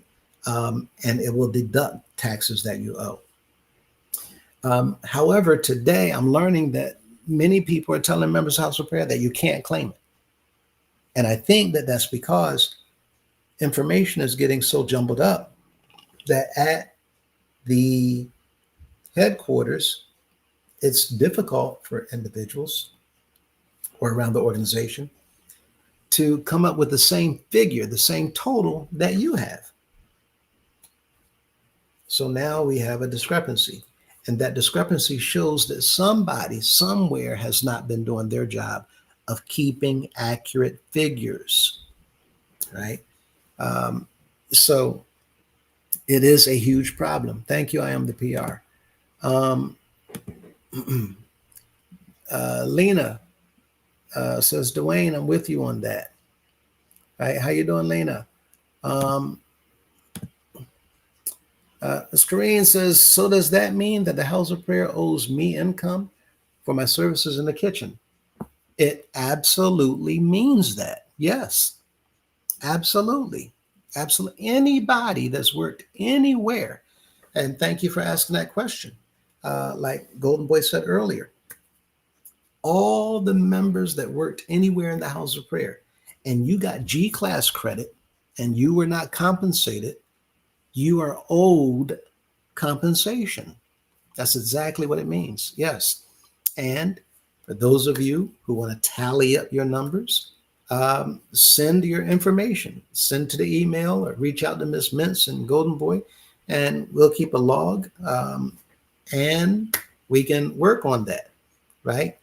In order to recoup funds owed to you by right, because what they did was illegal. Okay. And I'm sure anybody who continues to work in the cafeterias or on the yards or whatever for G class, right? And it's not the bishop telling the people to do this, it's the chairmans, it's the district chairmans, it's the pastors. They're the ones, or club presidents are the ones seeking opportunities for their members to give their energy and their strength while working in these places to raise money to go to the house of prayer and not be compensated themselves for it. That is illegal. And yes, you're owed money if that was you. Yes, ma'am. Miss Mintz, working in that hot kitchen for hours, battling with the kitchen appliances that barely work. Yeah, you were doing a lot, and as a result of doing work that anybody within the field of law understands can be grueling and taxing, yeah, you deserve not only to be paid, it's unlawful to not pay you at all. Um, so, Glennis Shantz says, are convention centers included? Yeah, if you've worked anywhere on behalf of the organization and they did not compensate you, then you are owed compensation. Again, if anybody knows that you have given time and you were not paid for that time, according to the law, yes, you are owed. So reach out to us and let us know. And we'll go from there. Okay. If you try to do certain things on your own, okay, um, we hope for the best, but it would be much easier and much faster, much way more better to reach out to us. And I'm not going to say why, but it would be way, way, way better. So, absolutely. Um, Bine says, shut the cafeterias down. Time to pay up. 1 second. Yes. No. No. I'm trying to finish. I'm still on the video.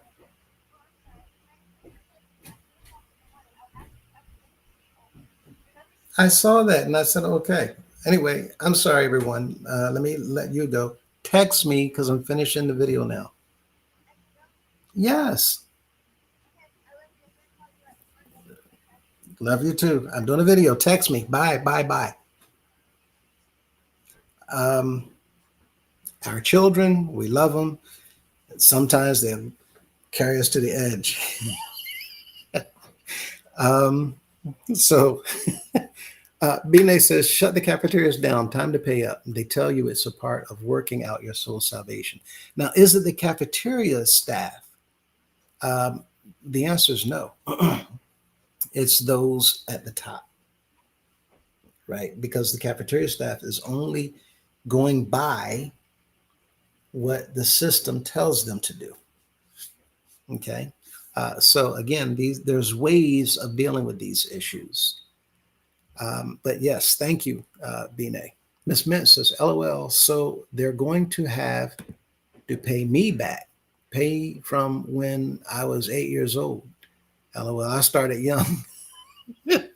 Again, there's ways of us dealing with all of this, but yeah, if they did not pay you, then they owe you. No matter what organization it's in, any organization, you exchange your time and you're working, then they owe you compensation.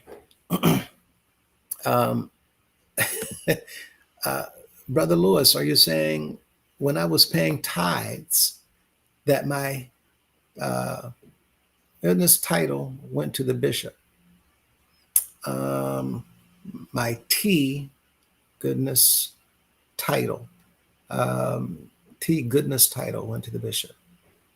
Well, okay.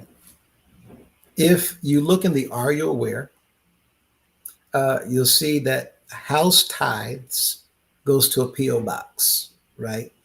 So it's up in the air how that's routed and who that's going to and how it's split up and how it's divided and how it's deposited. There's a whole system for that.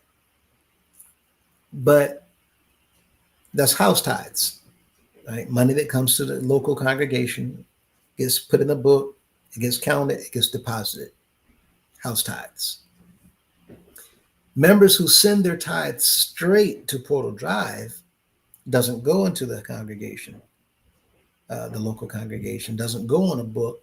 Nobody knows what that amount is. It's not logged, it's not counted, it's not banked or deposited to be banked. There's no paper trail for it. It goes straight to Portal Drive in the name of the trustee. We don't know what happens from there, other than the fact it goes to the trustee. Now, there's individuals who have alerted us to the fact that tithes is the bishop's money.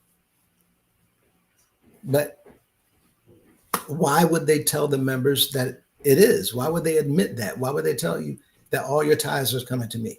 They know that the tithes would plummet. They know people are not going to pay tithes going to you and love gift going to you.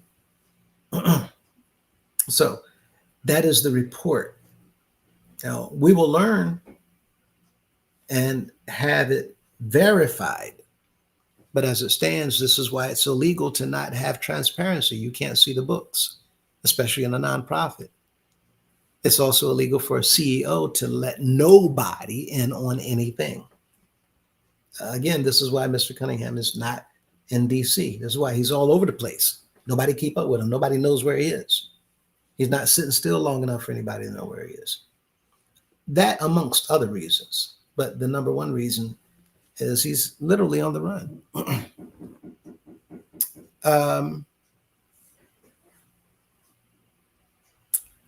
Baby Blue, forgive my typing. I'm excited right now. Are you saying that my tithes, when I was paying them, went to the bishop? That's what I'm saying. And we have to prove that. But yes, that's exactly what I'm saying. Exactly what I'm saying. And so, again, we have to prove that. Now, I'm going to say this again. If the members got together in the organization, it would literally take us less than 2 weeks. I've been saying 3 weeks. We can do this in 2 weeks. Shoot, we can really do it in 1 week. If the members of the organization stood up and said, you know what, we're sick and tired of this, we're going to fix this. I can show you all how to change all of this in 1 week. But since the members are not standing up, it's taken us this amount of time. And I'm not going to say a whole lot more, but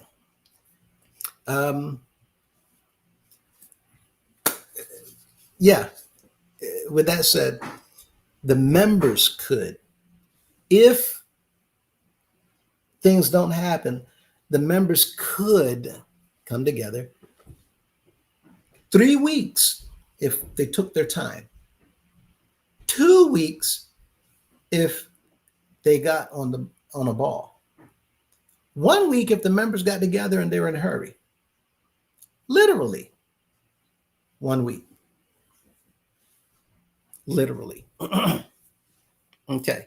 So with that in mind, um, I am the PR says, what about those that just paid out of pocket?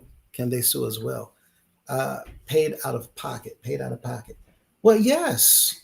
Um, Again, if you give towards a nonprofit and the nonprofit did not do what you were told that the nonprofit does, if the nonprofit, the people over that nonprofit, if they did not use your money in the manner that they were supposed to, um, Golden Boy, Actually, while we're on this topic, do you want to uh, go ahead and play this audio of Rodriguez? yes, sir. All right, let's check it out. Okay,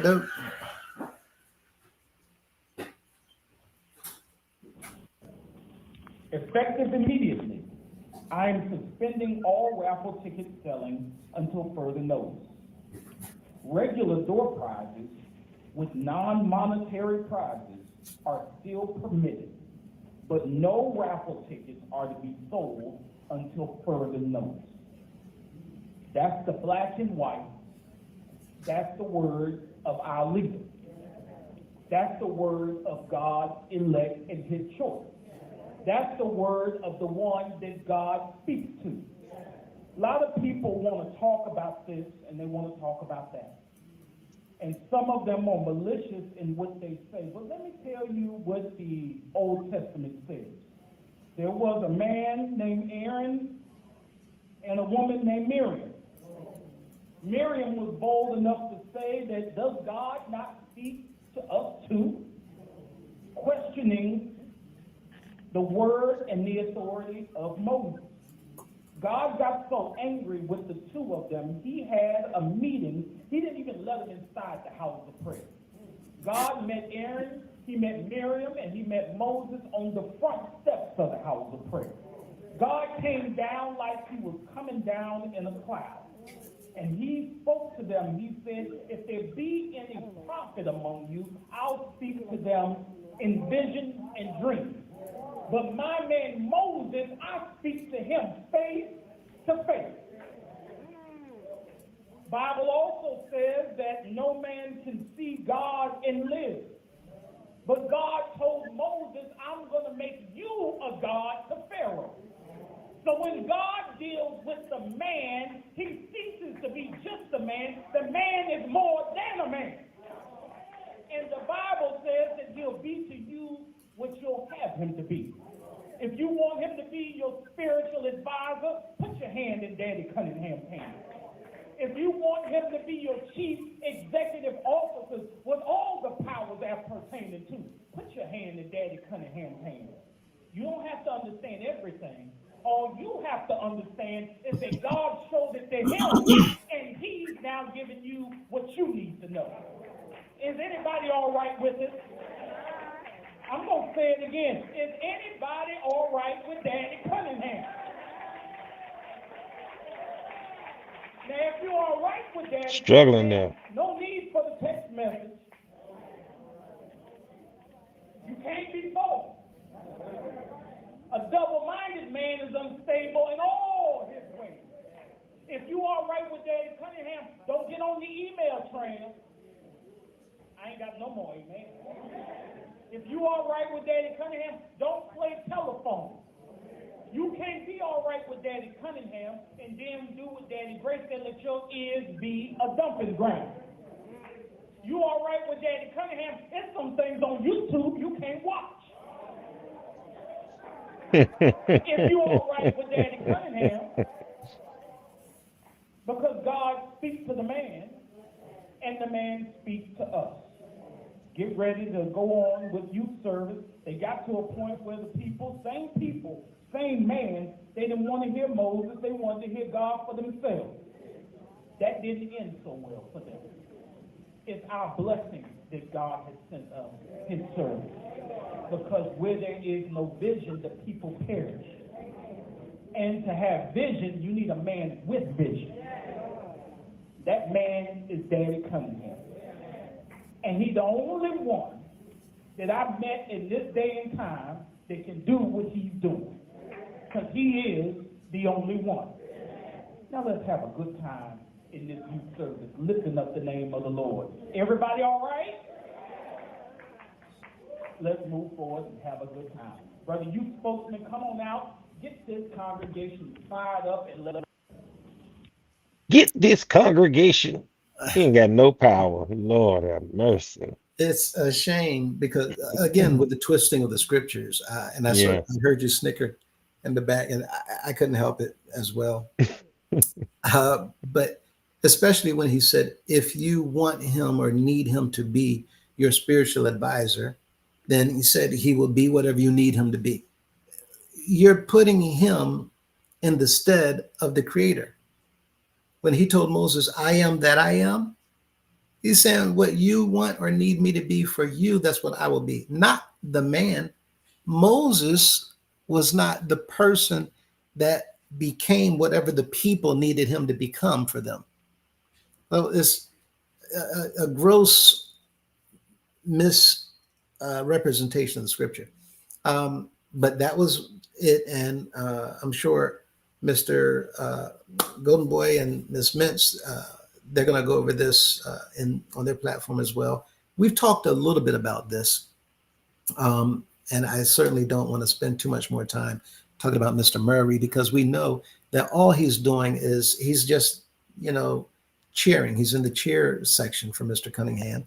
Again, because he knows that if he goes down, he's going with him.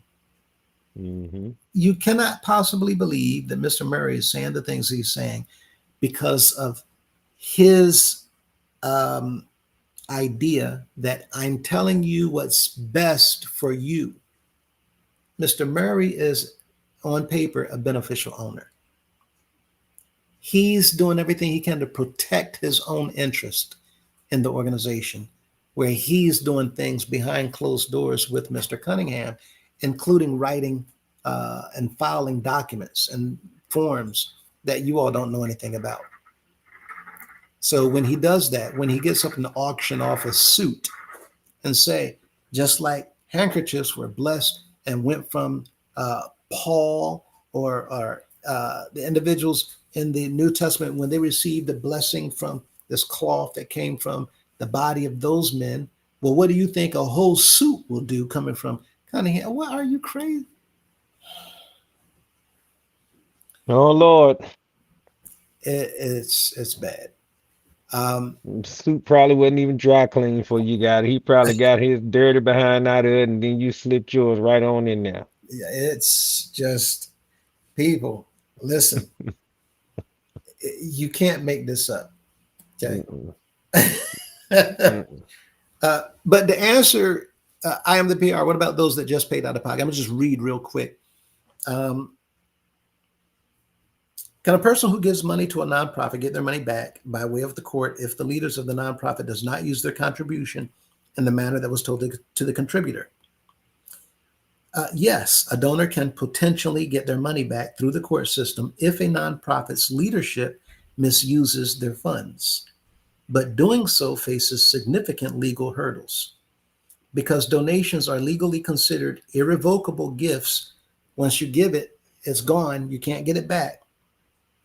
A donor loses ownership of the money the moment the charity accepts it. To recover the funds via a lawsuit, the donor must prove that a legally binding restriction was violated or that intentional fraud took place.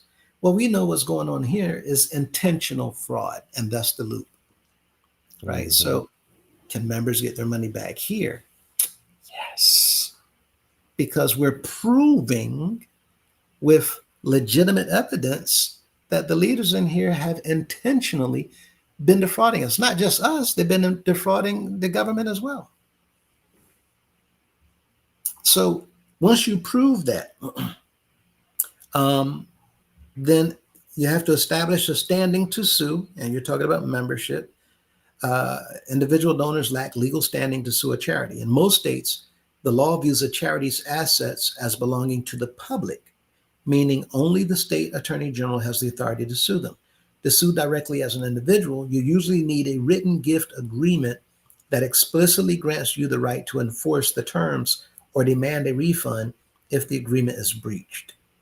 Civil fraud or misrepresentation: if the leaders knowingly lied to you about the money, how the money would be used, just to get you to write a check, you can sue them for civil fraud, conversion, which is theft, or fraudulent misrepresentation. So, what I'm saying in regards to suing the organization, I just read that you can't do that, right? But I know a way that you can. Now, are we trying to sue the organization? No. But to hold the organization accountable because of how the leaders have used the organization to siphon money from the people, you go and tie them together. And I'm not going to say any more about that. But there's ways to do these things. And I don't want to give anybody any hope more than what I already have. But you all are going to be so surprised, so surprised. With that said, um, Ian One says, wow. Miss Mintz says, build wealth through trusts. Leaders can sell real estate, stocks, vehicles held by a trust. The cash proceeds flow back into the trust accounts, allowing them to reinvest the money or buy personal items, right? And it's talking about how money circulates around leaders, especially involved in nonprofits, that no one is tracking, right? I am the PR. It's not prepared properly. They don't burn the feathers off of the chicken wing.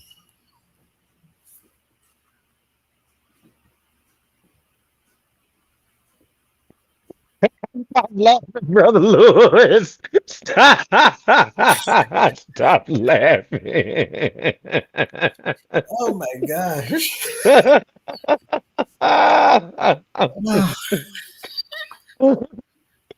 Oh, Lord jeez. They don't burn. Mm. Don't burn the feathers off the chicken wings. They season them and they come out. They come out well done, looking like they're in a state of shock.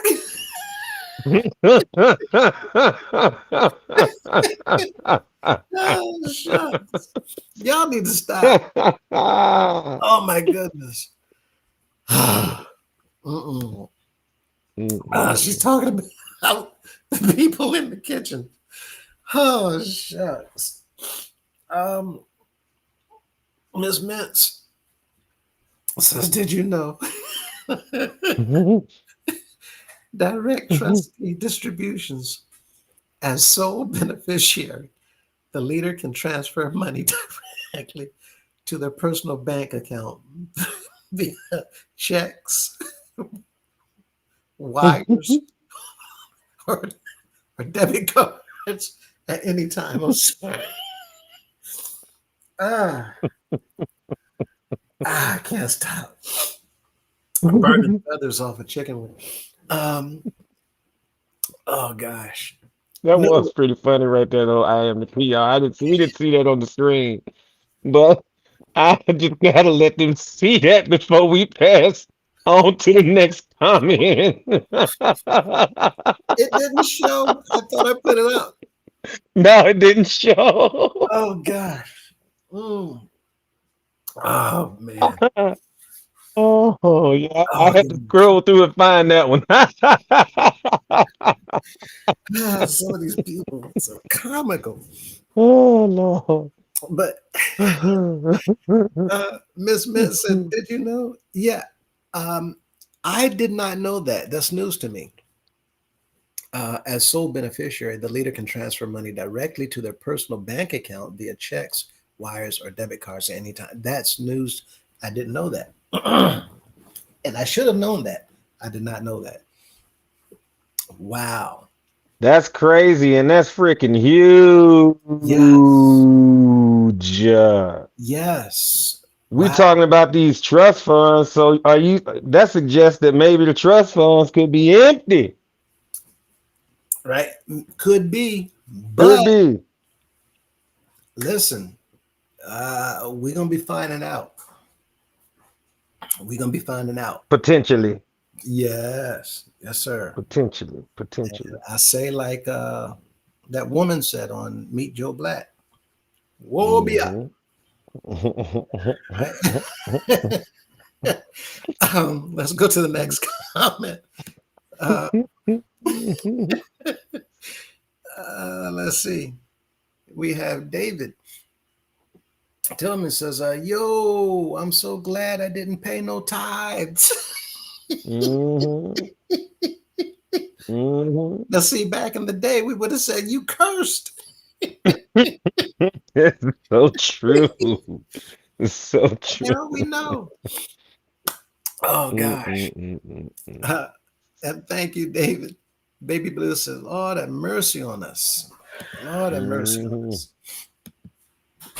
Um, Also, I think I'm going to Bank of America and sit down with them because everything I did in that UHOP, I paid by check anyway. I want all my money back. But it's Mhm. not that easy. It's not that simple. Mhm. Reach out to us by email and we can go from there. Okay. Um, but again, there's ways of doing things. We have to jump through certain hoops. Um, so, with that in mind, um, Baby Blue says this is a crime, crying shame what they have done to the members of the House of Prayer. It is. It's downright. It's just pathetically sad. Pathetically sad.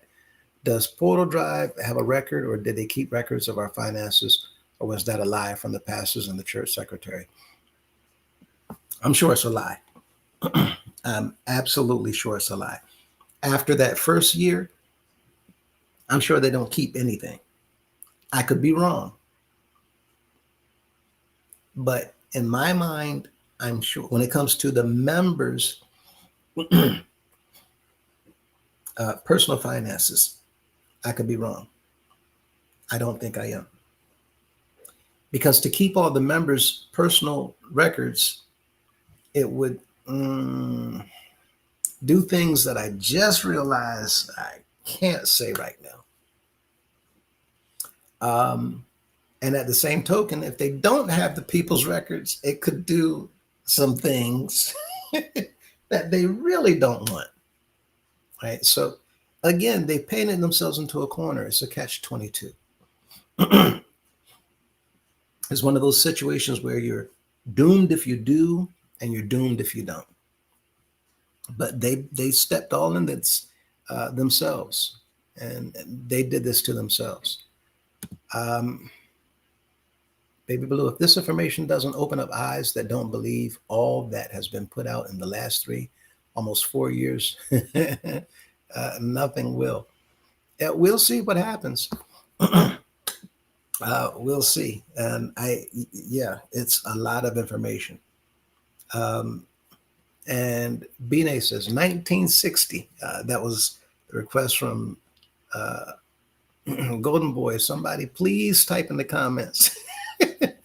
um, Ms. Mintz, with all Yep. this information out there, don't continue to fall for the okie doke. Keep your money in your pockets. Baby Blue says, I'm on fire tonight, y'all. So please don't take me personal because what Brother Lewis is telling us right now is enough to make you cry and cry and cry and cry. Don't listen. This is all exciting. The purpose for this is to make people understand what we've been involved in and how we've been tricked and conned and manipulated into giving up our money and our energy and our strength, working all over the place as a part of this sham. Now we know. The good news is the people aren't keeping up. They're standing up. They're speaking out quietly, peacefully. They're not becoming, you know,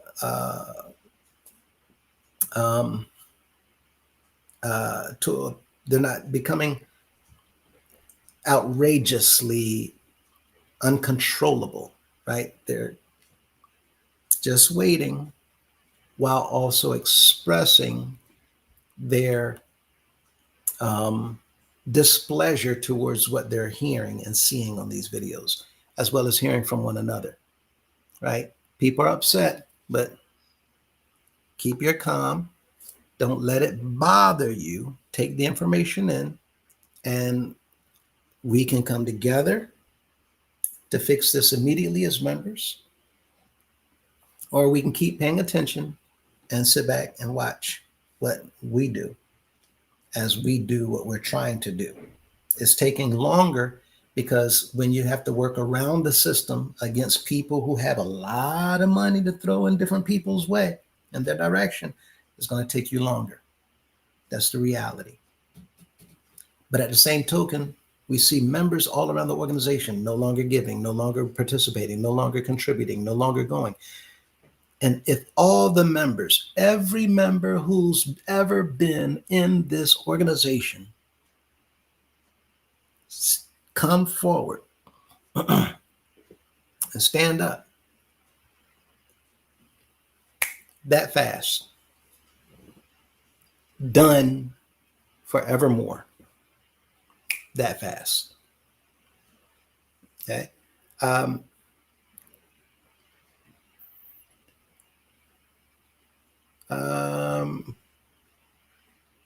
Somebody sitting under my name said, David, me too. Golden Boy, tell him don't mean to send that from Brother Lewis. This is one of in our group, our committee. We have people, I'm telling y'all, we got people working all over the place that y'all don't see. And we're still working it out. Like y'all see, we're ironing out the kinks. Ms. Kareem says, David, tell me, you took a chance of going to not paying tithes. I'm sorry, you took a chance losing your soul by not paying tithes, LOL. And yeah, we know now, right? We know now, we know better. Miss Miss, did you know direct trustee distributions? Okay, we so saw that one. this one. Some of them might be repeating. Might have to skip down a little bit. Okay. So Ms. Mintz, sure, you can get your money back if you hire an attorney. Yeah, attorneys would be helpful. However, if you do that, the attorneys are going to be in for a rude awakening. Mm-hmm. A rude awakening. This is why we didn't go that route, right? Mm-hmm. Because we see things that everybody don't see. We're paying attention to things everybody's not paying attention to. So we're not going to go that route. Nope. They want people to go that route. They're prepared for people to go that route. You're going to run into brick walls all over the place. Mm-hmm. So we're not going that route. There's ways, and people are going to be chin on the floor. Oh, no. Wait. Yes, we are. We are going that route. Letting the cat out the bag. Dang it. Right. Ooh, I forgot. Shoot. Yeah. We're going that route.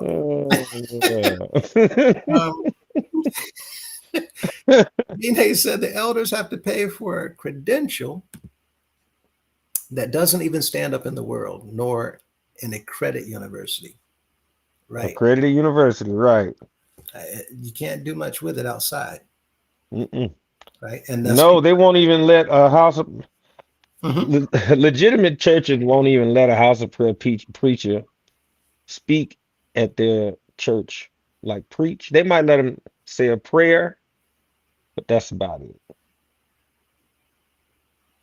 Yeah, That's about it. they know. In here, we're not teaching anything, and Hmm. the people becoming elders, they're not mandated to take lessons or courses or classes or be certified or licensed in anything, not even permitted. Hmm. When you have a CEO who wants to be a preacher, come on down. And he said, Pookie, I know you ain't walking down this aisle. Like, man, whatever, man. Hmm. Pookie got all kinds of problems, Hmm. right? Um, anyone. Now, Pookie just did a transaction in the bank of in the back of the sanctuary. this is what I was getting at. Hmm. And there's no question about what you know, what you study, how you walk before the people. I mean, nothing. Not outside, they're not going to go for that. Well, some places now, but yeah, it's people don't respect credentials in our organization. Well, they just so you know too, some of the members in the comment section, I only made that reference because of the current pastor over at Saints Paradise, Brother Dwayne. Um, in his written statement, made mention of pushing uh, uh, pushing patients, things that were assigned to them by their doctor, and then trading those little round things for some green paper, selling items that were given to patients by their doctors by Wow. mandate, where the doctor signs on that little square piece of paper. They've been selling it on House of Prayer premises and also doing it in front of the youth, selling it also to the youth, and also selling it to adults. And this is just from the patients at the nursing home where they are, where he said that they are taking the meds, or, the little round things rather, from the patients and then selling them at the church. So, there are actually some preachers that are the plug. So, yeah.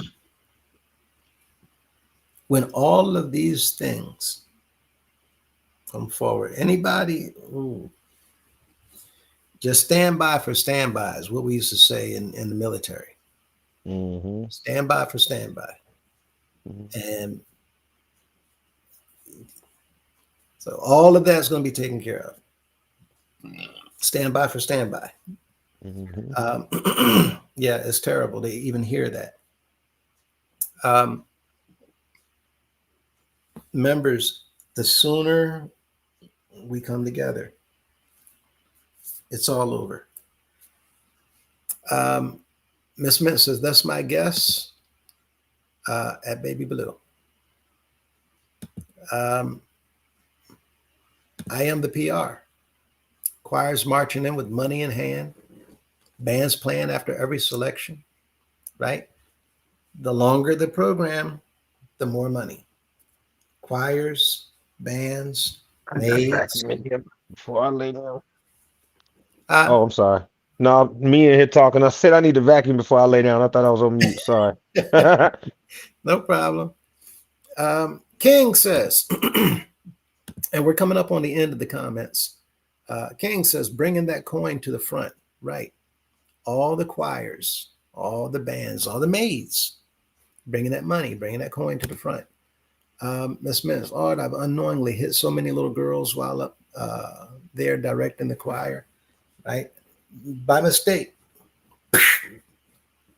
But you got to keep going, keep singing, right? Um, you just act like, it was a part of the show. Uh, Free mind. Wow. Wow. Brother Perry, hey, it's a racket, not ratchet. LOL. Although it is ratchet. LOL. He's making a joke about me calling it a racket. What's going on in here? I used to be a tennis player. My mind sometimes. But yes, it's a ratchet, right? A criminal enterprise. Okay, what they're doing in here is a whole ratchet. um, Thank you, Brother Perry. Um, no, it's not fair that the bishop supports one house or auxiliary over another by giving separate donations, but he does, yeah. And again, this is is showing us that there's so many things unfair about what we do. How can he be what he claims to be if he's assisting by giving to some, not to others, doing for others and not for some, right? You have picks and favoritism. It's impossible. This can't be a legitimately just and fair system when we talk about G class. Ms. Mintz says, since Gangsta Boo Maddie is the primary stakeholder, do you think she cut us off? As in, she is no longer giving money through her trusts now? That's a good question. I haven't thought about that. But there has been things that we see in the past where she was contributing money all kinds of directions, right? What we don't see is her doing that anymore. And you may be right. She probably did stop after we began to expose everything that's going on in here. Because if you also are putting out money in your name, well, things are going to come back to you too. So you kind of stop because you don't want your name out there involved in this stuff. And this is why we're saying she let go of the Lady D Scholastic Achievement Awards program and listen, this is now yours. Sister Debbie Cunningham. It's hers. Trying to get her name off. It's too late. The damage has been done. We said before, you cannot unscramble scrambled eggs. Cannot be done. Peace abides. Says maintenance issues are rampant. Houses can't get items replaced, such as air conditioners. The houses send tithes to the headquarters, but no money is funneled back to the houses for maintenance. Right. All this money going there is going and flowing in one direction. But the houses need something. Well, pastors, get the members to raise it. The members are raising everything. And you have these millionaires sitting at the top, living off of these members at the bottom. Right? All of this is illegal activity. Here, thank you for that. Peace abide. They continue, says, correct. It's not just the tithes, it's G-class funds as well, that the houses forward to headquarters that are never funneled back to the individual houses. However, the members allow it, right? They don't see that money.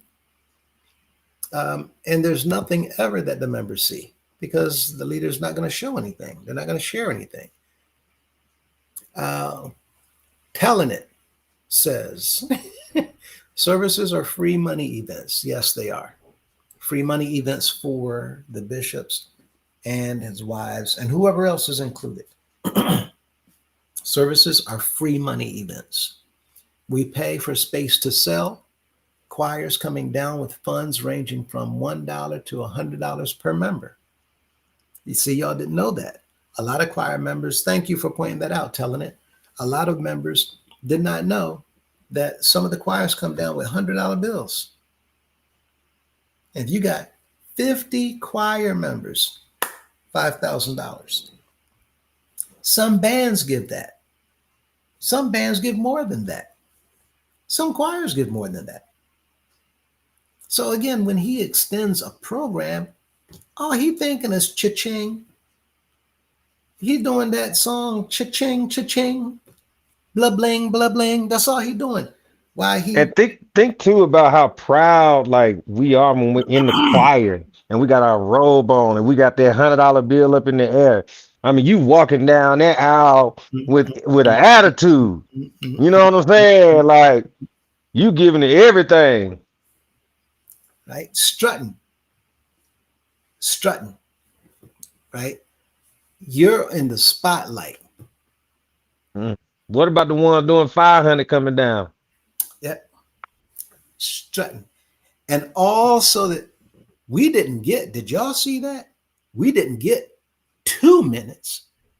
We got 3 minutes, right? It's like Lonnie Anderson. You see me? I'm washing lettuce. 2 weeks from now, I'll be on fries, right? It's the equivalent of that. We're getting little teeny tiny whatever, and we're paying the most money to get it. Top bands, you get to play anywhere in the organization, and you get the best spot. But to do that, you got to work, give, eat ramen noodles, breakfast, lunch, dinner. You can change it up a little bit.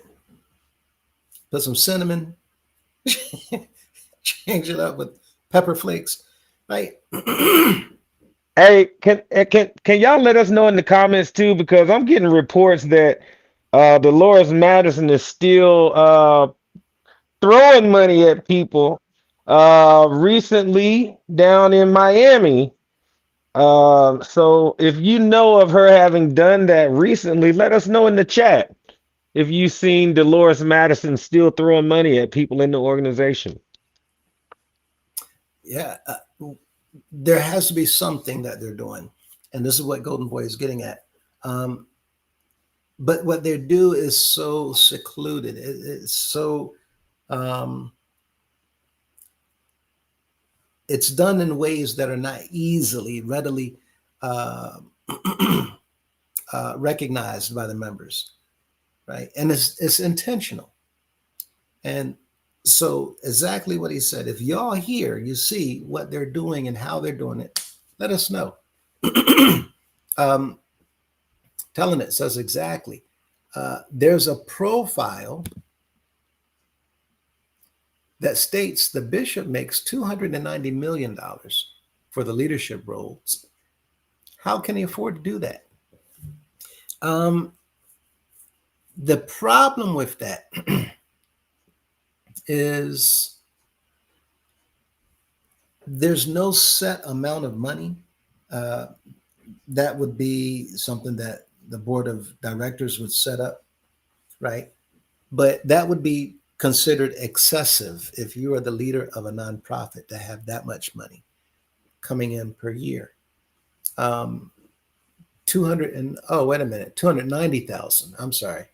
It states the bishop makes 290,000 for the leadership role. Can you find that and send that to us so we can see what you're talking about? That's interesting. I've never heard that. Never even seen this. I tallied up one time how much I modestly calculated that the bishop is getting a year. And it easily, in total over $445 million. Easily. I was being modest with the numbers. Yeah, I guessed right around 500 million. Yeah. Easy. People don't believe that. But when you begin to state the amounts of offerings coming in and the routes that money's coming in, easy. That's not even to mention how much Miss Dolores is getting that no one knows anything about. People, I'm telling you all. Um, the Gemini Music Show, and Eagle, 400 jewels. I don't know what that is, but that's a cute little bird. Um, I think that has to do with the other channel. But thank you for sending. Yeah, it did. uh, Brother Perry, part of the state assessments is to pay for counsel uh, to go visit each house during convocation to investigate its maintenance. And I know that to be true. But the problem is, what are they investigating if the houses are falling apart? Now, we know that they're doing this. We know they're going around. We know that, they're supposedly inspecting, but the houses are falling apart. Like I said, I have pictures of the ceiling being separated from the wall. I don't know who knows about real estate, but if you do, you know that that's a structural problem. When you see the outside cracks going up the mortar, the seams of a brick wall, you got some major foundational problems, right? So why are we not taking care of these issues? They're expecting the pastor to get the members to take care of this. People, listen, it's time. Thank you, Brother Perry. Black Diamonds. Good evening, everyone. Do you have a recording of 4th of July weekend in Norfolk? He was telling the members about his life before he became an elder. I heard about that. I haven't listened to it yet. I haven't had time. I need to go back and do this. But I was told that he was talking about different things that he used to do out in the world. To people who told me, so he was trying to make it sound like, he's one of us, right? I'm just a normal, everyday individual. Well, we knew that already. We don't believe and buy any longer that you are this individual who's endowed with power from on high. We just know better now. Yeah, and if you were so powerful, some of that remnant should have been with you before you got the seat and should have kept you out the streets. You should Yeah, have been being prepared. there's one recording where he talked about being chosen from birth. Mm-hmm. And now that makes you think, because if you're chosen from birth to do what you're doing, remember, separated from Mary's womb. This is just bad. It's just bad. Telling it, the members have to pay upwards of $2,000 for his food when he comes to visit your state. It's just pathetic. And again, all of this is fraud. It constitutes fraud. Because if you're getting love marches, and then people forget every single week, pastors are taking up more love gift in 137 congregations. And all that money comes when he comes to visit after the love march, after the money's sent down the aisle during the program, after the bands give and the choirs give and the people give, and money passed as he's arriving. Then the bus reports, right? And each pastor, it's a lot of money. I am the PR. Even after all of this information, people will still give $2,000 for convocation. It makes you wonder. But they're good at making people feel good. They're good at flattery. They're good at lifting people up to make them and encourage them to come and give that money. When you run out of money, you're not going to get that attention anymore. They put their eyes on the next big donor, right? So the idea is we're going to be stopping all of this, but we could do it sooner if we come together. As we finish up the comments, again, if we don't come together, then sit tight as we still try to finalize what it is that we're working on. Um, David says, I tried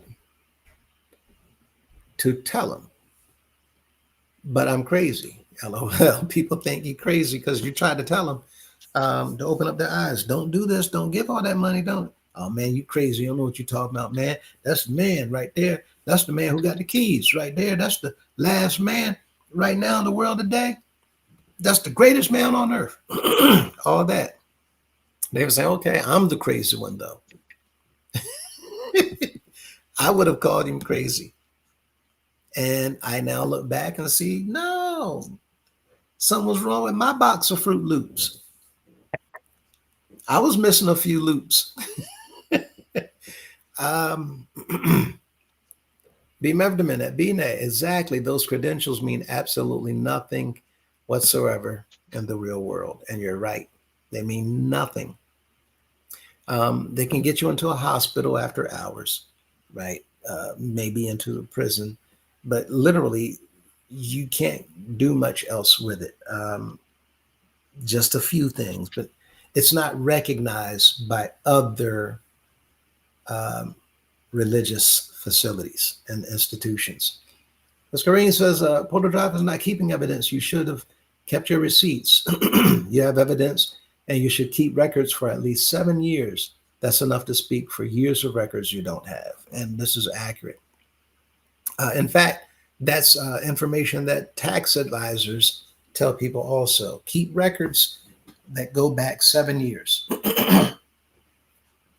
7 years. Why? Because the statute of limitations go back 7 years. And this is biblical too, right? The year of Jubilee is when every 7 years, all debts are eliminated. And that's where it comes from in the credit system. So David says, and thank you. That's Kareem. Kareem.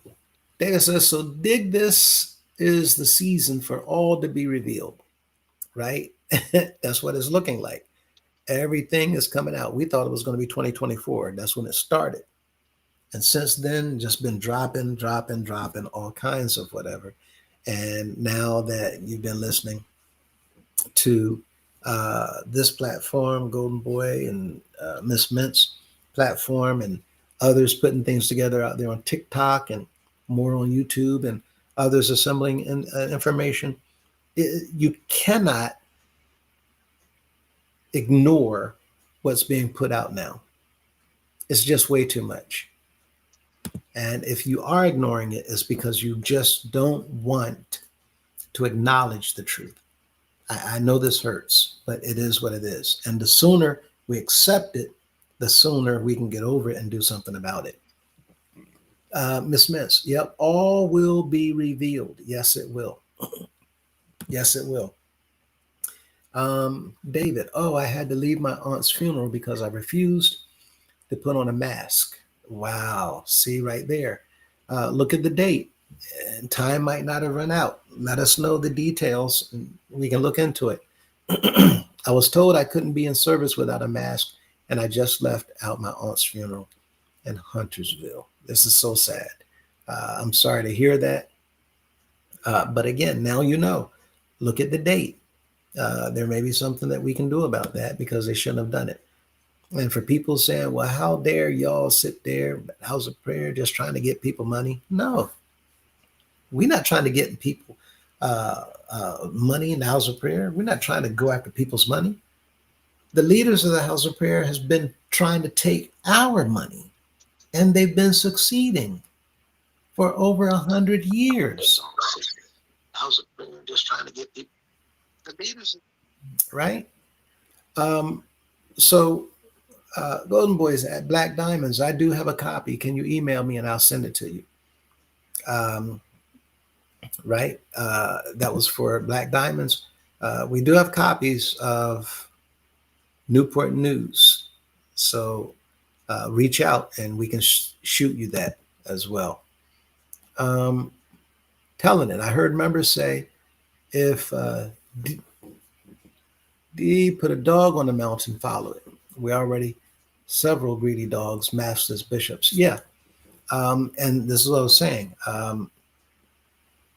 We've been following it. Now's the time to open up our eyes, see the truth for what it is, to reject lies and accept truth. Right? And this has been the problem. Even the scripture warns us against this. Um, they continue telling it. It says, those are the words of Mr. Madison. No, no, no. That was Mr. McCullough. That's right. Um, Mr. M. Mr. McCullough said that. I remember I was there at 6 and M Street on the left side in the front of the aisle behind Kings of Harmony when he said this. Miss Mintz, well, technically he was chosen by Gangsta Boo Maddie, though, right? Gangsta Boo Maddie. He didn't choose her, she chose him, he said.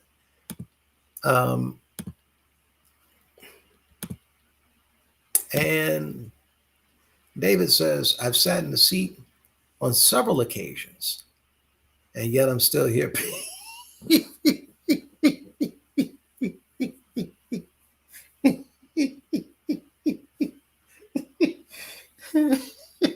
What David is saying is, at some point in time, they either snuck in the house of prayer because they wanted to see what's going to happen, and they got up there and sat down in that seat. Nothing happened. Said he sat up there several times, and yet he's still here. I can imagine David sitting here and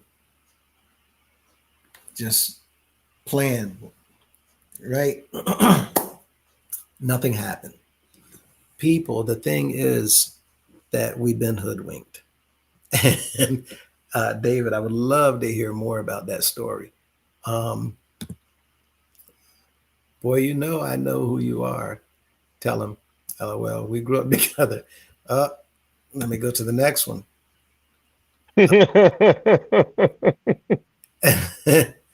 That's all right. Tell him who I am. It ain't no secret.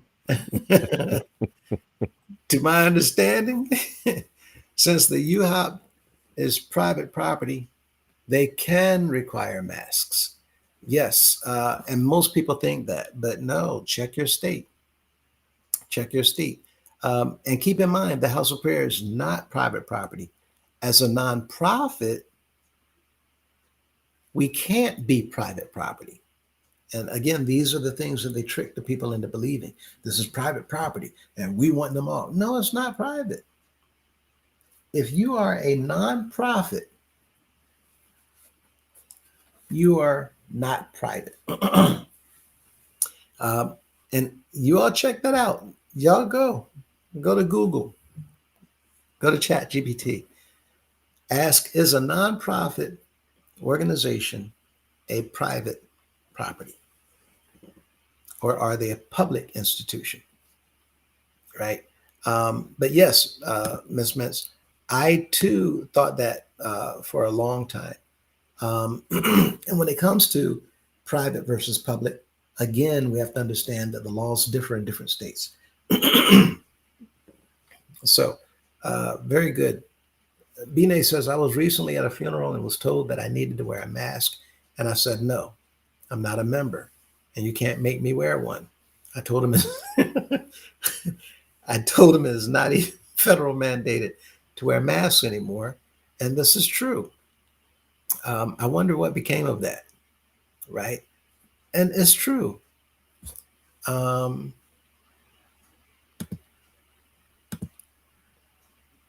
DJ, we just went to the United House of Prayer in Indianapolis. Okay. It said this Sunday. Okay. How'd it turn out? Ms. Mintz says it's private property. They can require masks. No different than if you visit someone's home, you must take off your shoes. Yeah, look into that. Mm-hmm. Look at that. Right. So with that in mind, I'm gonna let y'all look at it so we can finish the comments. Mm-hmm. And Uh, Dave, I don't mean anything. Um,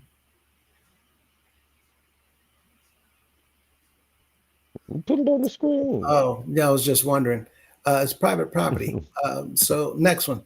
Um, David, boy, stop. LOL. All we ever had to do was think.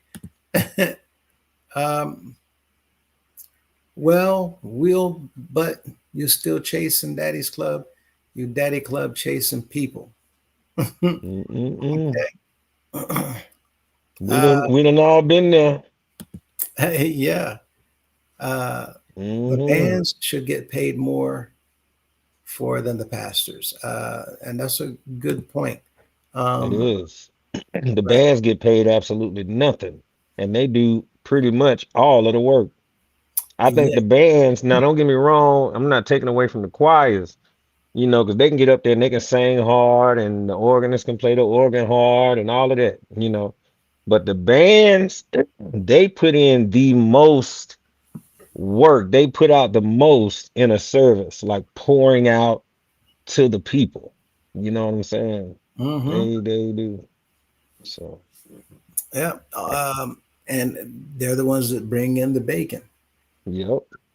They're the Um, reason why I'm not a knock to them, but they are the reason why a lot of these leaders are able to make uh the collections that they're able to make because of how well the bands play. Absolutely, absolutely. The bands are the number one thing that pulls people. Period. Right.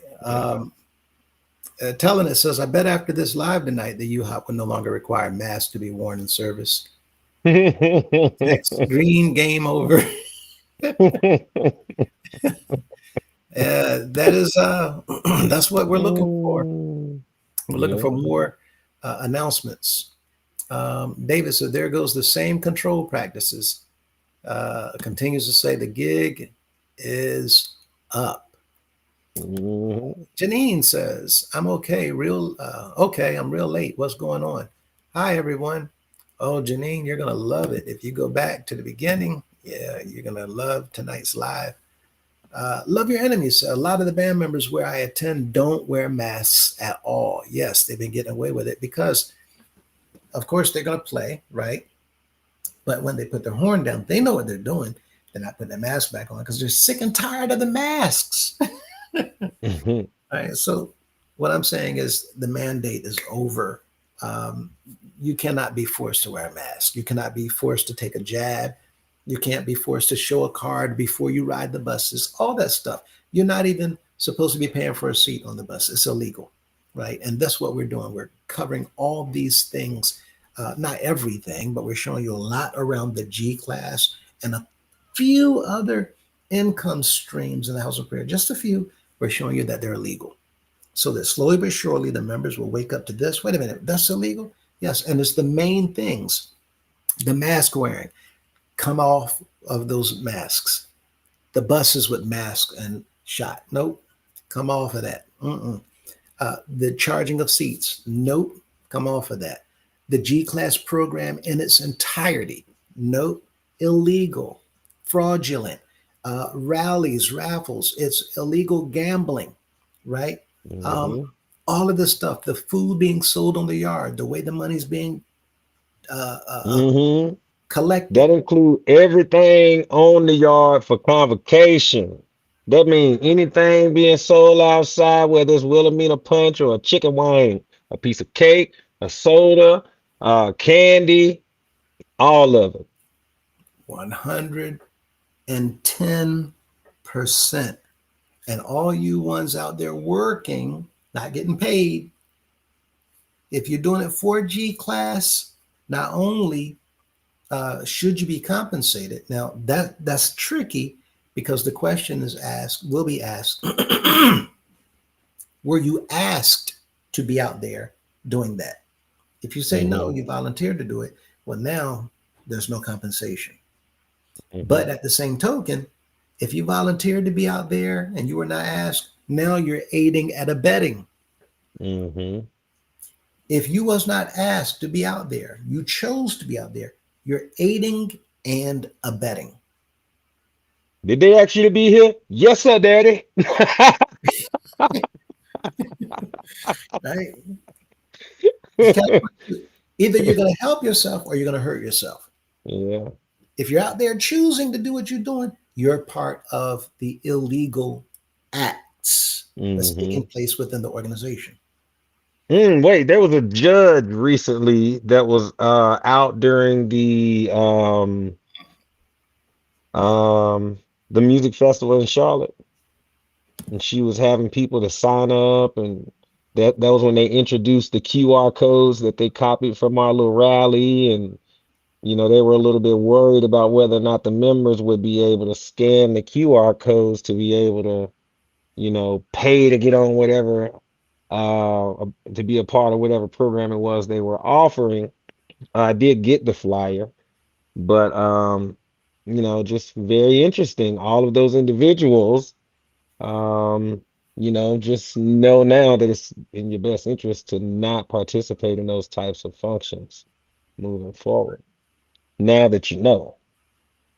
Yeah, so many people have backed away, backed off, pushed their seat away from the table.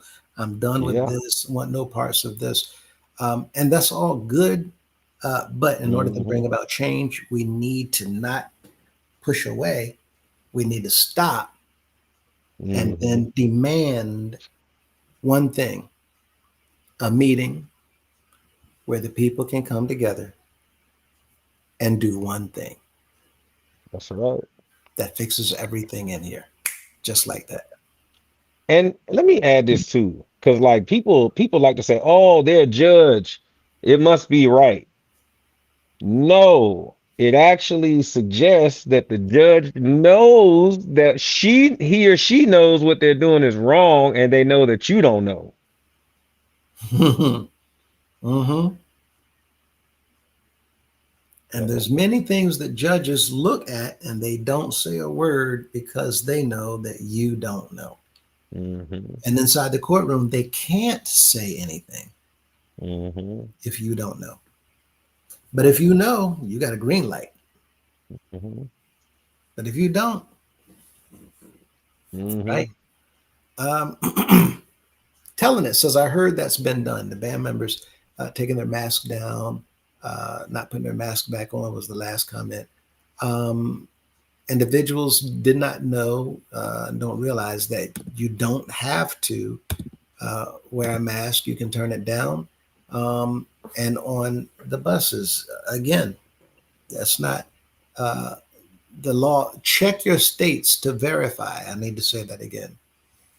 David said, I ain't never been on to hold my tongue. I've never been one to hold my tongue, and that's why I have my name and not no made up name to hide behind. Yeah, I appreciate that.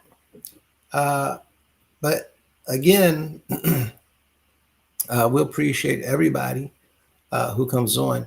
Um, but I also want to say thank you for tidying up how you express yourself.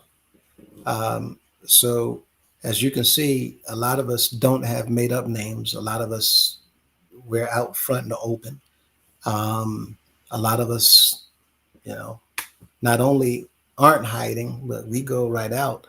And some of us are now not going out to keep peace because things are in such a way that we need to do Hmm. certain things a certain way so that things can happen. Or, if you grew up with Golden Boy, then you would know who Golden Boy is. Or, you can just go back and look at some of our previous videos if you want to know who I am. But there's pictures on my Facebook, you know. Yeah. Again, we appreciate all of the viewers and definitely Dave. Just continue hanging in here, man, and watching Oh and yeah, uh, definitely, stay tuned definitely. because you may be of service to us and helpful down the line while we Yeah, continue yeah. doing what we're doing. Right. Uh, and Mr. What do you believe? How are we, sir? Um, St. Louis, you are a blessing. No matter the outcome, you've helped me heal. People are listening. Thank you. I'm grateful for that. Grateful that we're all in the position to where we can do our little teeny tiny bit in order to assist one another. Um, Many of you don't realize how much of a help you are to me. I'm glad to hear that what we're doing is helpful to you all. All we have is one another, and the hope is that we all turn and direct our attention towards our Father, who is the provider of us all.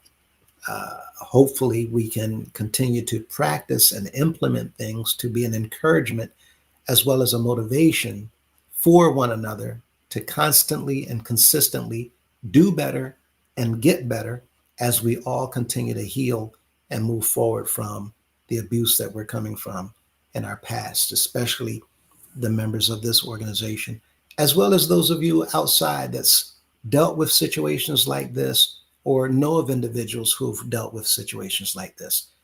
It's not easy coming out of a painful place. You see individuals, sharing that they're crying, that they're angry, that they're emotional, because people have feelings. And the scripture tells us it's okay to be angry, it's okay to be mad, be angry, but sin not.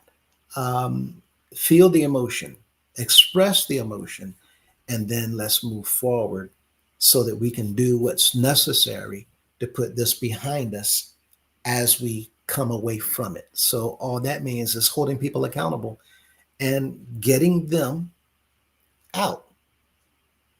We don't have to become belligerent. We don't have to get out of, you know, um, the way, right? We can do that quietly, peacefully, deal with it, be done with it, and then take care of whatever we need to after that.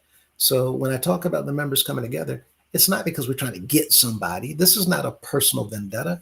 This is the law of the land saying, wait a minute, you've been breaking all kinds of laws. So far, I'm at 51 charges. You all just have no idea. But I wanted to come on and piggyback what I was told Miss Mintz and Golden Boy have been talking about pertaining to the announcement on Thursday to share with the members so that you all would know this is not his generosity. This is him getting caught. This is him Mm-hmm. trying to skirt around the law. Mm-hmm. Right? So the members need to understand we're dealing with criminals. That's exactly Mm-hmm. what they are. Well, Yep. we appreciate you, Mr. What you believe. Um, um, and David says, Dave, let me put my glasses on. LOL. I know I can't see. LOL. Anybody got some olive oil? You got jokes. um, Mr. What do you believe? Hey now, watch it. I love my job at Cheeseburger Queen. I'm the best fried guy, and I love my job. Uh, Lonnie Anderson. They been doing that from the Rivers days. Uh-oh. Um, Love your enemies. My husband loves Breaking Bad. A must watch. Yeah, it's a lot of lessons. I watched it back in the day. So many. I watch things for lessons I can get out of it. But so many lessons, and set the settings on closed captioning so you can mute. For those of you who got sensitive ears, you can mute before they say certain things. But it's such a powerful series. Um, but yes, many of you that, and I talk about, West Wing, so many others that we can learn from, right? And it is a must watch. And it shows how you never know individuals that look like whatever. No, these people are doing some serious things in the house of prayer and other organizations. You're looking at leaders you would never even imagine that they're involved in all kinds of things. And yet here they are, right? Um, David says they on the run. Telling it says he got street cred. Um, they also said, do the math. She's outlived four bishops, secretaries, etc. Right? I think she's 90 or going on 91. Um, She's 91. 91. Okay. Mr. Grace, there's a picture that Golden Boy and Miss Mintz has where Mr. Grace is on the float. But if you look at his age compared to the little girl who's on the float with him, that shows you the age gap, right? So, yes, under Mr. Grace's wing, as a child under him is something else. When we say, well, they were back there Mr. Grace's day, we think, good gracious, what are they, 248 years old? No, they're a child while he was 60 or whatever age. So, yeah, Mr. McCullough came, they're still growing up. Mr. Have you Madison, seen growing up. have you Uh, seen this one? Because the one that you were speaking of on the float, I said that that was thought to be her, but it was unconfirmed, and it's still unconfirmed. But this one is confirmed. yeah, that looks It like had it has her name on the top as well, and we you can't really tell right here, but we suggest that maybe they're even holding hands on this one because of how her arm is extended away from her side, standing next to him. So we talked about this one in the comments as very interesting, oh, for wow. sure. This is my And first time seeing this one. yeah, this is them in Cuba. I would love to have that in my records. I'll send it right over to you. Sure will. There's some, especially because of what you just said, right? Hmm. There's things that, what your eyes don't see, it says a whole lot. Hmm. But yeah, this is a very, very powerful picture. Um, and thank you for sharing that. Hmm. Uh, Give me one sec. I'm gonna send this and then I'll pull that one right off the screen for you. yeah, it's Boom. all good. I'm just going through the There you comments still. go. Okay, thank All you. right. Hmm. Uh, David says, LOL, y'all funny. Keep it real, bro. Stop sugarcoating it. I see y'all done cut my messages, LOL, but you can't stop me from being heard. No, we're not trying to stop anybody from being heard. No, not at all. Yeah, but there's certain things, of course, that we want to look out for to make sure that we're respectable to everybody, um, and that we give you the respect that we ask for as well. And that's everybody. So again, I say I appreciate you sharing and even curbing your comments. Um, Absolutely. and continues to say, man, this is not just the UHOP. All organized religion is corrupt. And yes, you're spot on. Absolutely. Well, not all, but a lot all over the place. And y'all hear us say quite often, it's not just a house of prayer. So you're right, David. Uh, this is all over the place, all over the place. But some places are doing what they're supposed to be doing. Some I places, just heard, right? um, Oh Brother yeah. Joseph, I just heard a preacher say, the Holy Spirit told me to tell you to donate to give a seed of such and such and such and such, and they put a dollar amount on Mm. Uh, to get what they're trying to get, to put a price on everything that they're doing, right? it. Hmm. And again, it just goes to show when they're concerned more about that dollar instead of the people, watch out. Um, Hmm. but yeah, and as an example, I'm gonna mention again IV Baptist Church of Newport News, you know, Hmm. doing it the right way. And there's so many other examples of doing it the right way. We just know of them.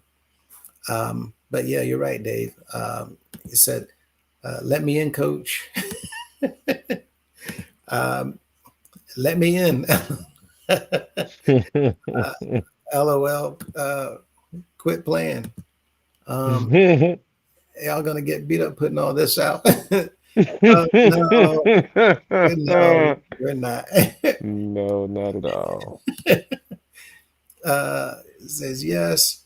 I plead the fifth. So could this turn into a class actions lawsuit? Well, reach out to us, right? First things first, reach out to us.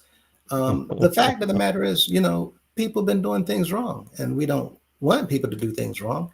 But the Right. law is there so that when people do things wrong, there's things that you can do in order to um, rectify that wrong, right? Hmm. To have a resolution set. If I wrong you, why am I getting mad because you don't like me wronging you? Hmm. Does this make sense? If I wrong you, I break into your house, I steal your wife's jewelry. I'm getting mad because you're coming at me with a baseball bat.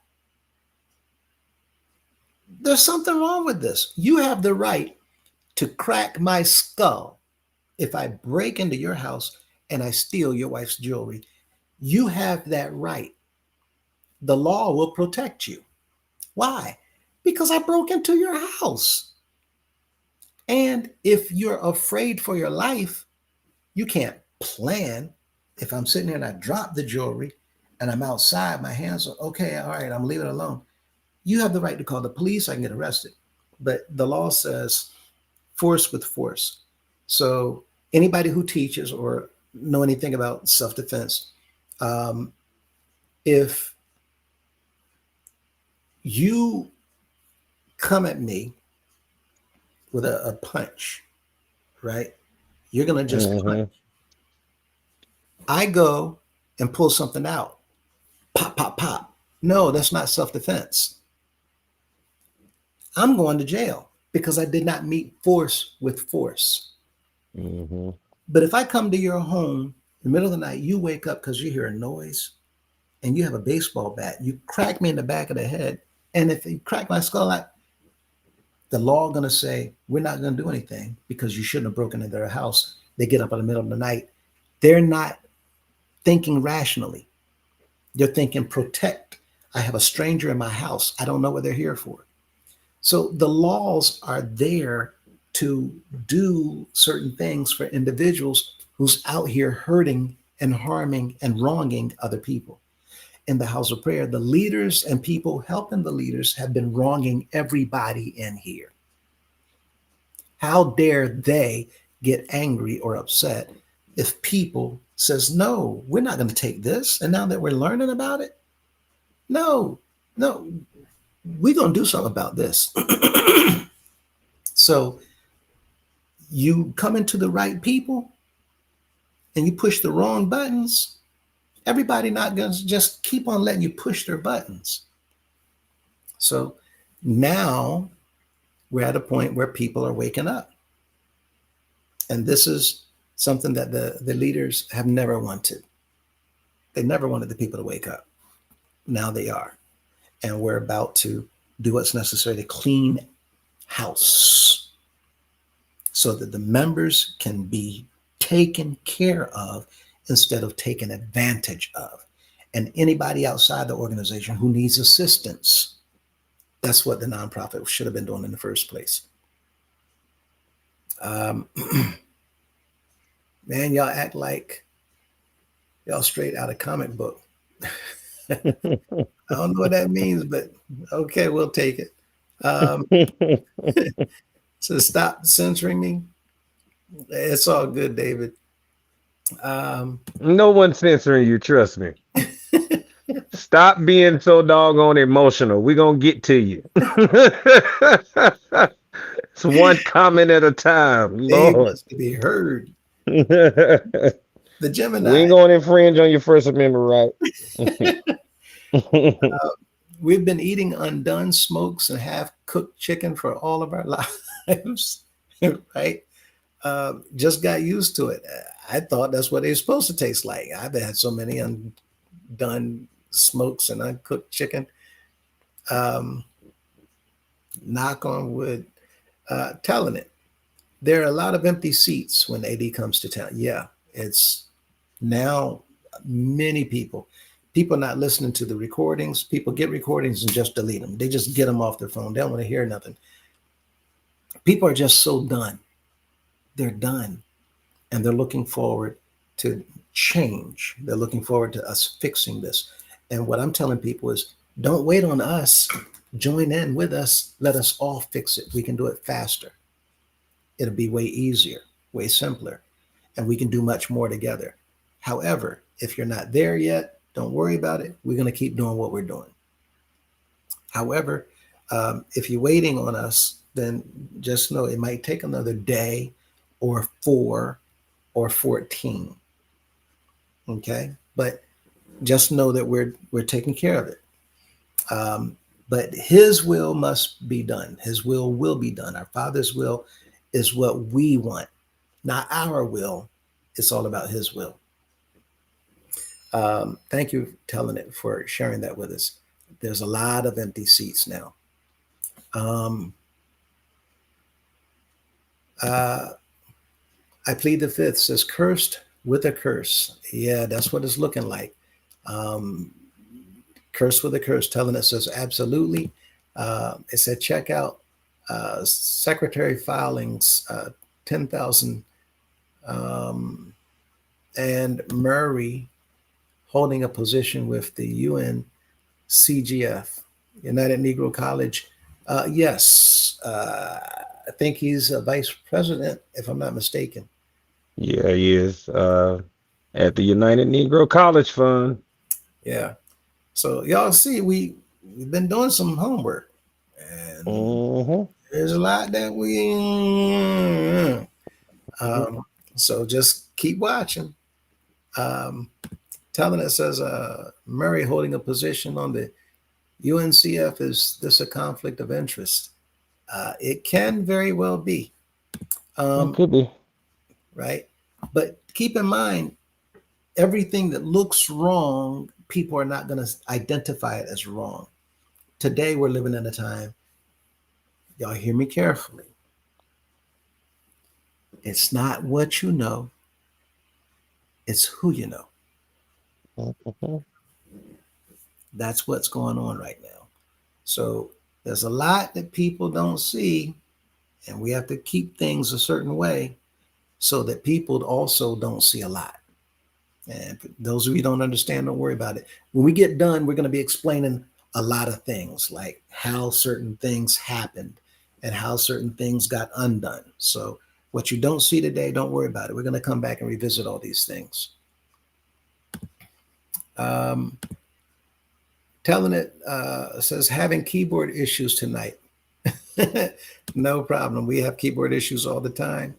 Religion is fake news. Baddie says, um, yes, a lot of religious institutions is absolutely fake. Only to find out our own has been.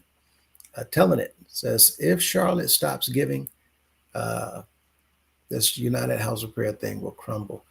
We used to think like that as well. Come to find out, there's a lot of money coming in and sitting in different places that people know nothing about. Uh, but again, so many things are going to be coming forward later. Just keep staying tuned, stay tuned. And for those of you saying, but you keep saying that it's going to be long, we've been waiting and waiting. $0 versus billions. $0 versus billions. Mm-hmm. They're not going to just let us walk in and escort them out the door, say thank you. They're going to use dollars to do everything they can to stop what we're doing. Obviously, somebody is helping us. We have $0 versus billions. How's it possible for us to have done everything that we've been able to accomplish? Mm-hmm. Uh, Somebody, our Father knows what He's doing. This is impossible. Mr. Cunningham said that this was going to be over soon. He said this in the beginning of last year. Don't worry about YouTube. He said people are going to be arguing and fussing. They're going to be coming at each other, and just the whole thing gonna fall apart. None of that is. If y'all can't see somebody prophesying whose prophecies don't come to pass, 15th chapter, 18th chapter of Genesis, no, Deuteronomy, tells us that that's the test of a prophet. And if their prophecies don't come to pass, Then they prophet lying. they prophet lying. And the scripture Mhm, said, mhm. rock them to sleep. But we're not living in that day. So how dare Mhm. Mr. Murray say that we're in that day where we have a modern day Moses? No, we don't. If he was a Moses, he'd be rocked to sleep because he would have been proven a false prophet a long time ago. The Israelites wouldn't have put up with that. We just need to understand to call things as we see it. Stop calling Yeah. a liar a saint or a man of whatever, a woman of whatever. Call a Don't spade, leave my big daddy. right? Murray said don't leave his daddy, you know. I mean, he was campaigning for him. Yeah, yeah, yeah. And again, you know, we're almost there. Telling it says, like you somebody, right? Absolutely. Um, I am the PR. Says, I wonder if our money is paying for some of their dentures. Um, I'm sure they are. Our money's paid for everything, everything. Um, Telling it. There's a document that states contact Dr. L. Murray, Director of Special Projects at the United House of Prayer. Is this conflict of interest? UNCF position. It could be. Let us see the document that you're speaking of, um, so that we can look into that. Just send it to our email. Um, Golden Boy says, Preach, y'all tuning in. uh, Telling it. The walk was to fund the music festival. Oh, wow. That's an interesting take. I didn't think of that. But he said that the money was staying. But again, here we go, because we can't believe everything that they say, right? Very well could have been. Did you register? Because everything they say is free, we've now learned that it's not free. There's nothing that these bishops have given to the members, to the people, even outside. Um, David says, my mom was a longtime G class secretary. That's why I was able to have free range of the mother house. Oh, wow. Sitting up in this bishop's chair. um, Telling it says, knowledge is power. Once you come into the truth, you can never deny it. And hopefully that's what we're hoping will happen, that people will not deny the truth any longer. David says, let's start schools, change our diets, grow our own food, raise our own livestock and housing. Then we will be on track. Tell you what, David, come forward, write a list, help us out, because you're talking our kind of talk, right? These are the things that we've been talking about, and some. And people, on day one, what we're setting up, every member of the organization is going to be completely surprised on day one. And you're going to sit back, I guarantee you, and say, what in the world were we thinking? We could have, what? On day one. Just saying. Telling it, says. There's a member who is she's not aligned with what we're doing, Mm-hmm. but she's a event planner, wedding planner. Anyway, they were planning a wedding at a house of prayer, and they draped a decoration over the bishop's chair, and they were fined and told that that is the mercy seat. So to the fellow that said that your mother was the secretary, I just need to know as a child, when you sat in the seat playing as a little boy, did the spirit of the Most High fall on you? Did you speak in tongues? Did you start to shout?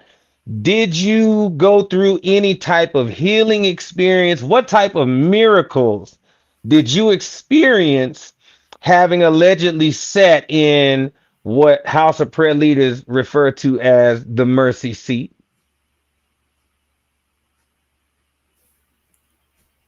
That part. Why is that important? The mercy seat in the scripture is the lid that sits on top of the ark of the covenant. Mm-mm. Anybody that touched the ark who was not assigned to carry it, a handful of men Mhm. were assigned to carry the ark.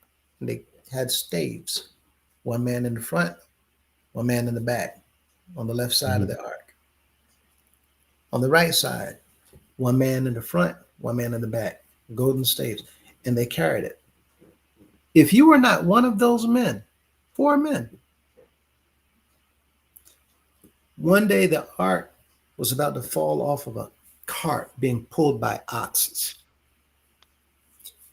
Man reached out to keep it from falling on the ground, killed instantly. If you sat on the mercy seat, you wouldn't be here. Mhm. That's The it. mercy seat has nothing to do with this organization, the United House of Prayer for All People. There's nothing within the organization that has anything to do with the scripture. Nothing other than the warnings that the scripture give to false prophets who lie on the Father, right? So, with all of that in mind, let us understand we have a witness here who sat down on the chair. That's not a mercy seat. Uh, He lived to tell about it. right. He lived to tell about it. Mm, mm, mm, mm. Oh, telling Oh us, yeah, yeah, yeah. You hear what he said right here? Hold on. This newest comment that he put on right here. yeah, I'm reading down now. Oh my bad. Uh-huh. I, I Telling threw us that one up says, there since we was on it on the oh, yeah, topic. no problem. Uh, He said telling he us remembers says, the controversy of that wedding situation. You'll get to it in a second though, but okay. Hey, telling us says, do the math. Music festival, he said, through the noise, push past the, and he oh, yeah, did. he's talking about us, right? What we're doing, push past the noise. Um, Hmm. Still trying to, get the people to stop. Y'all stop listening to that stuff. No, you need to be listening to the stuff. This stuff is the truth. His stuff is lies. Hmm. Um, David says, hey, I'm looking for land now. Don't let me beat y'all. LOL. That was the same thing I was waiting on. Um, I remember that controversy about the wedding. It made me chuckle. LOL. Uh, what was that controversy about the wedding? And everybody, that's the last comment. So we're about to close out. But what was that controversy about the wedding?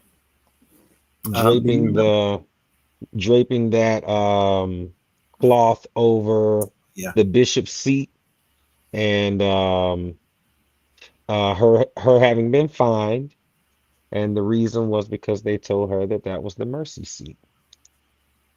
Yeah. It's a sad, sad shame.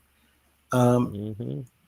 I have a letter Is it a letter? No, it's an instruction manual written by one of the leaders of the House of Prayer, where I won't say which one, but the bishop said, "My words will not go out and return unto me void." Oh, yes, he did. And when I saw it, I was like, wait, what? And I remembered, well, maybe there was a time, I'm almost inclined to say not maybe, there was a time when I would have believed all that. But it Hmm. made me go back to, again, the word, Isaiah 55, uh, where he said, 8, 9, 10, 11th verse, the creator, his word does not go out and return void. Hmm. But we have men saying things as if they are, it's just like today we're hearing these things, and even men like Mr. Murray claiming that they are more than a man. It's just people, we're beyond time to do what's necessary to end all this, to fix all this, so that we can be what we need to be to help the people who need help. Period. Time out for giving these lavish lifestyles to these millionaires and billionaires who's been robbing us blind and lying to us to get more and more and more of our money. Um, so with that, looking at the time, my conscience is condemning me. Uh, David says, I apologize for my early profanity. Yep, I was in that general council meeting. It's all good, Dave. We appreciate the apology. We understand, um, but we're grateful that you're apologizing. Um, and we thank you for understanding as well. Uh, and we want to um, try to be what we can for each other, for every one of those trying to stand for what's right, trying to do what's right. We know that we have a lot of members who still support, who are still following, who are still behind Mr. Cunningham, but not because they like what he's doing, but because they're still indoctrinated and they don't know what we know. They're not paying attention to the details, even though it's just a handful of people. However, for those who are standing up, speaking out, seeing what's going on, we can stand together and do something about this. If it's not something that you are willing or ready to do, then again, you are the ones that I'm saying, don't worry about it. Just sit tight and let those who are prepared to stand up and do what's necessary, let them do. The same thing with the army of Gideon. He was told, you have too many. You got 10,000 men against this massive army, but your 10,000 is too many. He ended up with 300. But those 300 inside there, not a drop or ounce of fear, not a thing in them of fear. And some individuals try to intimidate others. Well, you can try, but when individuals put their trust in our Father, this is what we were saying yesterday. For those of you who haven't seen it yet, Amazon Prime, House of David, you'll see Samuel, the servant, stand against Saul, who comes with 1,000 men, and Samuel standing on a road preventing Saul and his army from passing. At that moment, you will understand what I mean when I say, if you stand and you have our Father on your side, that's a wrap. If you get a chance, House of David, free on Prime, look at that episode. It's one of the last episodes. It's in season 2. Very, very, very powerful show.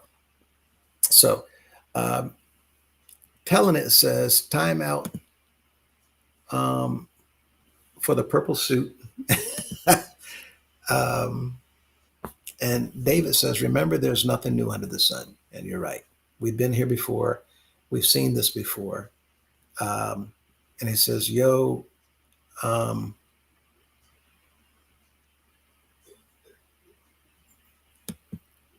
I'm waiting to see the color the wall gonna be."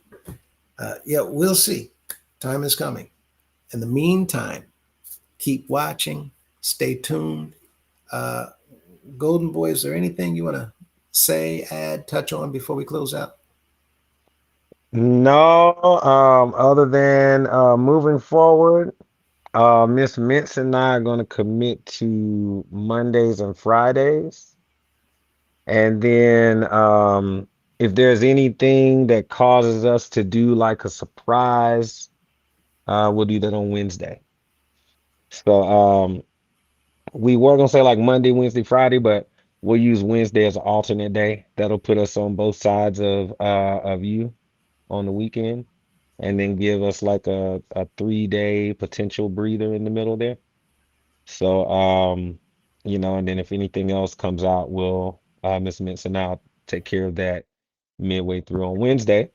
But aside from that, tomorrow is a jam-packed show, and we are ready to meet you all in the comments. So we cannot wait to see y'all there.